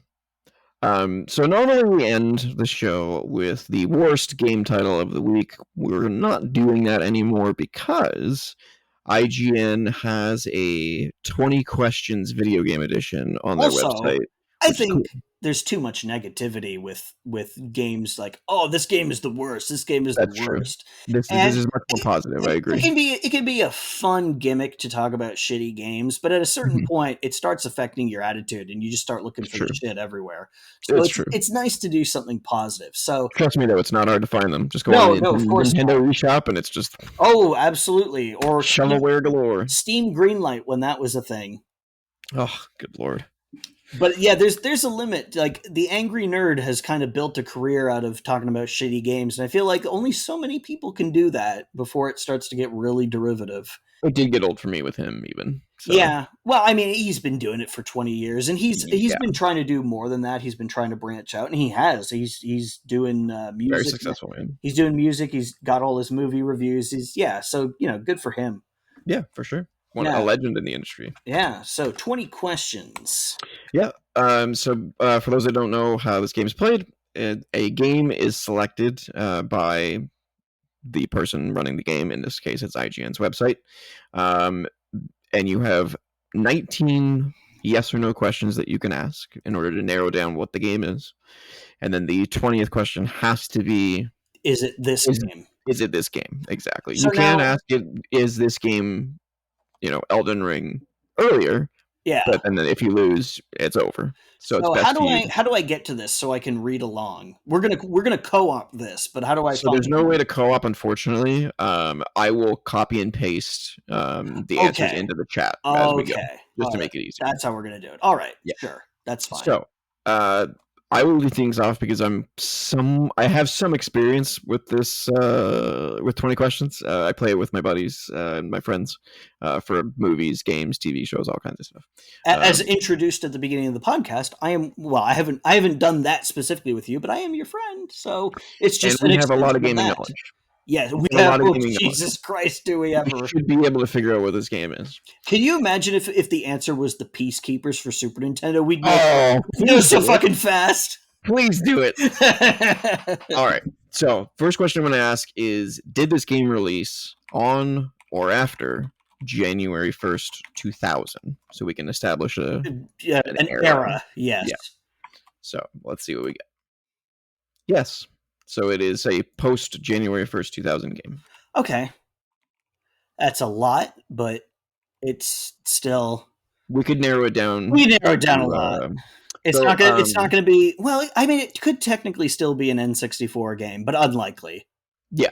So what I would recommend is we narrow it down to a decade if we Yeah. can. So So, like, did it come out, like, before 2010 and yeah, stuff like exactly. that? So should we do that first? Yeah, sure. Okay. Did this game release on or after January 1st, 2010? No. Okay. So Okay, it is a 20, or it's the naughties. so it's a more recent game. It's Yeah. something that's come No, out no, with no. it. No, so I asked, did this game release on or after January 1st, 2010? He said no. So it's a Oh, so 2000s. it's a 2000. Okay, sorry, I Yeah. misunderstood that. Yeah. So we have Oh, ourselves a decade established. so it could be PS2, PS3, not PS4. No, That was 2012. Xbox or 360. It could be GameCube. It could be Wii. Dreamcast. Could even Um, be Dreamcast. it could. 'Cause Dreamcast came out November 1999, didn't it not? Japan it 11, was 11, 11? in Japan it was 98. Oh, shit. Okay. Yeah, but it was discontinued. You're right, in 2000. So it could be a late Dreamcast game. So why don't we ask it this? Why don't we ask it if it's a platform exclusive? Is so how does this work exactly? Is this some kind of like text parser that Yeah, it's just an AI. it's just okay? Um, is that 'Cause gonna be able to parse it? Because is it gonna consider PC? Like if it's an Xbox and PC title, is it gonna say, oh well, it's technically exclusive to well, Microsoft? we need to be specific. So if I ask it, is this exclusive to a console manufacturer? Then it will say yes or no. If it says no, it might be exclusive to PC, but Okay, it's not. But it's not exclusive to a specific console. so what? How about we just start with is this title exclusive to the Xbox platform, like the Xbox series of consoles, like Xbox or Xbox 360? Is there a good way to phrase that? If we do consoles, then we would know if if it says no. Well, I could say all three. I could say, is this game exclusive to Xbox, Nintendo, or PlayStation? In which case we would know. Well, we wouldn't know. We would know it's not It's exclusive, so it's a third party game. yeah, it's a third party game, and it's Oh, not. why don't we just ask? Is this a first party Sure. developed? That's a great way to do it. Okay, is this game developed by a first party studio, or I'd want to say developer? No, No, okay, so third it's party game. not necessarily exclusive, and it's Could be exclusive could because there are be third party exclusives, but it yeah, is not developed by PlayStation, Nintendo, or Sony, or right. Xbox. Okay, that's harder. Yeah, yeah, but nobody um, said this is going to be easy. let's see. Um, We could ask which generation it was. yeah, but I mean, Was it originally released during the PS2 that's era? kind of fuzzy because PS2 was on the market for a long time. Is it going to cut off the PS2 after the PS3 came out, or is it going to take into account that PS2 games continued to be released for quite a while? It's a good question. It's been, so I've played this before, Yeah. and it's been pretty fair. Hmm. So I think we're okay, but if you want to go more specific, we can. It's a 2000s game. Man, Let's see. I It's mean, not likely exclusive. we'd be burning a lot of questions if we went through genres. Yeah, How genre's really tough. about was this was this game part of an established franchise? Good one. I like that one. Is this what? I typed in our chat. Yeah, I saw it. I was like, wait a minute. Is this game part of an established series or franchise?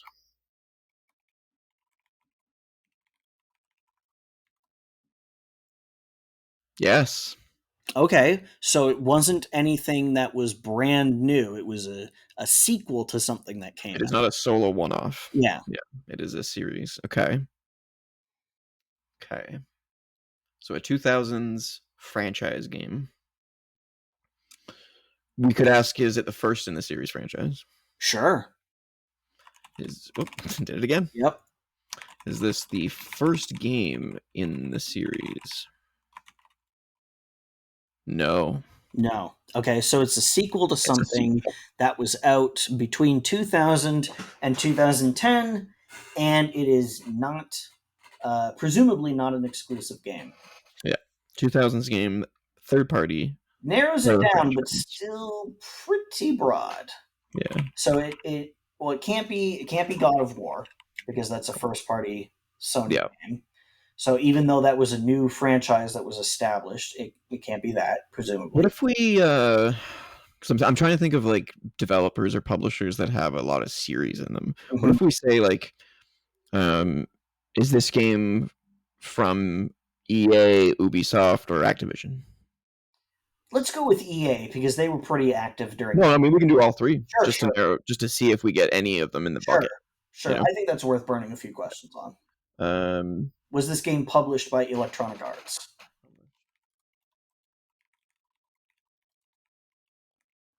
uh, who was the other one? Uh, Ubisoft, Ubisoft Electronic and Arts, Activision. Activision. Is there another one we want to go with other than Activision? Um, Because like 2000, well, 2000s, how diverse was Activision? Probably pretty diverse. Activision was still pretty big because they've been around for a long time. Okay, They're one of the oldest publishers still out there. this game was published by EA, Ubisoft, or Activision. Okay, so Okay. we've narrowed it down a lot. Yeah. We know that it's from one of those publishers, and it's part of a series. So EA's got what? Battlefield. Uh, Madden, Um, NBA. I highly doubt they'll pick a sports game.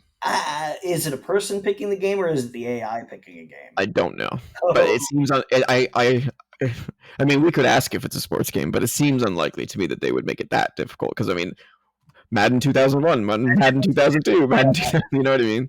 uh, It seems unlikely that they would pick one. So I it mean, might be safe though to ask. I think it's worth because there's a lot of them.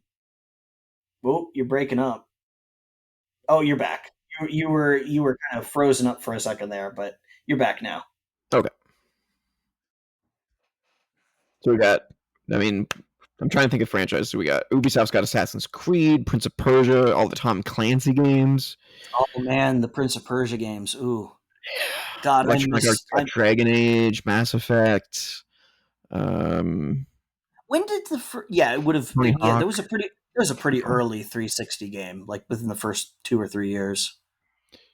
Yeah, we got. Yeah, man, I wish I knew the era. Um, or the generation, I should say. Yeah. We could ask if it's got multiplayer or if it's single player only. Does it have online multiplayer? I think that's a better way of phrasing it. Okay, sure. Does this Because game? multiplayer could just be two-player, like local, which was still a Yeah. thing back then. Okay. Yeah. Let's see if it's got online multiplayer. It doesn't know, Oh, which okay. is which That means it probably doesn't. I would have to assume. then I think that rules out a lot of sports games. Not all of Yeah. them though, but a lot. Yeah. Um, so I mean, yeah, it could be like Prince of Persia. It could, well, it wasn't the first in the franchise, so that it still could technically be Sands of Time because Sands of Time is a reboot of an existing franchise. True. So, maybe I've just got Sands of Time on the brain We because could narrow it down to one of those three at this sure, point. sure. So it's probably not EA. EA's got very few not online multiplayer games. They got Dragon Age, Mass Effect, Battlefield's got Start online start with multiplayer. Ubisoft because they didn't have a ton of online stuff back then. Was this game published by Ubisoft? Come on. No. No, okay. So it's EA or Activision. Let's knock EA off the list right now. Either it is or it isn't. No. So it's an So it's an Activision. Activision game. Okay, Oh, Activision. this could be tough. It could be a licensed game. They made a lot of Oh licensed Jesus, garbage. yeah. Should And we is ask it? that? And here's the other question: Is it? Is it considering games that Activision had the rights to back then, but doesn't currently? Because they had the rights to publish Doom back then. Well, it said it published this game. Okay, So so it's it, on, so so it it's would on record so that it would they have did it. been okay. So it, I mean, it could. Well, no, it couldn't be Doom 3 because that had online. And it was exclusive to Xbox.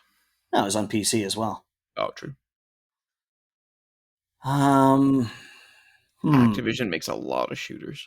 Yeah, they make a lot of everything because I they think own we a should lot. ask if it's licensed. Because if it is, we're in trouble. Is this adapted from a non-video game property or franchise? Ooh. Okay. We could knock out all the movie licensed games right now. There were a lot back then still. It would help if I could spell licensed. This game adapted from a licensed intellectual property. He's not sure. So probably not. Okay. You'd think that would be pretty obvious. Yeah. Hmm. This is the first time I've ever gotten I don't knows from him. That's weird. Also, you're referring to the computer program as a That's a him. him. Yeah. Well, there's a little picture of a dude. And he's got a yes or no flag. Don't humanize the machine. Skynet has arrived. Yeah. Well, I mean, the thing that I was thinking of first and foremost was like either one of the Lord of the Rings games or one of the Star Wars games, but Lord of the Rings games Definitely an established are IP. are EA, so that's out. And Star Wars games have never, as far as I know, ever been connected to Activision, so can't be that either. I could change the wording of the question again. But are we gonna use up one of our questions? It doesn't. If you get an I don't know, it doesn't count. Oh, okay, sure, Yeah. go ahead. Okay.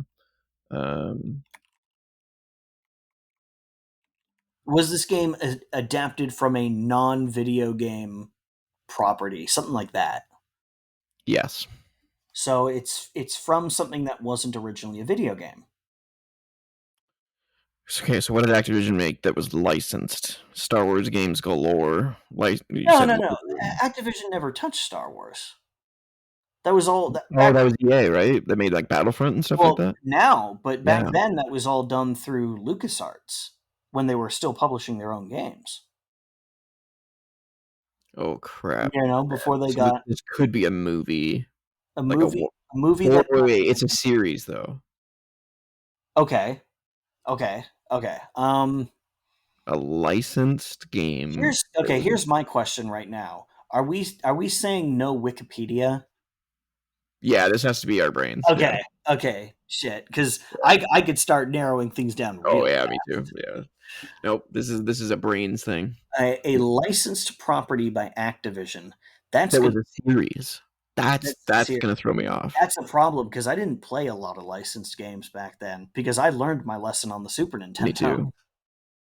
You But you it can had to have been good enough to be a series, right? Oh man, it doesn't necessarily have to be a movie though. No, that's true. It could be a TV show. It could be comic books.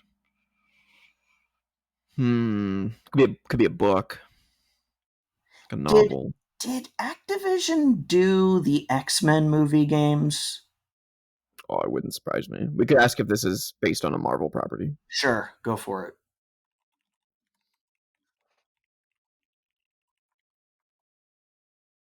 No, it's not. No, okay, so it's not. That eliminates quite a few. Yeah, There was Wolverine games. There was all yeah, that garbage. yeah. Hey man, the X-Men 2 video game wasn't terrible, which is usually all you can ask from a movie licensed title. There was a Wolverine game that was Yeah, good. I don't remember what it was X-Men called. Origins Wolverine, the game of the. Do you remember King Kong, the game of the movie? Was it the Peter Jackson one? Yeah, Yeah, that was good. That was it's pretty decent. literally called Peter Peter Jackson, Jackson's King Kong the game. the game of the movie. Oh, Yeah, it was a good game though. it was fine. It was serviceable for what it was. They got all the actors to do facial capture and voice acting. Yeah, sure. High production value. Shit, was that Activision? That wouldn't be a series though. Kong movies are a series. But I think it meant like a series of games. Oh, a series of games. Yeah. Yeah.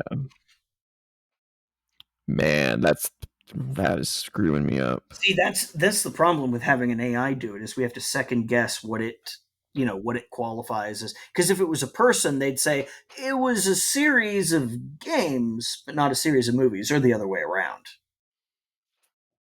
Yeah. All the technicalities that you can get hung up on. A computer is hard. Yeah, I've played this about 10 times, and Yeah, only once did I go, some of those questions were yeah, answered wrong. The yeah. other 9 times it was perfect. Okay, all So right. it's got a pretty good track record so far. It Okay. is in beta, I will say that. How many questions are we in right now? We're we the next one is 13. Next one's So we're 13. we're So pretty deep. we got to start thinking seriously about this. Um, Activision licensed series. We could ask if it's no, it wouldn't be. It could be the Lord of the Rings was EA too. it was an EA game. I remember What that. the hell did Activision make I besides remember that X-Men very well games? because those Lord of the Rings games were actually really good. Yeah, Two Towers was great. Awesome game. Love it. Return of the King was pretty good too. Didn't have as much movie footage, but that's because it came out alongside the movie. They probably didn't want to give it all away in the game. Could this be a Ninja Turtles game? Could it be? I think Konami still had it back then. Yeah, probably. What the hell did Activision have the rights to? Oh, that's tough. Transform. 2000s Activision's tough too. Did they have the rights to the Transformers games back then? Oh, maybe. Yeah. To name a game from Transformers would be another Oh god, there's so many of them. I've played two of them. I played Devastation, the one that looks like the 80s cartoon. cartoon. Yeah. Can't buy anymore because why we can't have nice things. Um, but then I also played one of the ones that's not based on the movie, but very heavily inspired by them, like the Rise of Cybertron or whatever. Yeah. Man, it was like it was like fucking it was like being in a roller coaster lined with Christmas trees. Everything was glowing and blinking, and I genuinely could not tell what was part of the stage and what was an enemy because Yeah. everything was metallic and shiny. Remember the PlayStation 1 Beast Wars game? Oh God, please, I'd rather not. Oh man. I played the We can't be N64 version of that, but that didn't improve the experience. no. I'm going to ask it if it came out after January 1st, 2007 because that was when the PS3 started. Shouldn't you go for when the 360 came out? That would narrow it down even more. Was that 20 was that 26? I think that was It came out a year before the PlayStation 3, yeah, I think right? it was 2006. Was it even? No, it couldn't have been 2005. Are we going to use Wikipedia to look up the release dates of these platforms? Is that allowed? Sure. Okay, look up when the 360 came out Okay. because that will narrow down the generation pretty hard. It would also lock out cross generational. Wow. November 22nd, 2005. Oh my god, that's right. They replaced the Xbox so fucking fast. Oh, so oh, okay. Well, that makes sense. It's basically 2006 because it was at the end of the year. Yeah, but still. Yeah, PS3 came out 1 year later, November 2006. So I should say, did it come out after November 2005, Yeah. or maybe December 2000? Well, no, No, November go with 2005. go with November. Okay. That will narrow it down a lot. This game release on or after November 2005. Yes. Okay, so we have a 5-year period that we're looking Okay, at. so 5 or 6 years. yeah, we're probably 360 PS3. Okay. That makes it a lot easier. Does Activision it? license. Well, sure. Activision licensed title, part of a franchise on the Try not to look behind me. 360 or the PS3. I wish I knew what the license was. Oh yeah, but then we'd know the answer. I can't think of any license. Oh. No, that was EA. The Shadow of Mordor games, that's EA, right? Shadow of Uh, War and Shadow of Mordor from Lord of the no, Rings. those are Warner Brothers. Warner Brothers So they're Interactive. definitely not Activision Yeah, then. because Warner Brothers has the Lord of the Rings movie licenses for stuff beyond the original trilogy. So, and they're the publisher for the Monolith developed games, the Shadow of Monolith, that's the yeah, yeah, that's the developer. yeah, developers of Fear, which we brought up Mhm. earlier. Talked about Celeste. And they're currently working on Wonder Woman. Oh, that's right, they are. Mm-hmm. Can't Hopefully be a that doesn't go the DC. way of all the other superhero games that have come out that aren't Spider. Yeah, that aren't Spider-Man. Yeah. We don't need a repeat of the Avengers. No, God, I love that. It's such a shame because the story in that was so cool and the cinematics were so good, but the Yeah, gameplay was just garbage. that and the Perfect. dollar store likenesses for all the. Yeah, We can't get Robert Downey Jr. So we'll just make it change the hair yeah. a little. Don't do your own take on it. Yeah, Just just yeah, slightly change the existing thing. so stupid. Yeah. It's pretty sad when we can't think of anything other than Call of Duty from Activision. Well, I mean, I said Transformers. That fits the bill so far, and it should be around the right time period. I Ask if think it. they do Spyro, but that's not licensed. No, that's not licensed, but they do have the rights to Spyro. Whew. It's Skylanders, but that's not based on a That's a license. different. That's a different. Would Tony Hawk be considered a licensed title Absolutely. because it's a guy's name, I mentioned that earlier in the freaking discussion. I never came back to it. and Yeah, Tony Hawk. they did keep making them for a while. They started to get kind of bad around that time, but So is this a sports game? Would be a perfect question. yeah, is it a sports game? Yes. Whoa, it might be Tony Hawk. It's got to be Tony Hawk, but which one? Because the Oh, PS3 generation was when they got bad. yeah. Can you ask it if it's a title in the series without asking a specific one and still not end it? No, you can't ask anything about the title, but we could ask: is Tony Hawk involved with the game? It's Tony Hawk. Go for it. This will make it real easy or slightly less hard. Yes, he is. High five. Yeah. Okay. Well, now hold on. We have 4 questions to figure out which game. We can't ask, is it American Wasteland? Is it Project 8? Is it, Yeah, Downhill no. Jam? How do we? Yeah, how do we? Okay, it could be the really bad one, Ride, Oh, which is the one where they had the physical skateboard. So I could ask, did this come with a peripheral? did this game that'll knock one off the list? Did this game require A special peripheral or a special controller? did I spell peripheral right? We're not going to rule out using the dictionary. Wikipedia is off the table, but the dictionary is Well, it's fine. got spell check in it, and it's not Okay, highlighting. there you So go. I'm hoping I did. No, it did not. No, okay, so it's got to be So it's either American Wasteland, American Project Wasteland 8. Project 8 or Downhill Jam, which Oh was the man, Wii one, which was just like a racing game. was it only on the Wii? It was, as far as I know, it was only on the Wii. They might have been they might have done like a PSP port or something.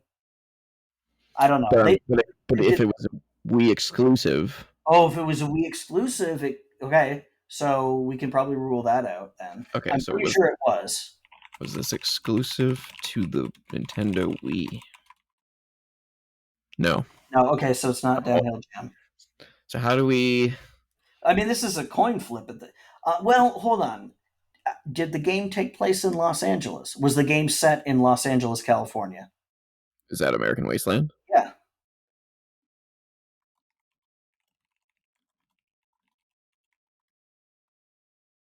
No. Project 8 is my best guess then. It's got to be Is there it. any? Because we have one question left and a Yeah. guess. Is there a way to determine if Project 8 is the game without asking it if it's the game? I did not play any of that era of Tony Hawk. I So played Project 8 very briefly and said, this series is dead. I feel like there was another Tony Hawk game other than those. There those was that a you Tony mentioned. Hawk Pro Skater 5. It was not well received. And I don't think it came until after 2010. No, it was after 2010. It was very jank. It was terrible. But hey, the fucking 1 and 2 remake that they came out with a little while ago, that game's great. So naturally they folded Vicarious Visions into the Call of Duty minds. Yeah. Why would you continue to have them doing anything good when they could just pump out content? Yep. Yeah, I don't know anything special about Project 8, do you? I was promising myself that I wasn't going to bring up that specific incident, but the forces of fate have forced my hand. I'm so mad about that. I'm so fucking mad because I love Tony Hawk's Pro Skater, and that remake is so fucking good. Makes me so fucking angry. Tony Hawk's Pro Skater is the only game series that I can legitimately say I'm good at. I 100%ed Tony Hawk's Pro Skater 2 on the fucking iPhone with the touchscreen buttons. Okay? I've got to be at least pretty good if I can do that. Oh yeah. I guess we just go for it. Yeah. I can't think of any way of How, narrowing it down. okay, so we have one more question before we have to guess the game. Yeah. Does this game involve special skateboard control mechanics? Because that's what Project 8 had, where you flip the sticks. It's a weird one, but it's the only one I can think of. Even if it's a no, it's probably still Project 8 because it's a pretty, that's maybe kind of a garbage question because that's really Was there broad. any specific? Was there any like uh unlockable characters that were like stupid, like how Spider-Man was in number 2? Oh, That you can that's remember? true. It could be Underground too, as well, because Underground. you Okay. had the kid in the wheelchair.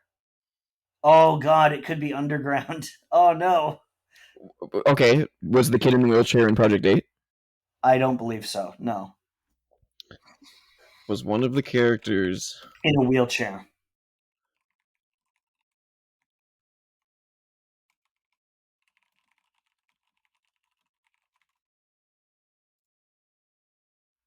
He says no.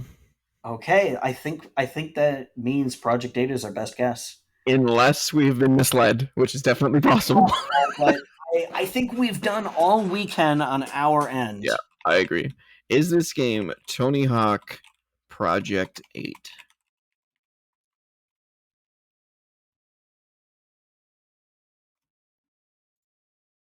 Anticipation. Not. No. It is American Wasteland. That's bullshit. That game is set entirely in Los Angeles. Hold on, let's see.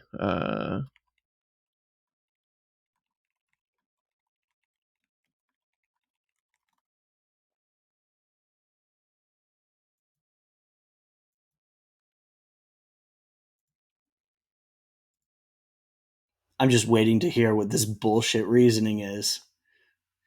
Show us your math, AI. Um,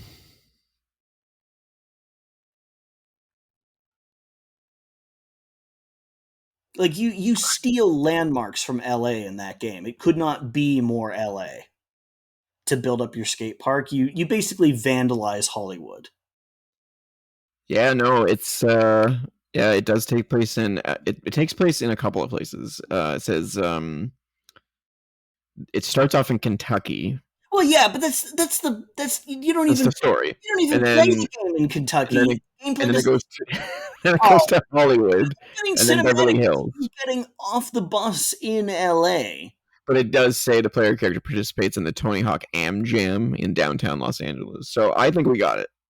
Yeah, I think we give ourselves the win on yeah. this one. It screwed us over. We had it narrowed down, and it said it's not in LA. So we said the one that's not in LA, and it turns out it was the one in LA. We were lied to. We were banned. We were lied to. So we were misled, so we would have got it. Hey, the So we computers won. the computers aren't taking over anytime soon. No, they're not. They're not perfect. That's They for can sure. It handle. is the beta version though, so I will give it that. Fuck that. But every other question was correct. Yeah. It's a licensed game in a series, Mm-hmm. and it came I out. think we did pretty good. We figured that shit out with a question to spare. Holy crap! And we came really close to botching this, and I'll tell you why. Oh yeah. That's the release date. Oh no! Was this a launch It title? was a launch title. Yeah. We came in under And the wire. it actually came out a month earlier on the original Xbox, GameCube, and PS2. So Oh, you're right. we could have screwed it up. It did. I Yeah, fucking forgot about that. You're it right. did. It did. I even played it on the original Xbox. Now that I'm thinking about it. Yeah. So the only reason we got a yes on that question was because Okay, of the 360 release. we really Just got we were there. on the thinnest of ice, Yeah, but but published by Activision, developer Neversoft. right. Yeah. Wow. Yeah. GameCube, PS2, Xbox, and 360 and PC. Mm-hmm. The PC game didn't come out until a year later. Sure, but I mean, those games didn't usually get PC ports until later. And I don't think it had online multiplayer. It does have multiplayer, but I'm guessing No, it was probably it split does. It screen. had Xbox Live support. I'm sure of it. I'm sure I remember playing it on Xbox Live. Um, Tony Hawk's Pro Skater 3 on the Xbox had Xbox Live, so there's no way American Wasteland wouldn't. I'm so then I pretty got that. I'm So pretty then I sure got that question wrong too. yeah. Then I'm pretty sure that American Skateland, which was the DS version, had Wi-Fi support. So there's no way. Oh yeah, we totally forgot about that because Project 8 has it. Fuck it. It's clearly not perfect, but I mean we still managed to figure out what it yeah, was. we still got Or there. logicked our way to what it should have been based on the answers mostly. I'm calling that a win, man. Yeah, it did have online multiplayer. Yeah. But only on PS2, original Xbox, and 360. Obviously, GameCube didn't have online Right, of multiplayer. course. Or at least no real, profound support for it Yeah, beyond PSO. it did And not. some exclusive game in Japan, I don't even remember what it was called. Indeed. Cool. Well, I Awesome. say we got the win, Yeah, despite some AI I'm taking that. funkery. Yeah. Absolutely. Cool. Well, this has been the longest episode Yeah, so far. of Press Pause so far. And I finally lived the joke. I did a podcast instead of doing therapy. Hey, but I And could have done the drums there. now you know what I'm looking forward to. I'm looking at turning my air conditioning back on. Oh yeah, you turned it off because it was loud Yeah, for the show. yeah. Yeah, I'm in a swamp right now. I feel like this is another reason why I wouldn't want to be on camera, even if I did have a webcam. by the end of it, you're just like, I'm covered in a layer. I'm like a slug. I've just got a slime layer on me of sweat that I'm just gonna have. I'm gonna hop in the shower and then I'm just gonna stand naked in front of my air conditioner. well, don't get a cold. Don't get COVID.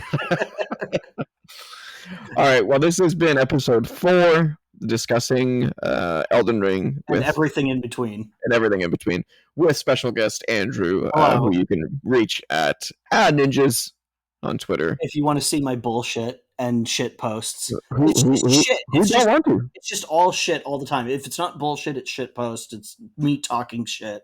But it's all entertaining. Yeah, it's all my hot takes about video games and anime and just crap. It's good times. Yeah, I hope to be on again sometime. This was fun. Yeah, absolutely. Anytime Bailstorm is unavailable, I'll hit you up. Awesome. And when we do the conversational podcast, I'll shoot you a text message or absolutely. DM. We'll do that. Cool. That'll be fun. I can be reached at TJ_the_Leo on Twitter, and you can email your questions to be featured on the show at co.op.podcasts@gmail.com. Don't forget to comment, like, subscribe, all that good fun bullshit. The bell, the various. Did you know on YouTube that they have a thing now where if you say subscribe, the subscribe button gets a little sparkle on it? Really? Yeah, they have a speech detection thing on it now. So when I say subscribe right now, the bell's going. The first time you say the word subscribe, you will see the little. It's like a little rainbow flash that goes around it. I'm gonna have to go and watch this video when I put it up just to see if that occurred. So it's only the first time though. I believe it's only the first time. So I can't go subscribe. No, because I've seen, or I should say, I've heard it said in videos multiple times, and only seen it go off the first time. So I think it only happens the first time the video detects it. It's gone again. It's been gone for a while, but I gotta change the screensaver option on that TV. All right, this has been Press Pause, a gaming podcast. We are out.